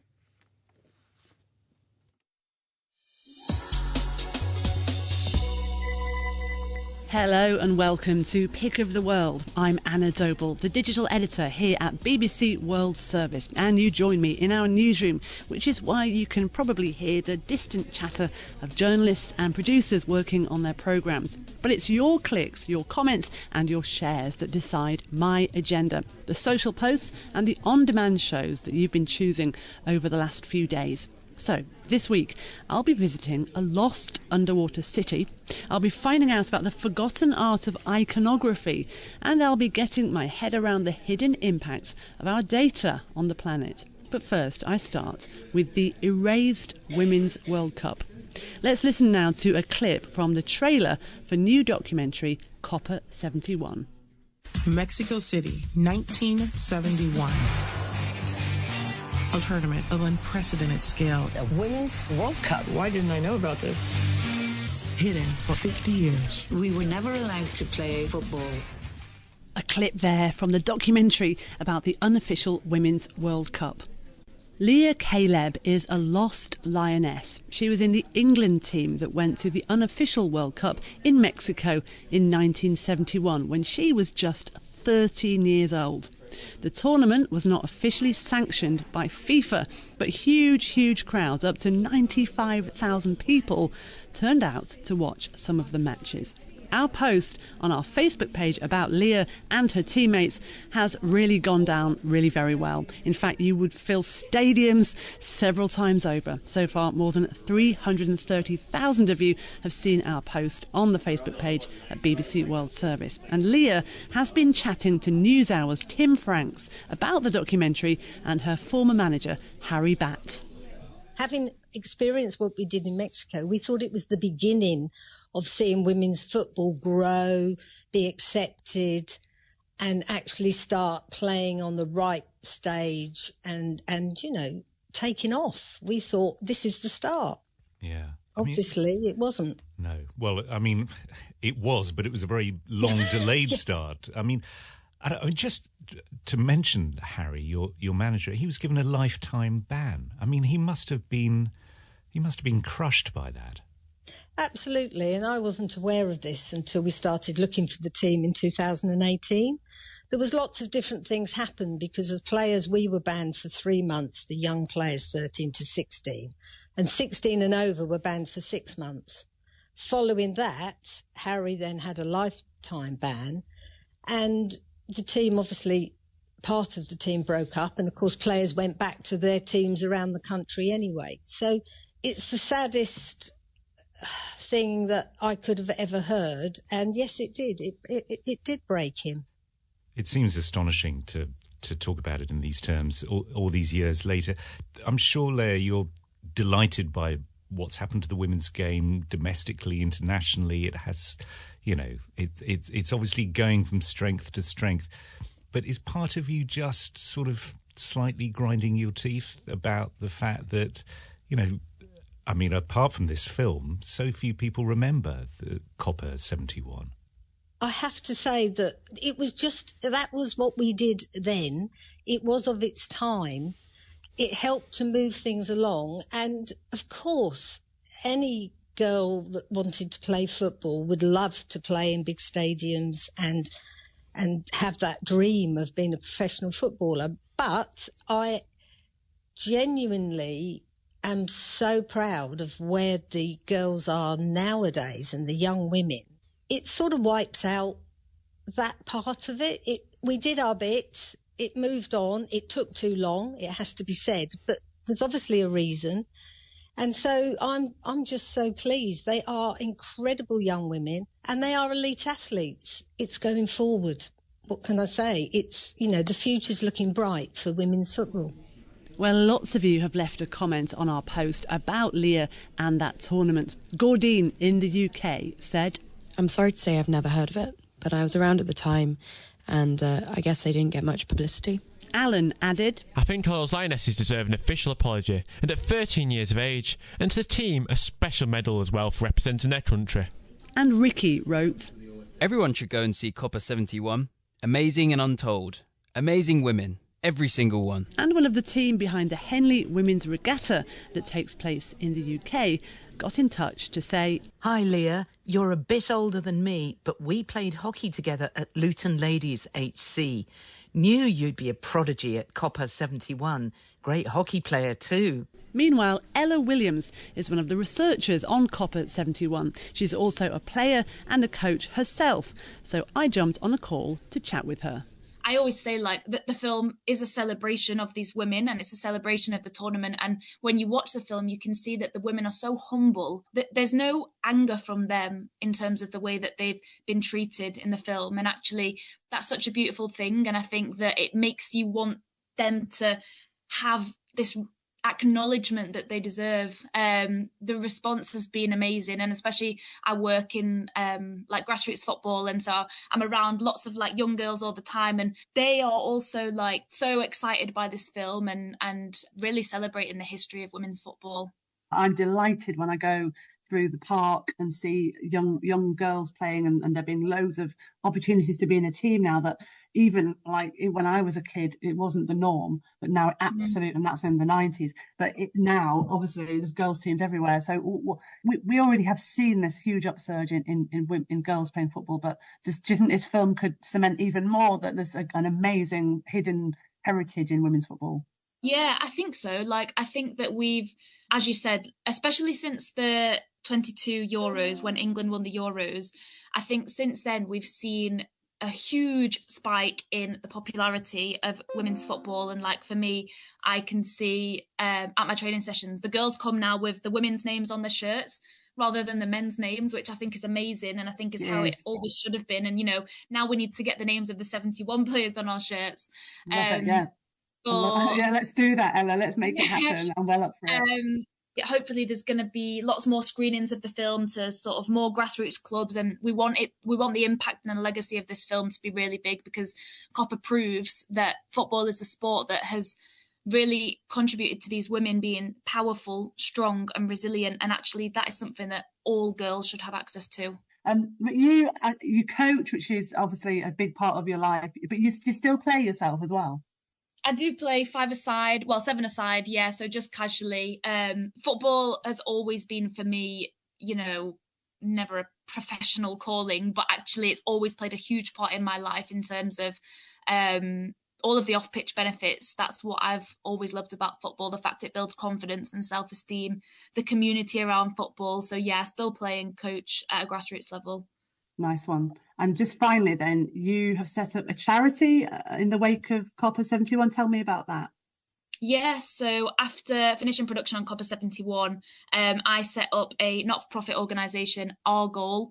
Our Goal's vision is to empower every girl to be active and to reach her full potential, which we do through community football sessions and also through mentoring and physical activity programmes with the teenage girls that are dropping out of PE. And that's really because, working on Copper was always more than just a job to me. I feel very passionate about this topic, and I wanted to create something that was in line with the legacy of this film and of the amazing women that took part in the tournament.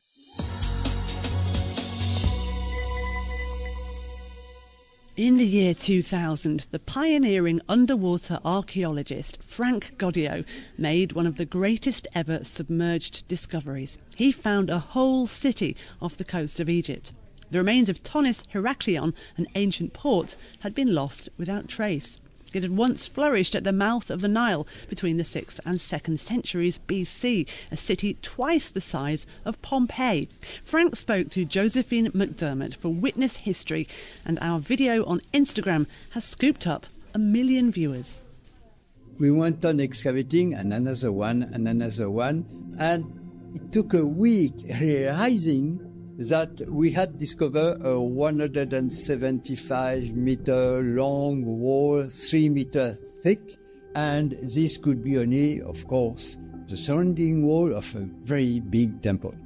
Having found remains of human civilization, Frank needed proof it was a lost city.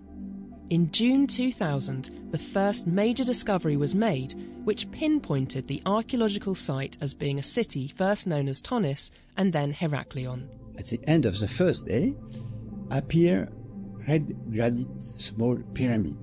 Excitement, and within 3 days, we had fully excavated what we call the naos of the temple, which is a shrine where the statue of the main god of the temple were locked in. And we could read that it was the shrine of the temple of Amon. And we knew that in the city of Heraklion was located the famed city of Amon-Gereb. And we could read on that monument, I am the house of the god Amon-Gereb. Thus, at once, we could identify the temple, and we could identify that we were in the middle of a second city. Well, like me, you've been pretty amazed by this video. Jade wrote, "How remarkable. Hope to see it one day." And Miguel added, "Incredible discovery."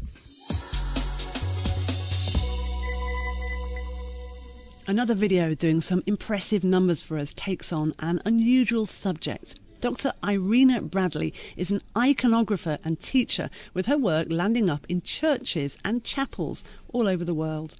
After a cancer diagnosis, she found herself applying to an icon painting school and says learning this precision art form has transformed her life. This story is from our Heart and Soul programme. Nastaran Tavakolifar is the host, and 300,000 of you have seen this video so far on our Instagram channel, which you can find at BBC World Service. There is a sort of alchemy when it comes to the material you use. All the colours that we use are minerals from the ground. The gold itself, nothing is synthetic in this process. It engages all your senses, and therefore I think that's part of the divine too, like being present with things that have always been and always will be. So I feel there is a spiritual connection with that that comes from the material. I love an icon of St. George in one of the Kremlin cathedrals. I can't explain why, but I feel this saint has been with me for a very, very long time. What was it about this icon that spoke to you so much?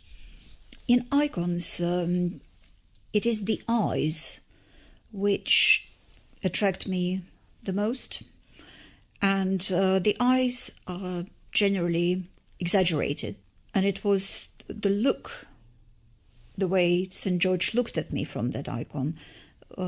It penetrated, I think, deep within my soul, and I will never forget this look. So I felt that we are together. Would you say you felt seen? Yes, definitely. There are some lovely comments beneath this video. Ariath in Sudan said, "Can she paint our President of the Republic of South Sudan? She is the world champion of painting." And this is from the Artisan's Corner. What a delight to see this post about Irina, her journey and her work. I encountered Irina's class as a part of my studies. And Nikos. Bravo, BBC World Service. Such an interesting topic. My regards from Greece. Right then, storing your data in the cloud might sound like an intangible, floaty kind of place, but it's actually a physical location, a data centre. In other words, row upon row of servers in sometimes metal hangars that look pretty alien-like, but it's where your digital information really lives. Crowd science listener Art wanted to know what these data centres are like in reality, and also what might be the hidden impact of them on our planet. So the programme, which is our most played on-demand show this week, headed out to chilly Western Norway to visit a data centre hidden deep within a mountain. Okay, wow. There are these huge black units all around us with lots of wires and lights and cabling above our heads. Yeah, so these are the servers and the cooling units inside the data hall. So that noise that we're hearing is partly computer fans whirring, but also it's the sound of air, cool air being blown on top of the servers so they don't overheat. That's correct. If you stand in front here, you'll feel the heat coming out from the servers. Oh yeah. So it's very important that this is closed off and sealed to make sure that we have the best energy efficiency possible. And you're right, you can really feel it. It's like kind of standing in front of a hot air vent in your car or something. It's very warm. Svein, could you give us like a little bit of like perspective on the equipment in here and kind of what it means? So how many servers have you got in the facility and how much data is each one crunching? We typically measure the size of a data center not by the compute capacity, but the amount of power. So this is a 25 megawatt facility. It's a massive, it's probably somewhere between 50 and 60,000 servers inside this facility. So it is all pretty clever, but of course, as we produce more data in everyday life via our phones, computers and our internet use, well, the challenge is to make the data centres more efficient using more renewable energy. Here's Mike Berners-Lee, an expert on our carbon footprints. The climate doesn't care how much renewable energy we've got. What the climate cares about is how little fossil fuel we're burning. So at the moment, there's only so much renewable energy to go around. If the data centres use it, then other electricity users can't.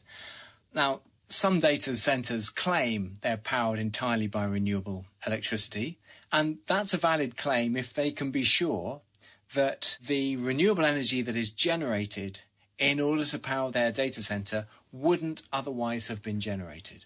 But if you can't be sure of that claim, then it doesn't really stack up, because all you've really done is taken the world's share of renewable electricity and used it for data centres.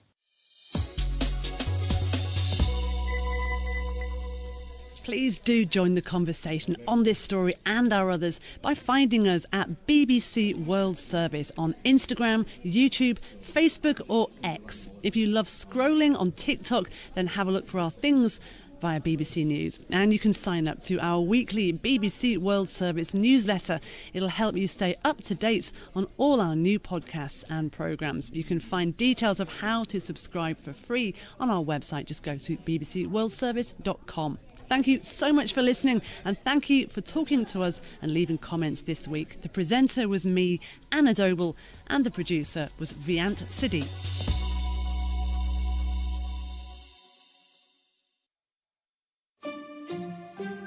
It's time to hear what you think of the BBC World Service in Over to You.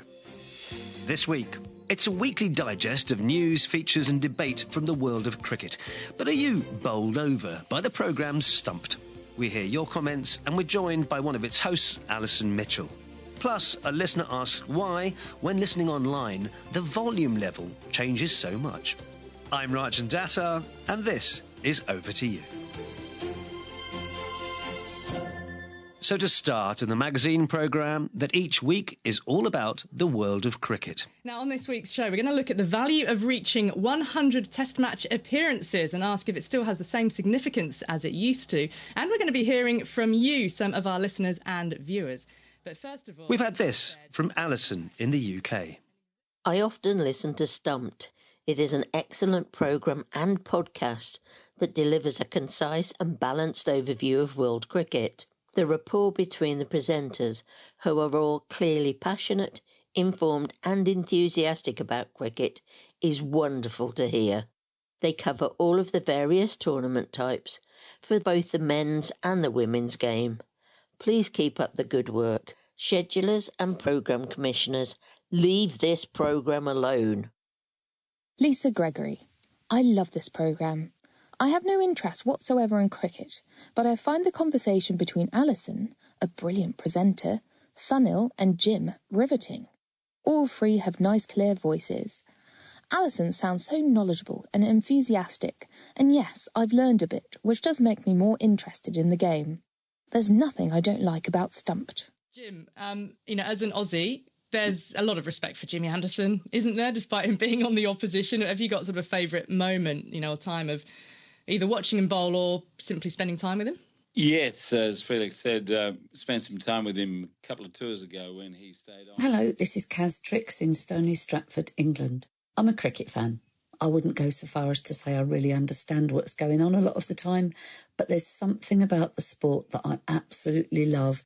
Stumped on the World Service is a brilliant programme. It's really informative about cricket, but it's also quite powerful and moving sometimes because you hear the stories and the lives of the cricketers and what happens off the field and the influences and the help that they give to others and the struggles they have in their own lives. Particularly recently, there's been stuff about mental health, which has been really important for them to share. I love the presenters. They seem to get on really, really well. Well, joining me now is one of the show's presenters, Alison Mitchell. Now, Stumped has been on air for a decade, and you've just totted up 450 episodes on the scoreboard. And here and over to you, we last looked at this show 5 years ago. So tell me, how has the show and its format evolved over its innings? And I promise that's the last cheesy cricket pun I'll make. You're allowed. You're allowed.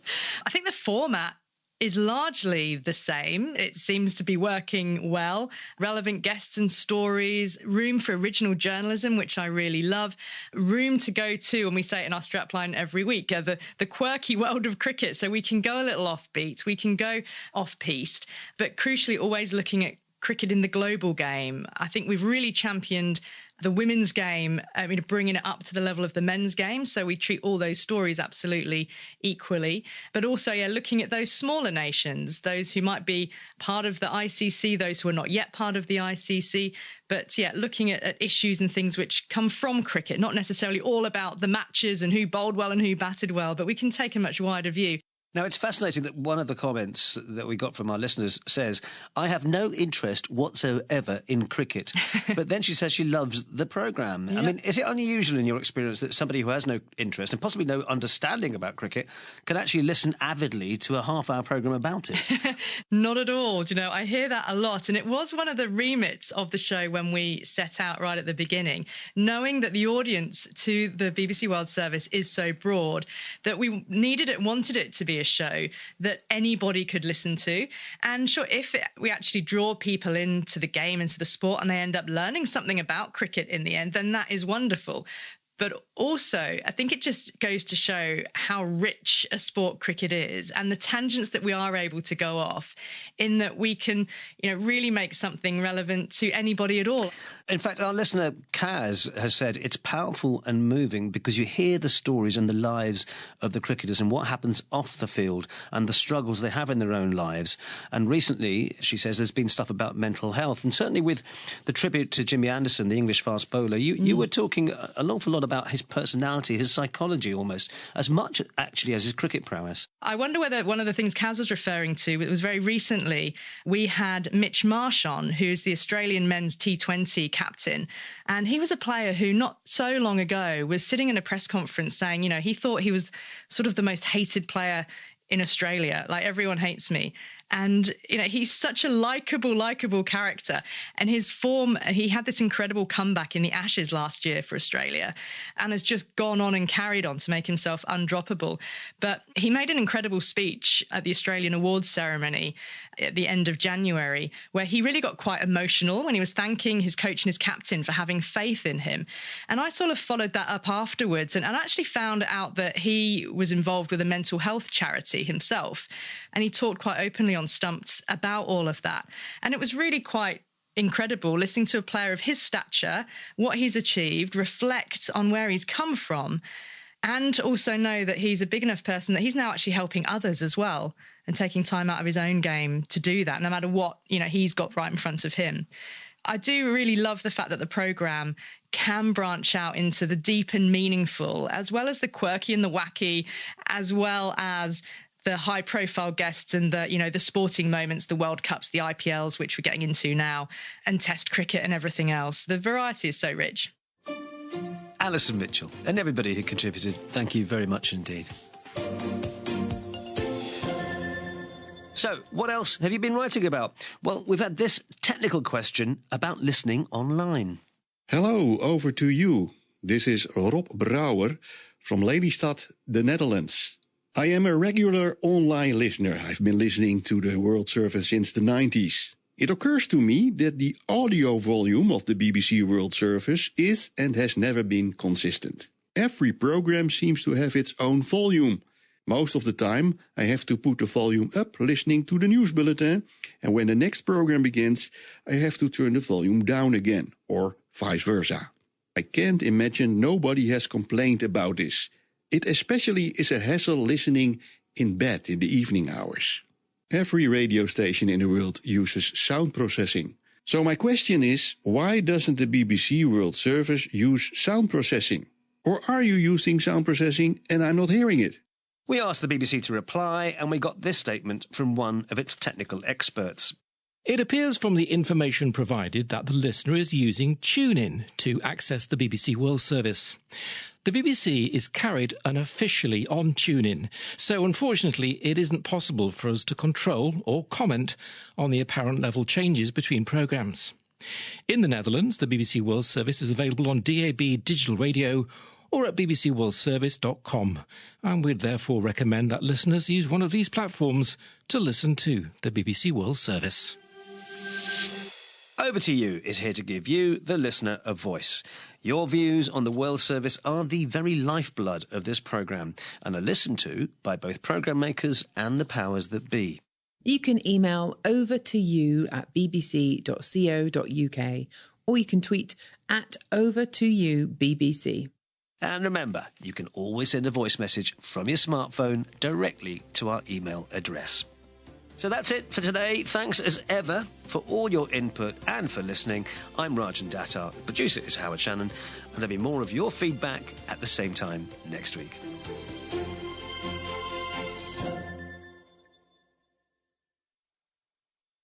This is the BBC World Service. And on the inquiry this week, President Nayib Bukele of El Salvador has declared war on the country's gangs. Salvadorians are enjoying a peaceful life, and regional leaders are looking on admiringly. So on the inquiry we're asking, will neighbouring countries follow El Salvador's lead on crime? The inquiry at bbcworldservice.com/inquiry.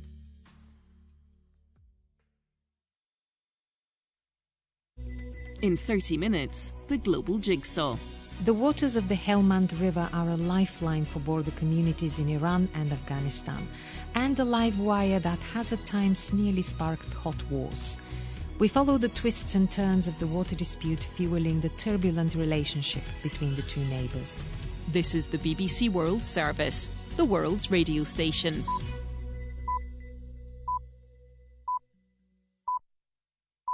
On From Our Own Correspondent after the news, with 6 more years in power, what might President Putin do for his country? Or have his country do for him? 2 days after the election, on the front page of one of Russia's most popular newspapers, there was a short but extraordinary headline. Russia is Putin. Why some of the worst violence against women and girls in Sudan is kept so very, very secret. She cannot tell anyone what happened. Her family could disown her. She may not be able to get married, and there will definitely be gossip in the camp. And how the tiny island state of Palau deals with global superpowers. We want to work together with the United States, he told me. We have faith in the system. But he also said China was still knocking, looking to win more influence in the Pacific. That's From Our Own Correspondent, with me, Pascal Harter, after this bulletin of BBC World News. Hello, I'm Roisin Hastie with the BBC News. The 4 suspected gunmen in the Moscow concert hall attack have appeared in court accused of committing terrorism. They've been ordered into custody pending a trial set to take place in May. Reports say 3 have pleaded guilty. 137 people are confirmed to have died in the attack on the Crocus City Hall in a Moscow suburb on Friday. Steve Rosenberg reports from the Russian capital. Russia in mourning. There was sombre music on television and flags at half-mast across the country. And from the Russian patriarch, there were prayers for the dead, for the victims of the Crocus City Hall massacre. At the scene of the attack, lots of people were queuing to leave flowers and messages. There was a mixture of grief and anger. Following the attack near Moscow, American officials have sought to stress that the Islamic State group still poses a threat internationally. The US ambassador in Baghdad said the jihadist organisation was still a danger in Iraq and beyond. Washington said its intelligence confirmed the IS claim of responsibility for the concert hall atrocity. As votes are counted in Senegal following Sunday's presidential election, at least 4 opposition candidates have conceded, saying they believe the anti-establishment politician Bassirou Diomaye Faye has won. Provisional results broadcast by local media gave an early lead to Mr Faye, putting him ahead of the former Prime Minister Amadou Ba. From the capital, Dakar, here's James Copnell. Bassirou Diomaye Faye, who's an opposition leader, he's the protege really of Ousmane Sonko, even more popular opposition figure who isn't allowed to run because of a court judgment against him that he and his supporters see as politically motivated. But Bassirou Diomaye Faye, Sonko's candidate, is seen as the voice of change, if you like. And the main figure against him is Amadou Ba, the former Prime Minister. He's the establishment candidate. UNRWA, the UN Agency for Palestinian Refugees, says Israel won't approve its aid deliveries to enter northern Gaza, where famine is considered to be imminent. The head of UNRWA, Philippe Lazzarini, described the move as outrageous.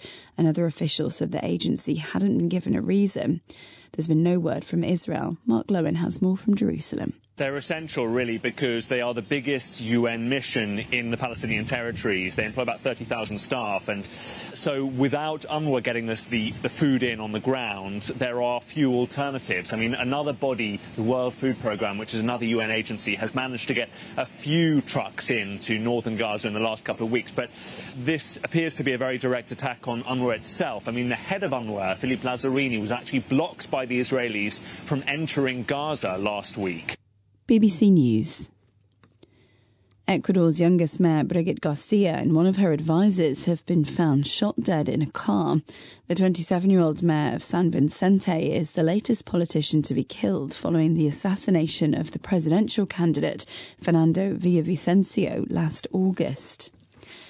At least 25 people have been killed in floods caused by heavy rain in southeastern Brazil. Rescuers in boats and aircraft have been trying to reach those left isolated by the storms in Rio de Janeiro state and Espírito Santo. Thousands of people have been evacuated from their homes. The man who's on course to become Ireland's youngest ever Prime Minister has stressed the importance of law and order and immigration reform. Simon Harris, who's 37, was elected unopposed as the leader of the Fine Gael party. He told cheering supporters that he would do his damnedest for his party and his country. I want to thank every single person in this room and every single community you come from across Ireland. I want to thank you for your trust.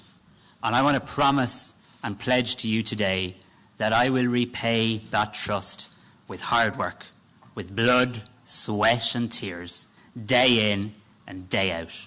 Simon Harris replaces Leo Varadkar, who announced his surprise resignation as party leader and Prime Minister on Wednesday. Scientists at Europe's Centre for Subatomic Particle Research, known as CERN, have approved a $120 million experiment to search for ghost particles, which might exist but haven't yet been found. They want to find answers to why 95% of the particles they believe make up the universe remain hidden. The scientists intend to smash together a large number of particles in a 27-kilometre-long accelerator that lies underneath Switzerland. They hope to detect ghost particles using a new instrument 1,000 times more sensitive than previous versions. BBC News. Hello and welcome to From Our Own Correspondent here on the BBC World Service. I'm Pascal Harter. Coming up in the programme, from Sudan's border with Chad, one reporter hears the stories of women and girls who've survived terrible violence in Darfur. And in the deep blue waters of the Pacific Ocean, we hear how global giants court tiny island nations. Just why are China and the United States so interested in who builds what on Palau? First, though, to Russia. A triumphant Vladimir Putin appeared at a concert in Moscow's Red Square last Monday after winning a fifth term, 6 more years as Russian president. This makes him the longest-serving Kremlin leader since Soviet dictator Joseph Stalin. Western governments were strident in their criticism of the vote. Germany described it as a pseudo-election, while the UK Foreign Secretary David Cameron condemned the illegal holding of elections on Ukrainian territory. In Russian-occupied Berdyansk, there were reports of pro-Russian collaborators bringing ballot boxes to people's front doors, accompanied by armed soldiers. The governments of China, Iran, India and North Korea sent their congratulations. The concert in Moscow was arranged to mark the 10th anniversary of Russia's illegal annexation of Crimea, and President Putin reminded the crowd there that his fight for territory wasn't over. He may now have added impetus to step up the Russian offensive in Ukraine or broaden his ambition further.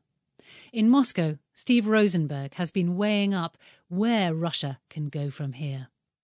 If you want to know what absolute power in Russia looks like, feels like, step inside St. Andrew's Hall of the Kremlin Palace, the throne room of the Tsars.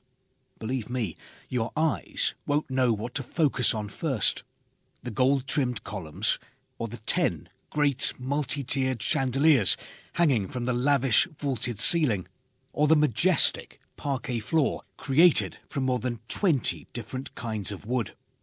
And at the end of the hall hangs the all-powerful eye, emitting golden rays onto the imperial throne, where 3 Russian Tsars were crowned. I'm standing next to the throne, and I can't quite believe I'm here. It's all very unexpected. 2 days after Vladimir Putin was declared the winner of Russia's presidential election with 87% of the vote, we received a telephone call from the Kremlin. Would the BBC like to attend an event at the Kremlin Palace? An official asked. It was a rare offer, the first time we'd been invited inside the Kremlin for more than 4 years. Suddenly, my gaze switches from the Tsar's throne to the other end of the hall. Giant golden doors open. The voice of an announcer booms. The President of the Russian Federation, Vladimir Vladimirovich Putin. President Putin walks into the room and up to a podium, and the audience in St. Andrew's Hall bursts into applause.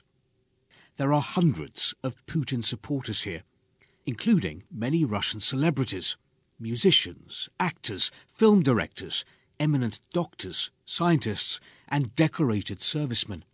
They've come to congratulate Mr. Putin on his victory, and he's here to thank them for their support. Now the audience are on their feet, a standing ovation. At this moment, in this place, Vladimir Putin resembles not the president of Russia, but a modern-day Tsar, and that's exactly how it is now. When Russians went to the polls, it was less an election, more a coronation. A voting procedure designed to confirm the eternal leader's hold on power. Mr. Putin faced no serious challenger.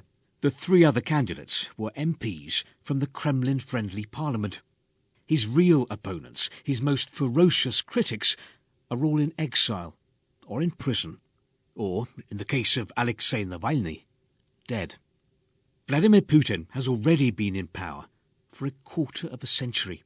If he completes his next presidential term, his 5th, he will be the longest-serving Russian leader since Catherine the Great. A key moment in this transformation from elected president to permanent fixture came 4 years ago. That's when the Kremlin changed the constitution, with the help of a referendum, to allow Mr. Putin to run for office again and again in 2030 if he wishes. But the VIPs in St Andrew's Hall seem more than happy with that. I ask the guests, isn't it dangerous to concentrate power in the hands of one man for so long with so few checks and balances? Film director Andrei Konchalovsky comes up with this reply. Russian culture is based on delegation, he tells me. Our nation delegates all power to one man. Russia is paternalistic. We need a father. But that means putting a lot of trust in one man, I reply. Yes, the filmmaker admits, and sometimes we can make a mistake. That's happened in our history. Mikhail Piotrovsky, director of the Hermitage Museum, who's come from St. Petersburg, gives me a potted history lesson, telling me about Russian emperors who ruled long but well. He cites the example of Catherine the Great. And anyway, what can you do if all Russians love Putin and want him to stay in power? Well, that's what Margarita Simonyan, editor-in-chief of state broadcaster RT, implies when she tells me, everyone supports Putin. I don't know anyone who doesn't. Ivan doesn't. I meet Ivan at a polling station on the third and final day of Russia's election. He's taking part in a silent protest against the system, against the direction in which President Putin is leading his country, and against the war in Ukraine. Opposition figures in exile had called on Russian voters to flood polling stations at midday and either vote against Putin or spoil their ballots. They knew that such a protest wouldn't change the inevitable outcome, a Putin landslide. But, they argued, long queues of disaffected citizens would at least undermine the official narrative, according to which Mr. Putin enjoys the overwhelming support of his people. Just before noon, a queue forms outside the polling station. Suddenly, several dozen Muscovites are lining up by the entrance. Similar midday queues are reported at polling stations across the country. I've never seen crowds like these in Russia on election day. It takes some courage to come out and stand here. The Moscow prosecutor's office had issued a warning that large numbers of voters at polling stations at noon would constitute unauthorized mass gatherings and be considered illegal. I'm happy, Ivan tells me. I can see that there are a lot of normal people who don't support the war and other crimes. It's important for me to see the other faces here, to see that I'm not alone in my political views. From the polling station, I drive to Borisovskaya Cemetery on the edge of Moscow. This is where, last month, opposition leader Alexei Navalny was laid to rest. Mr. Navalny never hid the fact that he wanted to be Russia's president. He'd often spoken of his vision of Russia, the wonderful Russia of the future, he called it, a country of freedom and democracy. He wouldn't live to see it. Mr. Navalny was jailed on charges widely viewed as politically motivated and died in a remote penal colony.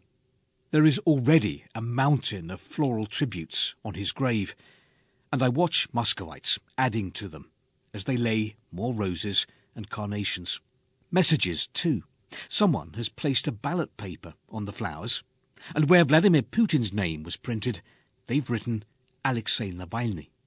And on another piece of paper that's been left here are these words: he's the candidate we wanted.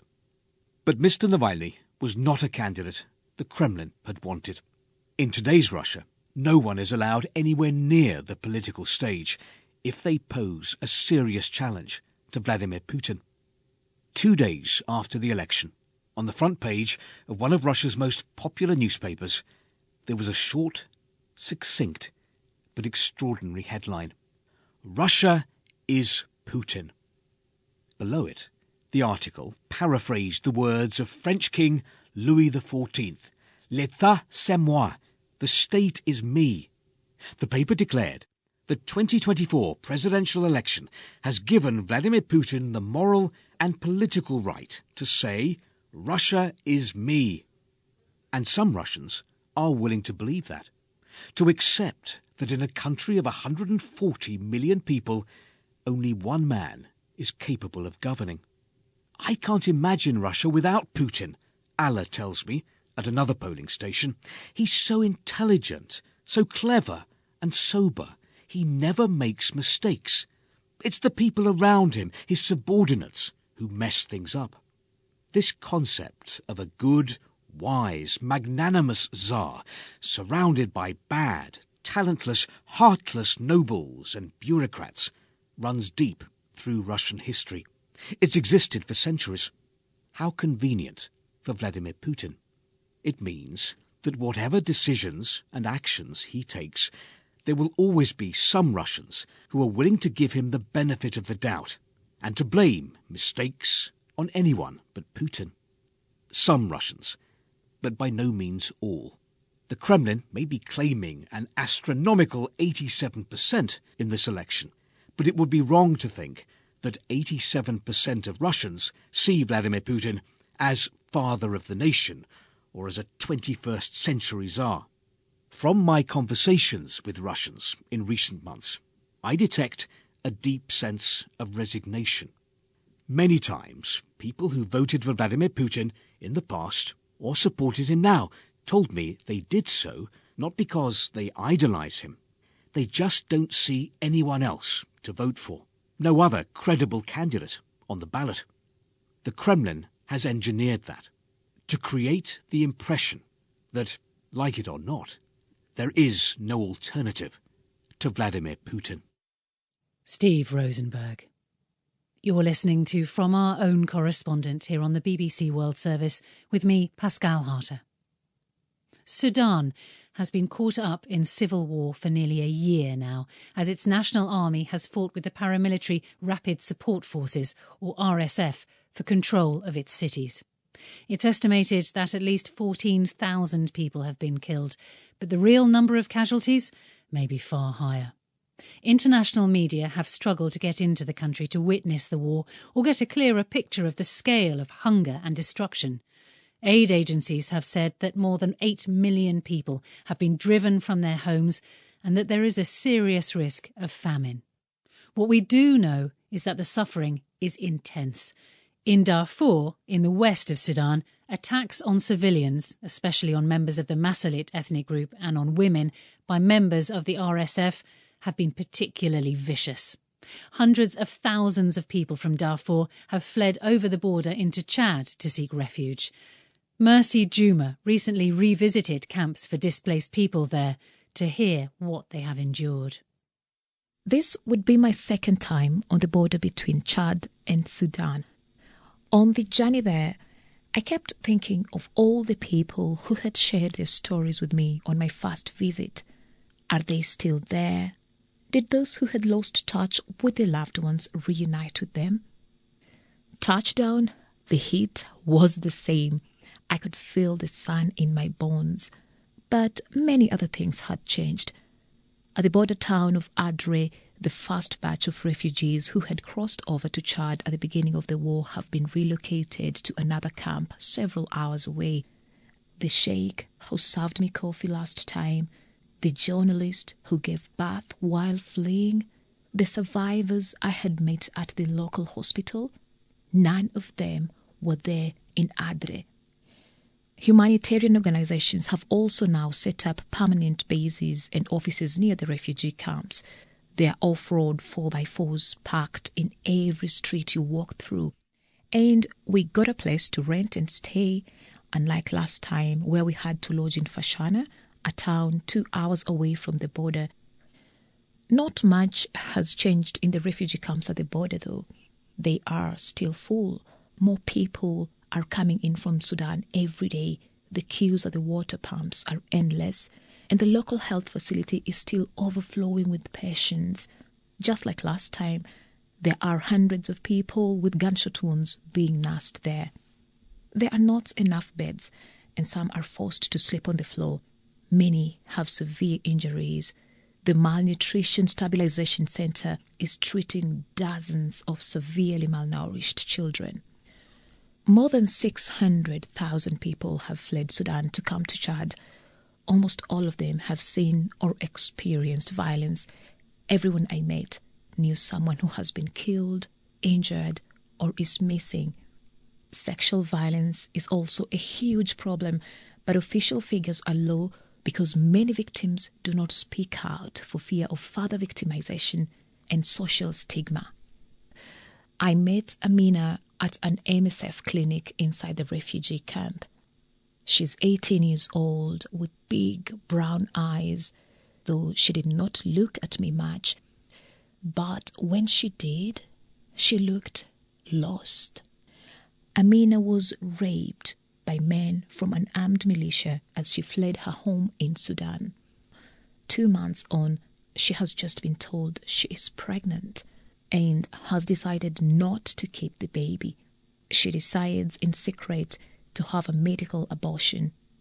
Without a goodbye, she disappeared into the camp and got swallowed by a crowd of people heading towards a food distribution site set up by the World Food Programme. Zahra, both a social worker and a refugee, invited me to a space where she brings together survivors of sexual violence for them to talk about their lives now and how they are coping. I thought it might be just 5 or 6 women in there, but there were close to 40. Mariamu, a university student, was raped as her mother was forced to watch. Nima, who was kept for days by her captors and lost count of how many men abused her. Zuhra, Maria, Layla, they cried together and hugged, and 2 hours later, just like Amina, each disappeared into the crowded camp to their own makeshift tent. After my deployment, I flew home to Nairobi. Throughout the journey, I could not get Amina out of my mind. How heavy is the burden of the secret she is carrying? How hard is it for her to go through this alone? You see, she cannot tell anyone, not even her sister or mother, what happened. Her family could disown her. She may not be able to get married, and there will definitely be gossip in the camp. Ordinary women in Sudan are paying the price for the brutality which has been unleashed by the conflict. Sadly, there is no end in sight to this ruthless war. That was Mercy Juma. By any measure, Palau is one of the world's smallest states. It's a group of islands in the West Pacific, southeast of the Philippines, north of Papua New Guinea, with under 460 square kilometres of land and fewer than 20,000 citizens. But it is still an independent country with a seat at the UN, and as such, it has an outsized influence on world events. It's also a stage for one of the biggest superpower contests of all, the global battle for influence between the United States and China.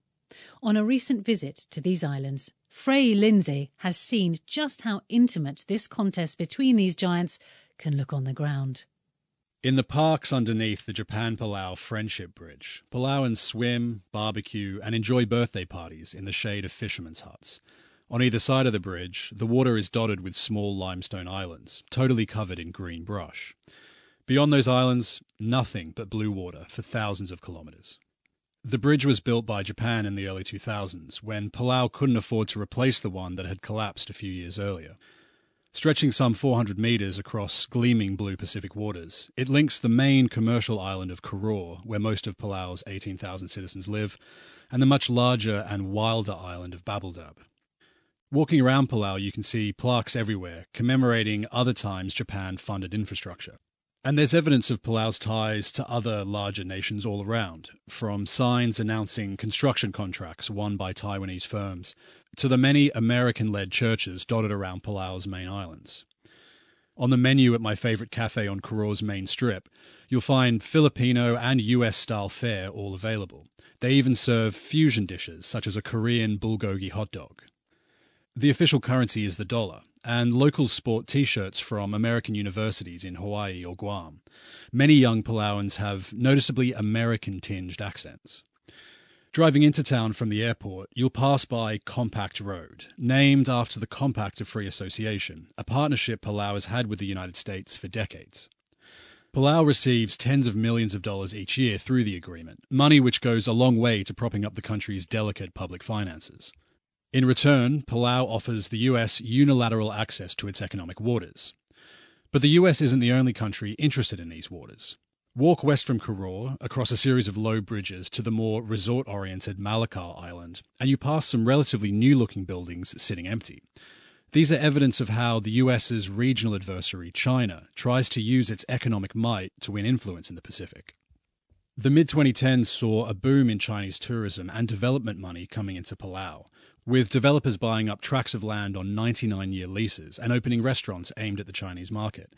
It's widely believed this was encouraged by the Chinese government as a way to entice Palau away from the US and join neighbouring countries in denying Taiwanese sovereignty. Palau, Tuvalu and the Marshall Islands are Taiwan's only remaining allies in the Pacific. But Palau's support for Taiwan was unwavering, and China abruptly removed the country from its list of approved tourism destinations in 2018, effectively turning off the money tap. Sitting with Palau's president, Surungal Whipps Jr., in his satellite office in Meongs, Palau's second most populated island, it's hard to imagine a more reliable ally for the US. He was born in Baltimore to an American mother and attended 2 US universities. He's tall, with salt and pepper hair brushed back, and often dresses casually in short-sleeved tropical button-ups. He told me that Palau was steadfast in its support for Taiwan and its partnership with the US. "We want to work together with the United States," he told me. "We have faith in the system." But he also said China was still knocking, looking to win more influence in the Pacific. He said the message he'd received indirectly was to switch allegiances. The pandemic dealt a heavy blow to tourism here. Many direct flights are still yet to resume from some of Palau's main markets like Japan and Korea. But starting last year, Chinese tourists have started to come again in increasing numbers. Chinese tour operators provide their own coaches, which you can see all around Palau with names like Long Rainbow Tours. And many Chinese tourists stay in hotels and dine in restaurants owned by Chinese businesses. So while locals told me they welcome the money Chinese tourists bring, they're wary that a lot of the money they bring in doesn't stay in Palau. But as for the wider geopolitics, people seem much less concerned. Sitting in an abandoned house turned clubhouse in Koror, one young man summed up the attitude I found here. "We welcome everyone," he said, "but we love the US." Frey Lindsay there, ending this edition of the programme. I'm Pascal Harter, the producer was Polly Hope. And don't forget, you can hear more stories from Haiti, Ukraine and Nigeria on the From Our Own Correspondent podcast. We'll be back with more of the stories behind the news headlines next weekend. So do join us again on From Our Own Correspondent here on the BBC World Service. This is the BBC World Service, exploring the arts, culture and music from around the world. I think it's a film that really benefits from a full audience because you feel the catharsis, the kind of communal catharsis that exists within the film. The pain of the people around her, including ethnic minorities from the country, have become the focus of this new album. The Balloon Museum, it does exactly what it says on the tin. There's loads of balloons, like art pieces. It was the most magnificent, whimsical afternoon. In my writing, there are a lot of society. I think about society. I'm writing about society. It's a very important character in the novel. Beyond visual aesthetics, John's art is a tactile and sensory experience. These images evoke a sense of wonder and resonate in the imagination long after you've seen them. Arts, music and culture from the BBC World Service. Coming up on the explanation on the BBC World Service. The waters of the Helmand River are a lifeline for border communities in Iran and Afghanistan, and a live wire that has at times nearly sparked hot wars. We follow the twists and turns of the water dispute fueling the turbulent relationship between the two neighbours. Join us after the news. With the BBC News, I'm Roisin Hastie. The 4 suspected gunmen in the Moscow concert hall attack have appeared in court accused of terrorism. 3 are said to have pleaded guilty. Pictures and footage from the courtroom and interrogation videos circulating online suggest the men have been badly tortured. Following the Moscow atrocity, US officials have reasserted that the Islamic State group still poses a threat and cast doubt on the Kremlin's claim of a Ukrainian link. Meanwhile, France has raised its national security alert to the highest level. Supporters of the main opposition candidate in Senegal's election have been celebrating as provisional results show him in the lead. Bassirou Diomaye Faye is ahead of the former Prime Minister Amadou Ba. The head of the UN Agency for Palestinian Refugees says Israel has told him it will no longer let UNRWA food convoys enter northern Gaza. Philippe Lazzarini described this as outrageous. Another official said no reason for the block had been given. Israel has not commented. Ecuador's youngest mayor, Brigitte Garcia, has been found shot dead in a car along with one of her advisors. The 27-year-old becomes the Andean country's latest assassination victim. Violent crime has been spiralling. The Mexican authorities say most of a group of 66 people kidnapped in Sinaloa state have been found. It's reported many have returned home, about 8 are unaccounted for. Floods in southeast Brazil have killed at least 25 people. Rescuers in boat and aircraft have been trying to reach those isolated by the storms in the states of Rio de Janeiro and Espírito Santo. Scientists at Europe's Centre for Subatomic Particle Research, known as CERN, have approved an experiment to search for ghost particles. They want answers on why 95% of the particles they believe make up the universe remain hidden. BBC News. Welcome to the explanation from the BBC World Service with me, Krassi Twig, and the Global Jigsaw podcast team from BBC Monitoring. In this episode, we look at the contested waters of the Helmand River, a dispute which has shaped the turbulent relationship between Afghanistan and Iran.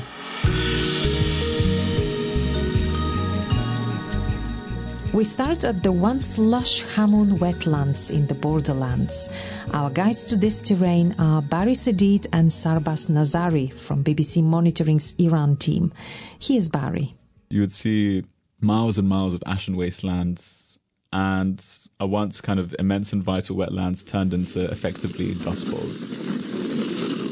And the same seasonal winds are now carrying much more really toxic, carcinogenic dust. Upon arrival in the area, you're struck with most is the extraordinary hospitality of the locals. The best treat that these people would offer you is bottled water. It's a legendary river with two names, Helmand to Afghans, Hirmand to Iranians. It emerges from the Hindu Kush mountains, runs through the central highlands to reach the western Afghan deserts in Helmand and Nimruz.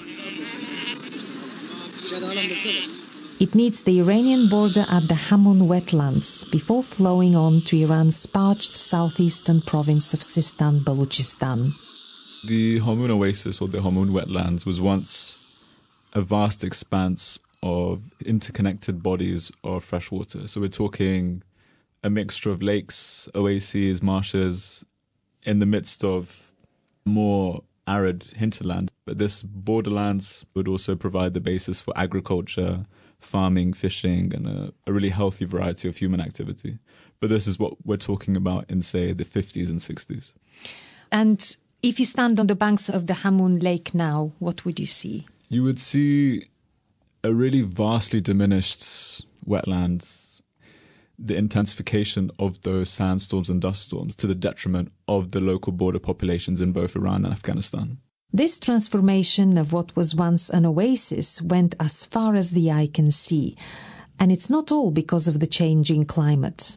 The fate of the Hamoun wetlands is really tied to three things. The first and the most obvious is climate change, decrease in level of rainfall, the increase in periodic droughts, diminishing the surface water. But then we have more interesting human factors. On the Iranian side, what we have is the building up of a similar kind of water infrastructure to feed the agriculture, but really extracting more water and increasing the water stress on the Hamoun wetlands in the first place. Sarbas Nazari travelled to Sistan-Baluchistan a few years ago, where he met farmers on small patches of irrigated land. During my visit, I saw several gardens like farms for bananas, as well as lemons, but they're quite rare.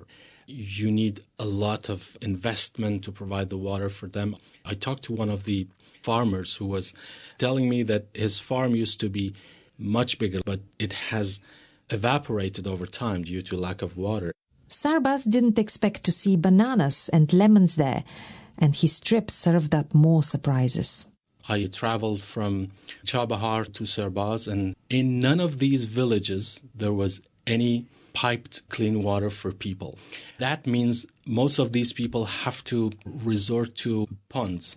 And these ponds do not hold any clean or safe water. And in most of these ponds, there's this endangered species of crocodiles, which are known as gondos locally, and they're pretty dangerous. These locals try to fetch water, and some of them get bitten. There have been so many children who have lost their limbs, and this shows the extent to which these people have to go to just gain access to some water which is not clean and safe.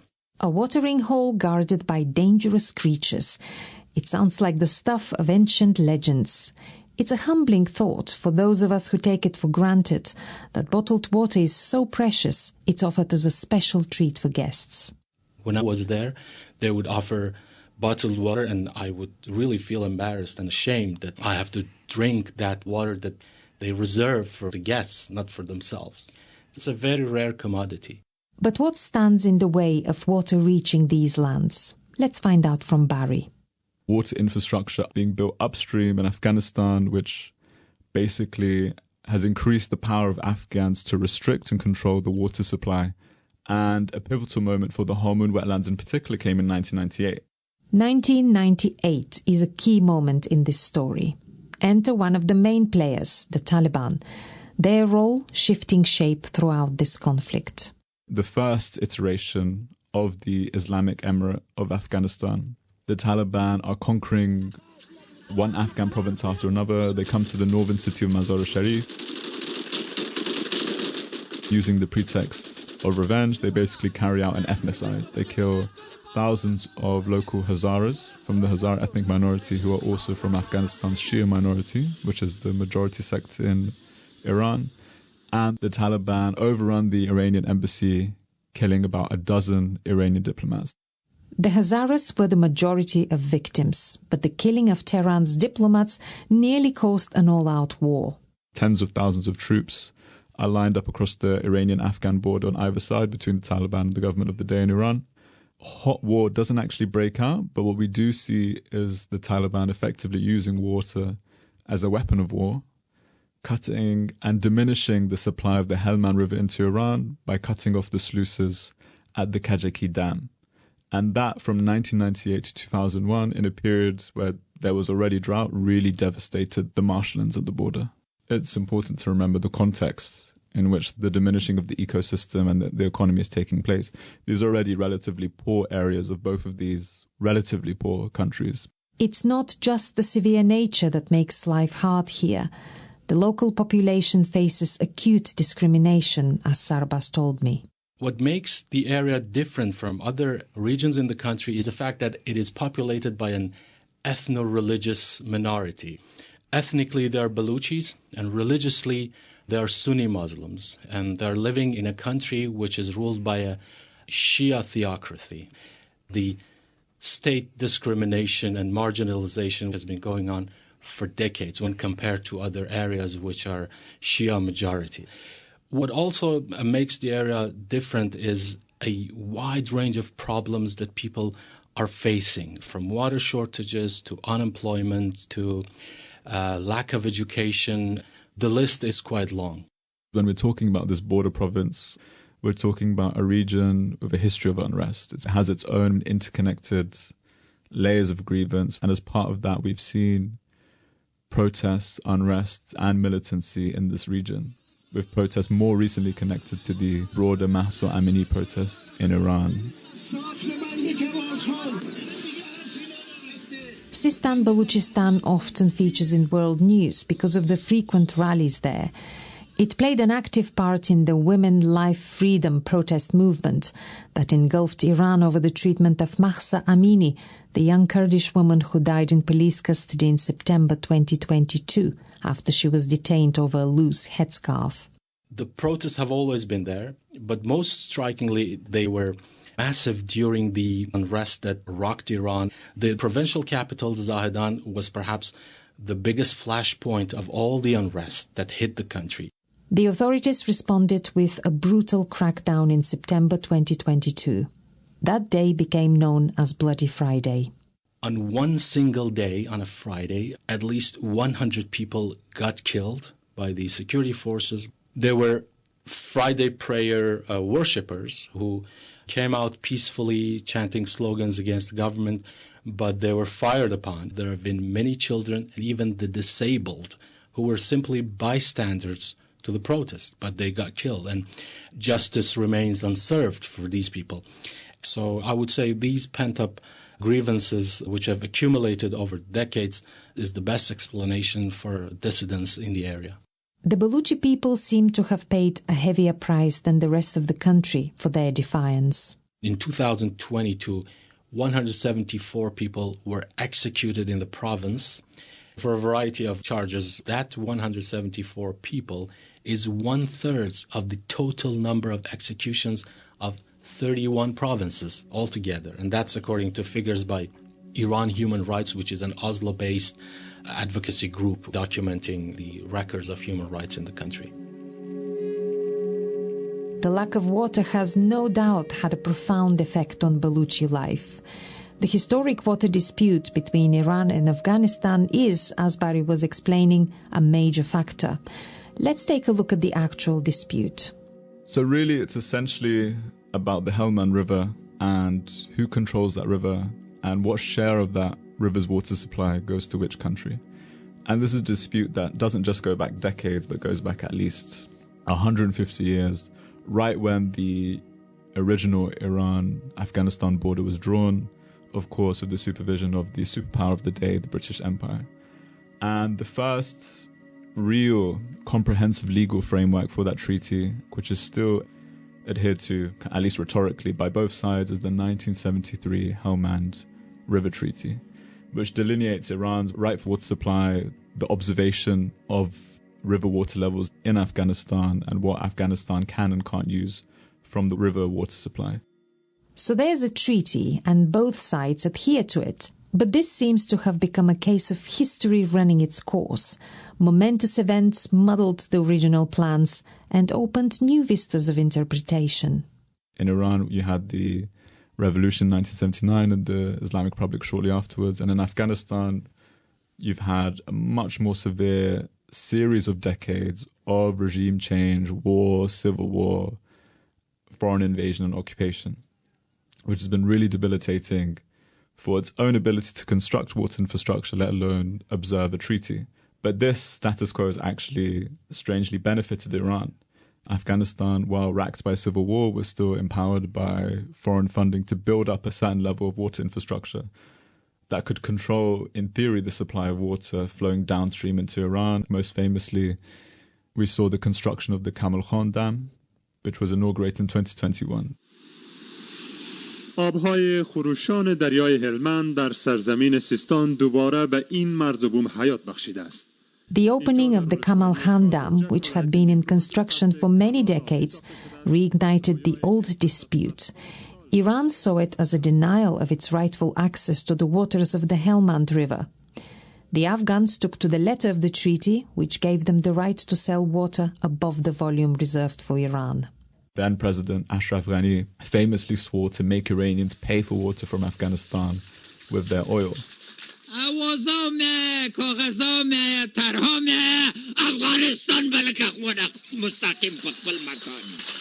A few months after the opening of the dam, the Taliban took back the whole country, including the water infrastructure management. That was in August 2021. The Taliban and Iran have had a complicated relationship, cooperative at times, hostile at others. They are what you might call frenemies. Let's take this example from 20 years ago. Iran, and the IRGC in particular, actually helped the Americans. They had an actively cooperative relationship when it came to the US invasion of Afghanistan. It was actually the Quds Force commander, Qasem Soleimani, who literally provided, according to reports, a map of Taliban bases and military locations to the Americans. But this relationship obviously quickly soured, especially when Iran was listed as one of the so-called axis of evil. Back then, the Taliban were useful to Iran. While they were an insurgent group, they would attack Afghan water infrastructure in exchange for support from Iran. Fast forward to today, and the dynamics have changed again. Facing a victorious Taliban, the Americans withdrew from Afghanistan in September 2021, leaving the group in charge of the country. The Taliban have gone from being a kind of a state to, again, a loose network of insurgents to now being a state again. When they're a loose network of insurgents, they needed money from whoever that were more pliable to Iranian interests. But now they're back, and they're not that loose network anymore, but rather a putative government who have defined responsibilities to their own population and a vested interest in actually protecting and boosting their infrastructure. For Kabul, rattling Tehran over the water issue could have knock-on effects in other areas. The water issue is a live wire, but that's also connected to the issue of migration, border security, and most importantly for the Taliban, recognition of the Taliban government. And in Iran's view, another lever that the Iranians have is the 3 million Afghan refugees currently living in Iran, many of whom work, many of whom send remittances back home, many of whom wouldn't be able to find work in Afghanistan because of the economy under sanctions. And Iran have already intensified deportations of Afghans from Iran. What's in Tehran's power that would appeal to the Taliban? The one major thing that would appeal to the Taliban, that the Taliban have been searching for all across the world, has been recognition. Now, Iran and Taliban already have a pragmatic relationship. They already have a history of cooperation, we can say, during the Republican era and the American invasion. And the one thing that could appeal to the Taliban is a real commitment from the Iranian side for economic cooperation that could include as well Iranian expertise on water infrastructure being brought to Afghanistan, as well as increased Afghan access to ports in Iran, because famously Afghanistan is, of course, a landlocked country. The idea of a pragmatic cooperation should be workable, especially when there are levers to be pulled. Access to ports would be a big deal for Afghanistan. But the reality is different, and the relationship hit a new law recently. Just a few months ago, there were skirmishes along the border between Nimruz and Sistan-Baluchistan provinces over water. Both countries are highly vulnerable to climate change. So what's the future looking like? One thing we know for sure is that the climate crisis is only going to get worse. Water stress is going to increase, population is going to increase. There are going to be more demands for water on either side, and this encourages the kind of grandstanding rhetoric. We've also seen that the legal framework isn't strictly a legal framework. In practice, that's the issue of economic integration between the two countries, or migration, or border security. We can't predict whether relations will get worse or get better, but what we can say is that the water issue is really intimately tied to all of these other issues, and if relations worsen, it won't just be in a strictly legal sense, but we'll pull in all of these other factors at the same time.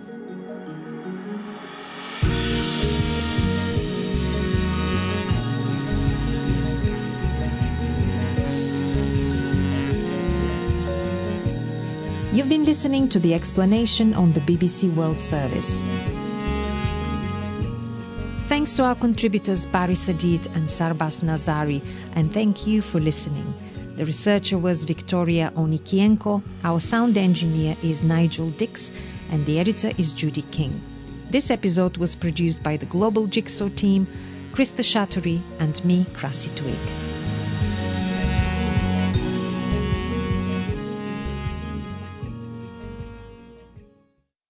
Hello and welcome to More or Less from the BBC World Service. We're your weekly look at the numbers in the news and in life. I'm Tom Coles.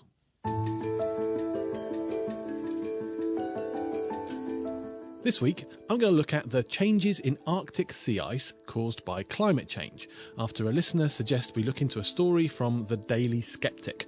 The headline read, Arctic sea ice soars to highest level for 21 years. The highest level in 21 years? But isn't climate change pushing global temperatures up, which you would think might be bad for ice? What is going on?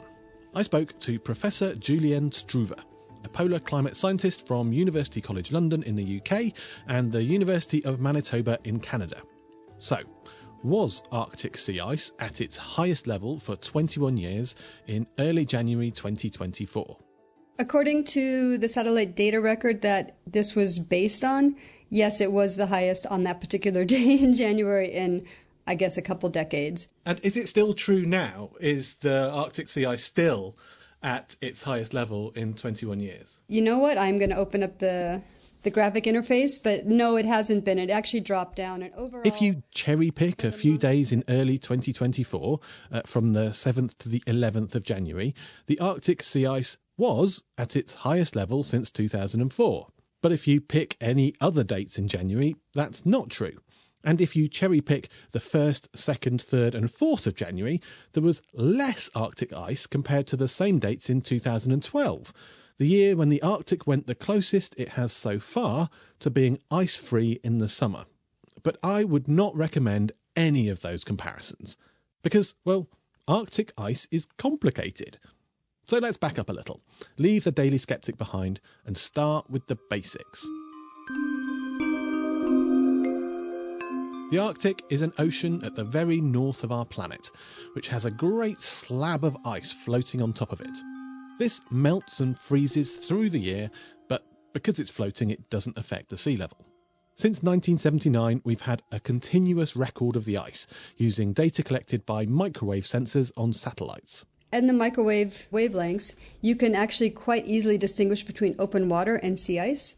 So sea ice extent is defined by all areas of the ocean that have at least 15% sea ice concentration. So they have to have at least 15% ice in there to be classified as extent. The data for sea ice extent is publicly available. If you want to check anything we're talking about here, just search online for the Charctic Interactive Sea Ice Graph from the NSIDC. At the moment, there's ice in the Arctic all year round, but it dramatically changes in size depending on the season. Every autumn, when the sun dips below the horizon and the temperatures drop below freezing, sea ice begins to form. The maximum amount of ice typically is reached sometime in February or March, and it's usually around 15 million square kilometers of the ocean will be covered by ice. And then, of course, the sun returns, and things start to melt, and then you'll hit your minimum sea ice extent for the year sometime in September.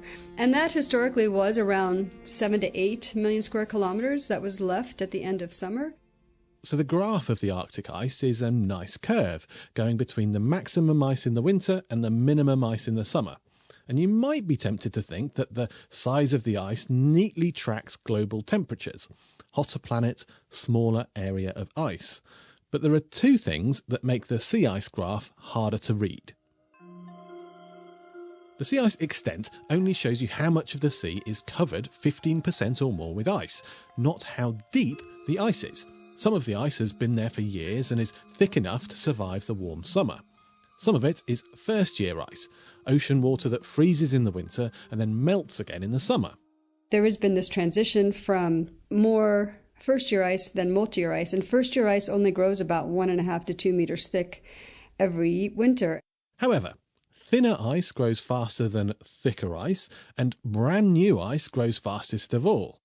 So there might be a lot less ice by volume because of the depth, but you wouldn't necessarily see the same decrease in area. And after years where a lot of ice melts in the summer, there's often a big rebound as the open ocean quickly refreezes in the winter. It would be useful here to have accurate long-term data on the thickness of the ice, but that's not available yet. The second thing that makes the data very variable is the weather. If the weather is unusually warm or unusually windy, ice will melt and break up more than usual. And if it's unusually cool or calm, you get the opposite. When you zoom in on the ice graph, you see these day-to-day and week-to-week fluctuations. So if you pick a particular day for comparison, you might just be talking about unusual weather rather than climate change. And sometimes the weather events are very big indeed.